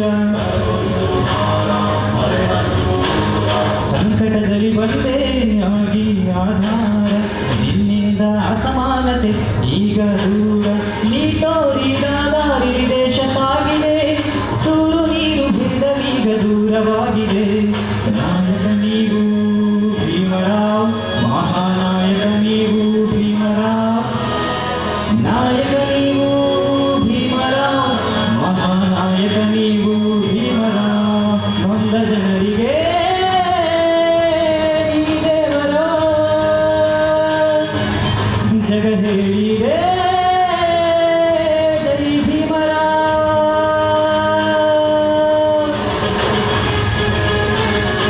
ಧನ್ಯವಾದಗಳು.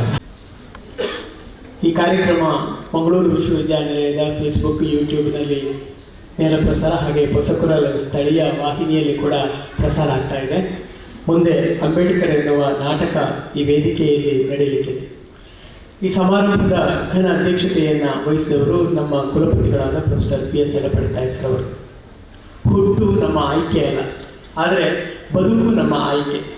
ಸಾಮಾಜಿಕ ನ್ಯಾಯಕ್ಕೆ ಗೌರವ ಕೊಡುವ, ಸಮಾನತೆಯ ಸಮಾಜಕ್ಕಾಗಿ ಹಂಬಲಿಸುವ, ಜೀವಪರವಾದ ಚಿಂತನೆಗಳನ್ನು ಅಳವಡಿಸುವ ಮಾನವೀಯ ಅಂತಃಕರಣ, ಅದನ್ನು ಹೊಂದುವುದು ಅದು ವ್ಯಕ್ತಿತ್ವದ ಘನತೆ. ಅಂತಹ ವ್ಯಕ್ತಿತ್ವದ ಘನತೆಯನ್ನು ಹೊಂದಿದ, ಘನತೆಯುಕ್ತ ವ್ಯಕ್ತಿತ್ವವನ್ನು ಹೊಂದಿದ ನಮ್ಮ ಕುಲಪತಿಗಳು ಪ್ರೊಫೆಸರ್ PS ಅವರು 9ನೇ ಕುಲಪತಿಯಾಗಿ ತಮ್ಮ ಅವಧಿಯಲ್ಲಿ ಭಾರತ ರತ್ನ ಡಾಕ್ಟರ್ Br. ಅಂಬೇಡ್ಕರ್ ಅವರ ಭವ್ಯ ಪುತ್ಥಳಿಯನ್ನು ವಿಶ್ವವಿದ್ಯಾನಿಲಯದಲ್ಲಿ ಸ್ಥಾಪಿಸಿದ ಸಂತೃಪ್ತಿಯಿಂದ ಇವತ್ತು ನಮ್ಮ ನಡುವೆ ಅವರು ಕೂತಿದ್ದಾರೆ. ಸದಾ ಕಲೆ, ಸಾಹಿತ್ಯ, ಸಂಸ್ಕೃತಿ ಮೊದಲಾದ ಎಲ್ಲ ಕ್ಷೇತ್ರಗಳಲ್ಲಿಯೂ ಕೂಡ ತಮ್ಮನ್ನು ಆಸಕ್ತಿಯಿಂದ ತೊಡಗಿಸಿಕೊಂಡ ಮತ್ತು ವಿಶ್ವವಿದ್ಯಾನಿಲಯದಲ್ಲಿ ಅದಕ್ಕೊಂದು ಮಾನ್ಯತೆಯನ್ನು ತಂದುಕೊಟ್ಟಿರತಕ್ಕಂಥ ಹಿರಿಯರು. ಈ ಸಮಾರಂಭದ ಅಧ್ಯಕ್ಷರು, ಅವರು ಅಧ್ಯಕ್ಷೀಯ ಮಾತುಗಳನ್ನು ನಮ್ಮ ಜೊತೆಗೆ ಹಂಚಿಕೊಳ್ಬೇಕು ಅಂತ ವಿನಂತಿಸ್ತಾರೆ. ನಮಸ್ಕಾರ. ಸಂವಿಧಾನ ಶಿಲ್ಪಿ, ಭಾರತ ರತ್ನ ಬಾಬಾ ಸಾಹೇಬ್ ಡಾಕ್ಟರ್ Br. ಅಂಬೇಡ್ಕರ್ ಅವರ 32ನೇ ಜನ್ಮ ಜಯಂತಿಯ ಶುಭಾಶಯಗಳನ್ನು ನಿಮಗೆಲ್ಲರಿಗೂ ನಾನು ಮಂಗಳೂರು ವಿಶ್ವವಿದ್ಯಾಲಯದ ಪರವಾಗಿ ಹಾಗೂ ನನ್ನ ವೈಯಕ್ತಿಕ ಪರವಾಗಿ ಸಲ್ಲಿಸ್ತಾ ಇದ್ದೇನೆ. ಈ ಸಮಾರಂಭದಲ್ಲಿ ಮುಖ್ಯ ಅತಿಥಿಗಳಾಗಿ ನಮ್ಮ ಜೊತೆಗಿದ್ದು ಬಹಳ ಅರ್ಥಪೂರ್ಣವಾಗಿ ಮತ್ತು ಪರಿಣಾಮಕಾರಿಯಾಗಿ ಉಪನ್ಯಾಸವನ್ನು ನೀಡಿದಂಥ ಪ್ರೊಫೆಸರ್ N. ಚಿನ್ನಸ್ವಾಮಿ ಸೋಸಲೆ ಅವರೇ, ನಮ್ಮ ವಿಶ್ವವಿದ್ಯಾಲಯದ ಕುಲಸಚಿವರಾದಂಥ ನನ್ನ ಆತ್ಮೀಯ ಮಿತ್ರರಾದಂಥ ಪ್ರೊಫೆಸರ್ ಕಿಶೋರ್ ಕುಮಾರ್ CK ಅವರೇ, ಪರೀಕ್ಷಾ ಕುಲಸಚಿವರಾದ ಪ್ರೊಫೆಸರ್ ರಾಜು ಚಲನ್ ಅವರೇ, ಹಣಕಾಸು ಅಧಿಕಾರಿಗಳಾದಂಥ ಪ್ರೊಫೆಸರ್ ಸಂಗಪ್ಪನವರೇ, ಪರಿಶಿಷ್ಟ ಜಾತಿ ಪಂಗಡ ಘಟಕದ ವಿಶೇಷ ಅಧಿಕಾರಿ ಹಾಗೂ ನನ್ನ ಸ್ನೇಹಿತರಾದಂಥ ಡಾಕ್ಟರ್ ನರಸಿಂಹಯ್ಯ ಅವರೇ, ಶಿಕ್ಷಕ ಶಿಕ್ಷಕೇತರ ಬಂಧುಗಳೇ, ಸಂಶೋಧನಾ ವಿದ್ಯಾರ್ಥಿಗಳೇ, ವಿದ್ಯಾರ್ಥಿನಿಯರೇ, ವಿಶೇಷ ಆಹ್ವಾನಿತರೇ, ಪತ್ರಿಕಾ ಮಾಧ್ಯಮದ ಮತ್ತು ದೃಶ್ಯ ಮಾಧ್ಯಮದ ಸನ್ಮಿತ್ರರೇ, ಇವತ್ತು ಮಂಗಳೂರು ವಿಶ್ವವಿದ್ಯಾಲಯದಲ್ಲಿ ಡಾಕ್ಟರ್ ಬಾಬಾ ಸಾಹೇಬ್ ಅಂಬೇಡ್ಕರ್ ಅವರ 132ನೇ ಜನ್ಮ ಜಯಂತಿಯ ಪ್ರಯುಕ್ತ ಅವರ ಪ್ರತಿಮೆಗೆ ಮಾಲಾರ್ಪಣೆ ಮಾಡುವಂಥ ಸೌಭಾಗ್ಯ ನಿಮ್ಮೆಲ್ಲರ ಪಾಲಿಗೆ ಒದಗಿ ಬಂದದ್ದು ಖಂಡಿತ ನಾವೆಲ್ಲರೂ ಎಲ್ಲರನ್ನೂ ಕೂಡ ಅಭಿನಂದಿಸಬೇಕು, ಅಭಿವಂದಿಸಬೇಕು. ಮತ್ತು ಮಂಗಳೂರು ವಿಶ್ವವಿದ್ಯಾಲಯದ ಪರವಾಗಿ, ನನ್ನ ವೈಯಕ್ತಿಕ ಪರವಾಗಿ ಎಲ್ಲರಿಗೂ ಕೂಡ ನಾನು ಮಾಡಿದ್ದಲ್ಲ, ಆಚಾರ್ಯ ಮುಖೇನ ಅಂತ ಹೇಳ್ತಾರೆ ನೋಡಿ, ಹಾಗೆ ನನ್ನ ಅವಧಿಯಲ್ಲಿ ಅದಾದದ್ದು ನನ್ನ ಪೂರ್ವಜನ್ಮದ ಸೌಭಾಗ್ಯ ಅಂತ ಹೇಳುವಂಥದ್ದು ನಾನು ಹೇಳ್ತಾ ಇದ್ದೇನೆ. ಅದು ಕಾರಣ ನಿಮ್ಮಿಂದಾಗಿದೆ. ನಿಮ್ಮ ಸಲಹೆ, ಸೂಚನೆ, ಮಾರ್ಗದರ್ಶನ, ಬೆಂಬಲ ಮತ್ತು ಪ್ರೇರಣೆಯ ಮೂಲಕ ಆಗಿದ್ದೇ ಬಿಟ್ಟರೆ ಬೇರೆ ಯಾವುದು ಅಲ್ಲ ಅಂತ ಹೇಳುವಂಥದ್ದು. ಡಾಕ್ಟರ್ ಬಾಬಾ ಸಾಹೇಬ್ ಅಂಬೇಡ್ಕರ ಮೂಲ ಮಂತ್ರವೇ 3 ವಿಷಯ. ಒಂದು ಶಿಕ್ಷಣ, ಯಾರೂ ಕೂಡ ಶಿಕ್ಷಣದಿಂದ ವಂಚಿತರಾಗಬಾರದು. ಶಿಕ್ಷಣವೇ ನಮ್ಮನ್ನು ಪ್ರಬುದ್ಧರಾಗಿ ಮಾಡ್ತದೆ, ಬಲಶಾಲಿಯಾಗಿ ಮಾಡ್ತದೆ ಶಿಕ್ಷಣ. 2ನೇ ಮಂತ್ರ ಹೇಳಿದವರು ಸಂಘಟನೆ. ನಾವು ಬೇರೆ ಬೇರೆಯಾಗಿ ನಿಂತು ನೋಡಿದರೂ ಕಾಣೋದಿಲ್ಲ ಚಿತ್ರಣ. ದೊಡ್ಡ ಚಿತ್ರಣದ ಅರಿವಾಗಬೇಕು, ಅಂಡರ್ಸ್ಟ್ಯಾಂಡಿಂಗ್ ದ ಬಿಗ್ ಪಿಕ್ಚರ್ ಹೇಳ್ತಾರೆ. ಅದಾಗಬೇಕಾದ್ರೆ ಎಲ್ಲರೂ ಸಂಘಟಿತರಾಗಿ, ಸಮಾನ ಮನಸ್ಕರಾಗಿ, ಸಮಾನ ಚಿಂತನೆಯ ಮೂಲಕ ಸಮ ಸಮಾಜದ ನಿರ್ಮಾಣ ಮಾಡುವಲ್ಲಿ ನಾವು ಯಶಸ್ವಿ ಆಗ್ಬೋದು. ಅದಾಗಬೇಕಾದ್ರೆ ನಮ್ಮಲ್ಲಿರುವ ಅಸ್ತ್ರ, ಶಸ್ತ್ರ ಮತ್ತು ಶಾಸ್ತ್ರ ಅದು ಯಾವುದು ಅಂತ ಹೇಳಿದ್ರೆ ಸಂಘಟನೆ ಅಂತ ಹೇಳಿದರು. ಶಿಕ್ಷಣ ಮತ್ತು ಸಂಘಟನೆ ಇಷ್ಟರಲ್ಲಿ ನಾವು ನೆನೆಸಿದಾಗ ಆಗೋದಿಲ್ಲ. ಯಾಕಂದರೆ ಈ ಸಂಪ್ರದಾಯಸ್ಥ ಮನಸ್ಥಿತಿಯಿಂದ ಹೊರಗಡೆ ನಾವು ಜನರನ್ನು ತರಬೇಕು ಅಂತ ಆದರೆ, ಅಥವಾ ಅಂಥ ಮನಸ್ಥಿತಿಯ ವಿರುದ್ಧ ಹೋರಾಟ ಮಾಡಿ ಯಶಸ್ಸನ್ನು ಗಳಿಸಬೇಕಾದ್ರೆ ಹೋರಾಟ ಅಂತ ಹೇಳೋ ನಮ್ಮ ಬದುಕಾಗಬೇಕಾಗುತ್ತೆ ಅಂತ ಹೇಳಿದರು. ಸೊ ಶಿಕ್ಷಣ, ಸಂಘಟನೆ, ಹೋರಾಟ ಅಂತ ಹೇಳುವಂಥದ್ದು ಬಾಬಾ ಸಾಹೇಬ್ ಅಂಬೇಡ್ಕರ್ ಅವರ ಮೂಲ ಮಂತ್ರ ಆಗಿತ್ತು. ಅದಲ್ಲದೆ ಅವರು ಹೇಳಿದ್ದೇನು ಅಂತ ಹೇಳಿದ್ರೆ, ಸ್ವಾತಂತ್ರ್ಯ ಪೂರ್ವದಲ್ಲಿಯೂ ಅವರ ಕೊಡುಗೆ ಅನನ್ಯವಾಗಿತ್ತು. ಸ್ವಾತಂತ್ರ್ಯ ನಂತರ ನಮಗೆ ಗೊತ್ತಿದೆ, ನಾವೀಗ ಆಜಾದಿಕ ಅಮೃತ ಮಹೋತ್ಸವ ಆಚರಿಸ್ತಾ ಇದ್ದೇವೆ, ನಾವು ಎಲ್ಲವೂ ಸರಿ. ಆದರೆ ಅವರ ಮಾತು ಕೂಡ ಬಹಳ ಅರ್ಥಪೂರ್ಣವಾಗಿದ್ದು, ನೀವು ಅನುಭವಿಸ್ತಿರುವಂಥದ್ದು ಅದೇನು ಅಂತ ಹೇಳಿದ್ರೆ, ರಾಜಕೀಯ ಸ್ವಾತಂತ್ರ್ಯದ ಜತೆಗೆ ಸಾಮಾಜಿಕ ಮತ್ತು ಆರ್ಥಿಕ ಸ್ವಾತಂತ್ರ್ಯ ಕೂಡ ಅಷ್ಟೇ ಮುಖ್ಯ ಅಂತೇಳಿ ಪ್ರತಿಪಾದಿಸಿದವರು ಬಾಬಾ ಸಾಹೇಬ್ ಅಂಬೇಡ್ಕರ್ ಅವರು. ಅದು ಬಹಳ ಮುಖ್ಯ ಆಗುತ್ತೆ. ಆಮೇಲೆ ಅವರ ಆಶಯ ಏನಾಗಿತ್ತು ಅಂತಂದರೆ, ನಮ್ಮ ನುಡಿ ಮತ್ತು ನಡೆ ಅಲ್ಲಿ ಅಂತರ ಇರಬಾರದು. ನುಡಿ ಮತ್ತು ನಡೆಯಲ್ಲಿ ಯಾವಾಗ ಅಂತರ ಇಲ್ವೋ, ಪ್ರೀತಿ, ವಿಶ್ವಾಸ, ಅಭಿಮಾನ, ಹೆಮ್ಮೆ, ಬದ್ಧತೆಯಿಂದ ನಾವು ಕಾರ್ಯೋನ್ಮುಖರಾಗ್ತೇವೋ, ಸಮ ಸಮಾಜದ ನಿರ್ಮಾಣ ಸಾಧ್ಯ ಅಂತ ಹೇಳಿ ಒಂದು ಕಡೆ ಹೇಳ್ತಾರೆ, A good constitution will be hurt by it's bad implementation ಅಂತ. ಇವತ್ತು ನಾವು ಕಾಣ್ತೇವೆ. ನಾವು ಸಂವಿಧಾನದ ಆಶಯ ಇರಬಹುದು, ಅದು ಈಡೇರಬೇಕು ಅಂತ ಹೇಳಿದ್ರೆ, ಸಂವಿಧಾನ ಅಂತ ಹೇಳುವಂಥದ್ದು ನಮ್ಮ ಪವಿತ್ರವಾದ ಗ್ರಂಥ ಅಂತ ಹೇಳಿ ಮೊದಲು ನಾವು ಒಪ್ಪಿಕೊಳ್ಳುವಂಥ ಮನಸ್ಥಿತಿ ನಿರ್ಮಾಣ ಆಗಬೇಕು. ಮತ್ತೆ ಅಲ್ಲಿರುವ ಆಶಯಗಳು ಏನು ಅಂತ ಹೇಳಿ ಅರ್ಥ ಆದರೆ ಮಾತ್ರ ಸಾಲದು, ಮೈಗೂಡಿಸಿಕೊಳ್ಬೇಕು, ಮನವರಿಕೆ ಆಗಬೇಕು. ಅದರಂತೆ ನಮ್ಮ ಬದುಕು ಕಟ್ಟಿಕೊಳ್ಳಬೇಕು, ನಮ್ಮ ಜೀವನವನ್ನು ನಾವು ಸಾಗಿಸುವಂತೆ ಆಗಬೇಕು.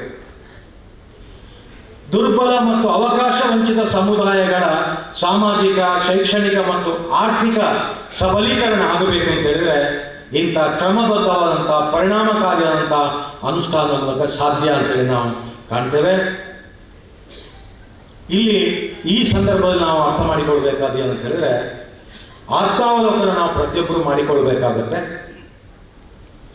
ನಾನು ನನ್ನ ಹಂತದಲ್ಲಿ ನನ್ನ ಅವಕಾಶದ ಸದ್ಬಳಕೆ ಮಾಡಿಕೊಂಡು ಜನಪರವಾಗಿ, ಸಮಾಜಮುಖಿಯಾಗಿ, ಸಮಾಜದ ಕಟ್ಟ ಕಡೆಯ ವ್ಯಕ್ತಿಗೆ ಸಹಾಯ ಆಗುವ ರೀತಿಯಲ್ಲಿ ಕೆಲಸ ಮಾಡೋದಲ್ಲ, ನಾನು ಯಾವ ರೀತಿಯಲ್ಲಿ ಸೇವೆ ಸಲ್ಲಿಸಬೇಕು ಅಂತ ಹೇಳುವಂಥದ್ದು ಪ್ರತಿಯೊಬ್ಬರು ಅರ್ಥ ಮಾಡಿಕೊಳ್ಬೇಕಾಗುತ್ತೆ. ಈ ಸಮಯ ಸಾಧ್ಯ ಆಯ್ತಾ, ಕಷ್ಟ ಸಾಧ್ಯ ಆಯ್ತಾ, ಎಲ್ಲಿವರೆಗೆ ನನ್ನ ಗುರಿ ನಾನು ಹಾಕಿದ್ದು ಮುಟ್ಲಿಕ್ಕೆ ಆಯಿತು, ಆಗಲಿಲ್ಲ ಅಂತ ಹೇಳೋ ಬಗ್ಗೆ ಆತ್ಮಾವಲೋಕನ ಮಾಡಿಕೊಳ್ಳುವಂಥದ್ದು ಬೇಕಾಗುತ್ತೆ.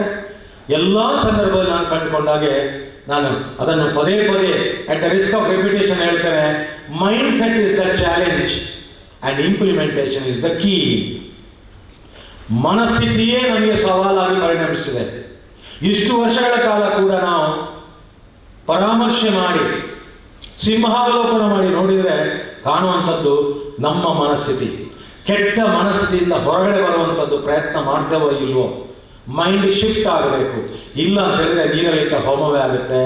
ಎಷ್ಟು ನಾವು ಮಾತಾಡಿ, ಎಷ್ಟು ಭಾಷಣ ಮಾಡಿ, ಎಷ್ಟೆಷ್ಟು ಪಾಲಿಸಿ ಡಾಕ್ಯುಮೆಂಟ್ಸ್ಗಳನ್ನು ತಂದು ಪ್ರಭುತ್ವ ವ್ಯವಸ್ಥೆಯಲ್ಲಿ ಏನೆಲ್ಲ ಮಾಡಿದರೂ ಕೂಡ ಸಮಾಜದ ಕಟ್ಟ ಕಡೆಯ ವ್ಯಕ್ತಿಯ ಆಶೋತ್ತರ ಈಡೇರಿಸಲಿಕ್ಕೆ ಸಾಧ್ಯ ಆಗುವುದಿಲ್ಲ. ಸಾಧಾರಣ ಈ ಮನಸ್ಥಿತಿಯಲ್ಲಿ ಬದಲಾವಣೆ ತರುವಂಥದ್ದು.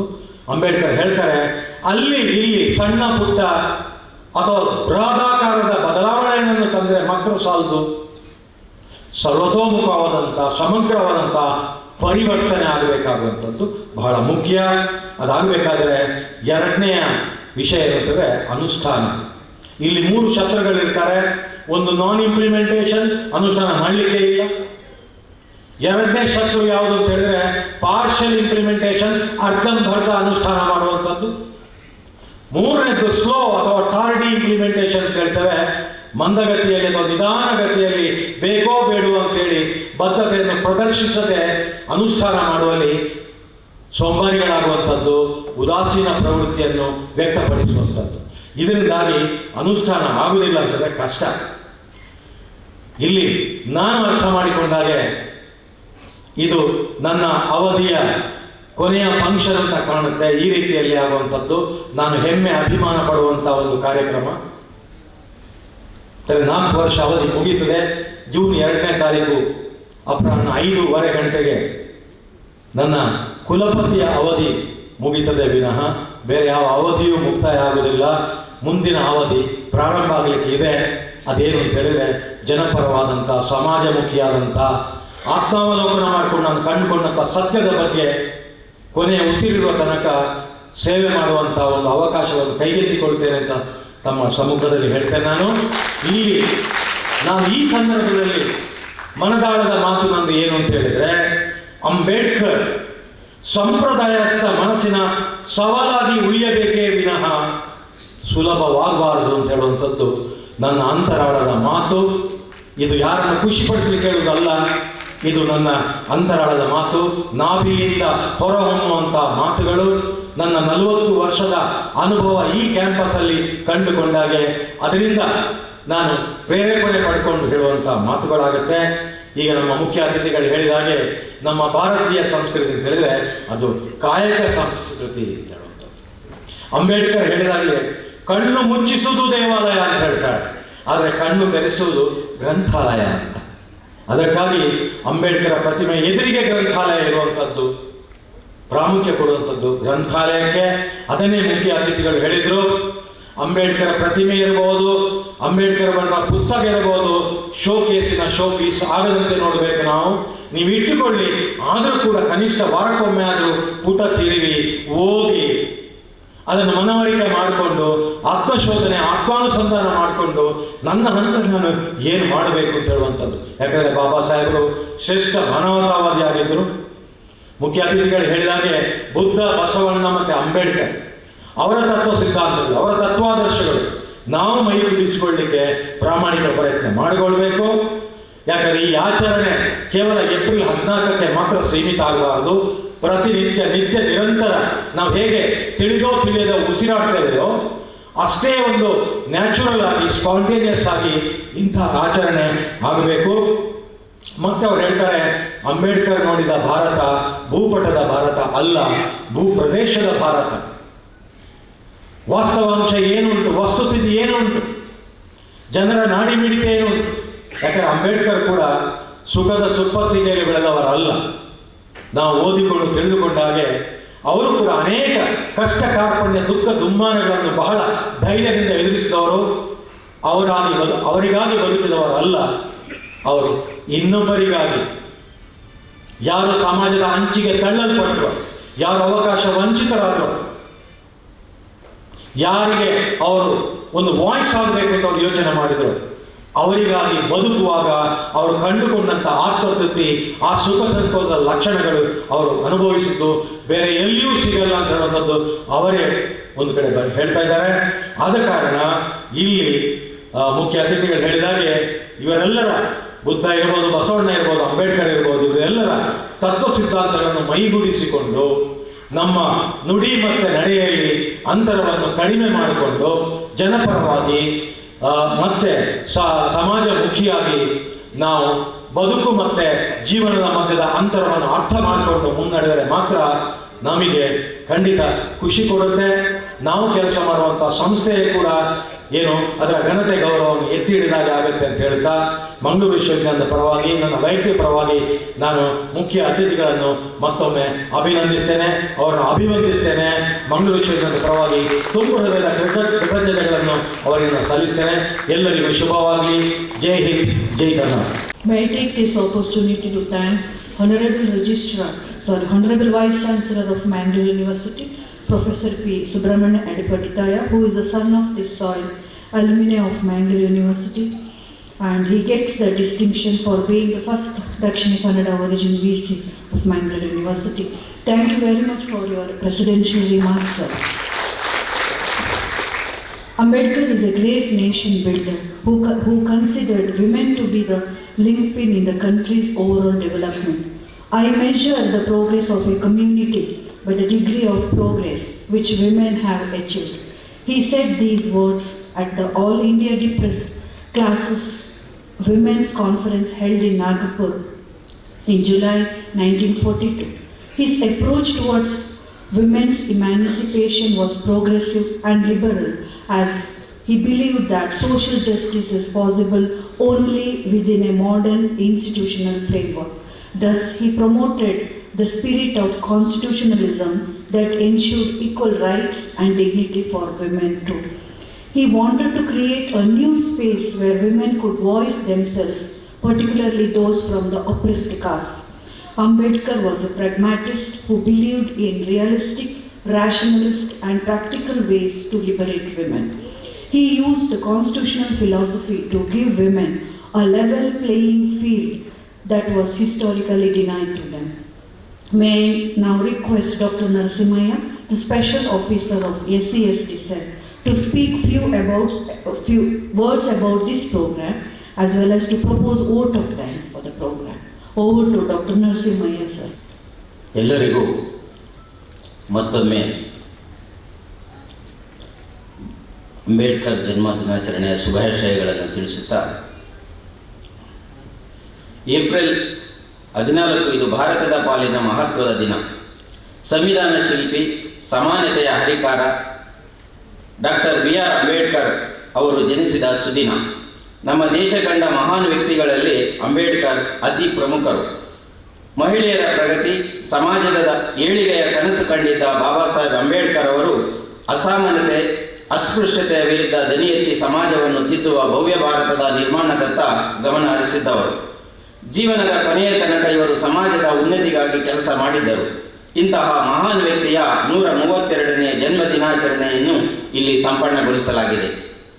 ಮಂಗಳೂರು ವಿಶ್ವವಿದ್ಯಾಲಯದಲ್ಲಿ ಆಯೋಜಿಸಿದ ಭಾರತ ರತ್ನ ಸಂವಿಧಾನ ಶಿಲ್ಪಿ ಡಾಕ್ಟರ್ Br. ಅಂಬೇಡ್ಕರ್ ಅವರ 132ನೇ ಜನ್ಮ ದಿನಾಚರಣೆಯ ಈ ಅರ್ಥಪೂರ್ಣ ಕಾರ್ಯಕ್ರಮವು ಯಶಸ್ವಿಯಾಗಲು ಸಹಕರಿಸಿದ ಎಲ್ಲರಿಗೂ ಕೃತಜ್ಞತೆಗಳನ್ನು ಅರ್ಪಿಸಲು ನಾನು ಹೆಮ್ಮೆ ಪಡುತ್ತೇನೆ. ಮೊದಲನೆಯದಾಗಿ ನಮ್ಮ ಗೌರವಾನ್ವಿತ ಕುಲಪತಿಗಳಾದ ಪ್ರೊಫೆಸರ್ P. ಸುಬ್ರಹ್ಮಣ್ಯ ಎಡೆಪಡಿತಾಯ ಅವರಿಗೆ ತಮ್ಮೆಲ್ಲರ ಪರವಾಗಿ ಹಾಗೂ ನನ್ನ ವೈಯಕ್ತಿಕ ನೆಲೆಯಲ್ಲಿ ಹೃತ್ಪೂರ್ವಕ ಧನ್ಯವಾದಗಳನ್ನು ಸಲ್ಲಿಸುತ್ತೇನೆ. ಅವರ ಸಮರ್ಥ ನಾಯಕತ್ವ ಮತ್ತು ಎಲ್ಲ ಮಾರ್ಗದರ್ಶನದಿಂದಾಗಿ ಇಂದಿನ ಈ ಕಾರ್ಯಕ್ರಮವು ಯಶಸ್ವಿಯಾಯಿತು. ಅವರು ಸ್ಫೂರ್ತಿದಾಯಕ ಅಧ್ಯಕ್ಷೀಯ ನುಡಿಗಳನ್ನು ಆಡಿರುತ್ತಾರೆ. ಅದಕ್ಕಾಗಿ ನಾನು ಅವರಿಗೆ ವಿಶೇಷ ಅಭಿನಂದನೆ ಮತ್ತು ವಂದನೆಗಳನ್ನು ಸಲ್ಲಿಸುತ್ತೇನೆ. Thank you very much sir. ಇವತ್ತಿನ ಕಾರ್ಯಕ್ರಮದ ಮುಖ್ಯವಾದ ಉಪನ್ಯಾಸ, ಅದನ್ನು ಅರ್ಥಪೂರ್ಣವಾಗಿ ನಡೆಸಿಕೊಟ್ಟವರು ಕನ್ನಡ ನಾಡಿನ ಖ್ಯಾತ ಚಿಂತಕ, ಸಂಶೋಧಕ, ಬರಹಗಾರ, ಇತಿಹಾಸ ತಜ್ಞರಾಗಿರುವ ಪ್ರೊಫೆಸರ್ ಎನ್ ಚಿನ್ನಸ್ವಾಮಿ ಸೋಸಲೆ ಅವರು.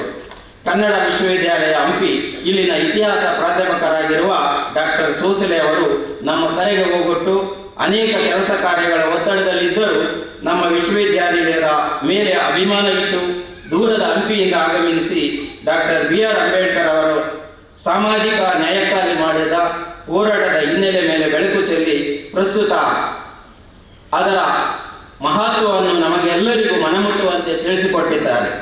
ಅವರಿಗೆ ನಮ್ಮ ಗೌರವಾನ್ವಿತ ಕುಲಪತಿಗಳ ಪರವಾಗಿ, ವಿಶ್ವವಿದ್ಯಾಲಯದ ಬೋಧಕೇತರ ಸಿಬ್ಬಂದಿಗಳ ಪರವಾಗಿ ಹಾಗೂ ನಿಮ್ಮೆಲ್ಲರ ಪರವಾಗಿ ಅತ್ಯಂತ ಗೌರವಪೂರ್ವಕವಾಗಿ ಕೃತಜ್ಞತೆಗಳನ್ನು ಸಲ್ಲಿಸುತ್ತೇನೆ. Thank you sir. ವಿಶ್ವವಿದ್ಯಾನಿಲಯದಲ್ಲಿ ಡಾಕ್ಟರ್ Br. ಅಂಬೇಡ್ಕರ್ ಅವರ 132ನೇ ಜನ್ಮದಿನಾಚರಣೆಯನ್ನು ಕಾರ್ಯಗತಗೊಳಿಸಲು ಬೇಕಾದ ಎಲ್ಲ ಆಡಳಿತಾತ್ಮಕ ಸಹಕಾರಗಳನ್ನು ನೀಡುವುದರ ಜೊತೆಗೆ ಪ್ರತಿಯೊಂದು ಹಂತದಲ್ಲಿ ವಿಶೇಷ ಕಾಳಜಿ ವಹಿಸಿ ಈ ಕಾರ್ಯಕ್ರಮ ಯಶಸ್ವಿಯಾಗಲು ಕಾರಣಕರ್ತರು ನಮ್ಮ ನೆಚ್ಚಿನ ಕುಲಸಚಿವರಾದ ಪ್ರೊಫೆಸರ್ ಕಿಶೋರ್ ಕುಮಾರ್ ಸಿ.ಕೆ. ಅವರು ಪ್ರಾಸ್ತಾವಿಕ ನುಡಿಗಳೊಂದಿಗೆ ಸ್ವಾಗತವನ್ನು ಕೋರಿರುತ್ತಾರೆ. ಅವರಿಗೆ ಮತ್ತು ಈ ನಿಟ್ಟಿನಲ್ಲಿ ಸಹಕರಿಸಿದ ಎಲ್ಲ ಸಿಬ್ಬಂದಿ ವರ್ಗದವರಿಗೆ ನಾನು ತಮ್ಮೆಲ್ಲರ ಪರವಾಗಿ ಮನದಾಳದ ವಂದನೆಗಳನ್ನು ಸಲ್ಲಿಸುತ್ತೇನೆ. Thank you sir.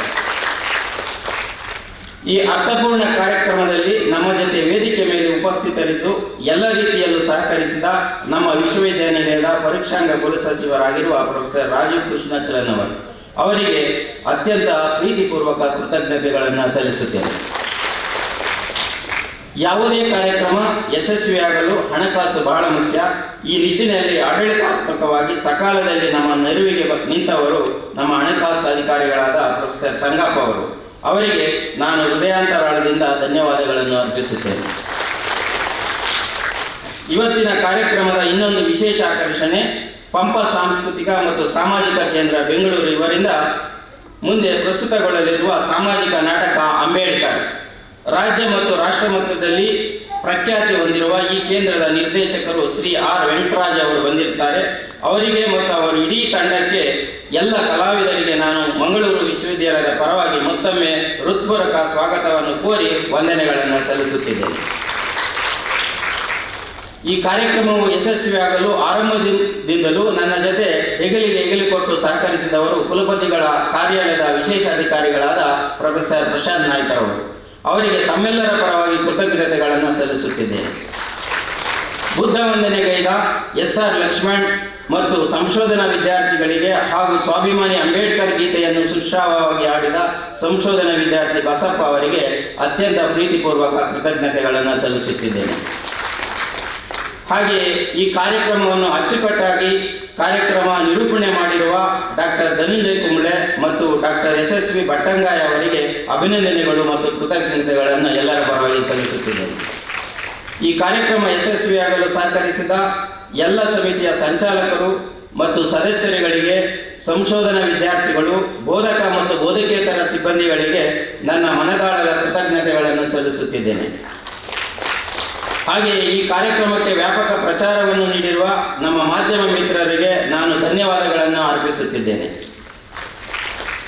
ಹಾಗೆಯೇ ಕಾರ್ಯನಿರ್ವಾಹಕ ಇಂಜಿನಿಯರ್ ಮತ್ತು ಅವರ ಸಿಬ್ಬಂದಿ ವರ್ಗ, ಕಂಪ್ಯೂಟರ್ ಸೆಂಟರ್ ವಿಭಾಗದ ನಿರ್ದೇಶಕರು ಮತ್ತು ಅವರ ಸಿಬ್ಬಂದಿಗಳು, SC/ST ಸೆಲ್ನ ಸಿಬ್ಬಂದಿಗಳು, ತೋಟಗಾರಿಕಾ ವಿಭಾಗದ ಸಿಬ್ಬಂದಿಗಳು, ಹಾಗೆಯೇ ವಿಶೇಷವಾಗಿ ಸ್ವಚ್ಛತಾ ಸಿಬ್ಬಂದಿಗಳು ಈ ಕಾರ್ಯಕ್ರಮವನ್ನು ಯಶಸ್ವಿಗೊಳಿಸಲು ಪ್ರತ್ಯಕ್ಷ ಮತ್ತು ಪರೋಕ್ಷವಾಗಿ ಸಹಕರಿಸಿದ ಎಲ್ಲರಿಗೂ ನಾನು ವಿಶೇಷವಾಗಿ ಧನ್ಯವಾದಗಳನ್ನು ಸಲ್ಲಿಸುತ್ತಿದ್ದೇನೆ. ಹಾಗೆಯೇ ಈ ಕಾರ್ಯಕ್ರಮದಲ್ಲಿ ವಿವಿಧ ಸಂಘ ಸಂಸ್ಥೆಗಳಿಂದ ಆಗಮಿಸಿರುವ ಅಂಬೇಡ್ಕರ್ ಅಭಿಮಾನಿ ಬಳಗವು ಮತ್ತು ಇತರ ಎಲ್ಲ ಬಂಧುಗಳಿಗೆ ನಾನು ವಿಶೇಷವಾಗಿ ಧನ್ಯವಾದಗಳನ್ನು ಅರ್ಪಿಸುತ್ತಿದ್ದೇನೆ. ಎಲ್ಲಕ್ಕಿಂತ ಮುಖ್ಯವಾಗಿ ಇವತ್ತಿನ ಕಾರ್ಯಕ್ರಮಕ್ಕೆ ಸರ್ವರು ಆಗಮಿಸಿ ನಮ್ಮ ಜೊತೆ ಇದ್ದು ಡಾಕ್ಟರ್ Br. ಅಂಬೇಡ್ಕರ್ ಅವರ ಜನ್ಮದಿನಾಚರಣೆಯನ್ನು ಚಂದಗಾರಿಸಿಕೊಟ್ಟ ತಮಗೆಲ್ಲರಿಗೂ ಧನ್ಯವಾದಗಳನ್ನು ಅರ್ಪಿಸುತ್ತಿದ್ದೇನೆ. ಹಾಗೆಯೇ ಸ್ವಾಭಿಮಾನದಿಂದ ಈ ಜಗತ್ತಿನಲ್ಲಿ ಬದುಕಲು ಕಲಿಯಬೇಕು, ಈ ಜಗತ್ತಿಗೆ ಏನಾದರೂ ಕೊಡುಗೆ ನೀಡುವ ಮಹತ್ವಾಕಾಂಕ್ಷೆಯನ್ನು ನೀವು ಹೊಂದಬೇಕು ಎಂಬ ಡಾಕ್ಟರ್ Br. ಅಂಬೇಡ್ಕರ್ ಅವರ ಸ್ಫೂರ್ತಿಯ ಈ ಮಾತುಗಳನ್ನು ಉಲ್ಲೇಖಿಸುತ್ತಾ ನನ್ನ ಧನ್ಯವಾದವನ್ನು ಸಮರ್ಪಕಗೊಳಿಸುತ್ತಿದ್ದೇನೆ. ಜೈ ಭೀಮ್, ಜೈ ಭಾರತ್. ಈ ಕಾರ್ಯಕ್ರಮವನ್ನು ಅಚ್ಚುಕಟ್ಟಾಗಿ ನಡೆಯುವುದಕ್ಕೆ ಎಲ್ಲ ರೀತಿಯ ದುಡಿಮೆಯನ್ನು ಸಲ್ಲಿಸಿದ ಡಾಕ್ಟರ್ ನರಸಿಂಹಯ್ಯ ಅವರಿಗೂ ಕೂಡ ಹೃತ್ಪೂರ್ವಕವಾದ ವಂದನೆಗಳು. ಇಲ್ಲಿಗೆ ಸಭಾ ಕಾರ್ಯಕ್ರಮ ಸಂಪನ್ನಗೊಂಡಿದೆ.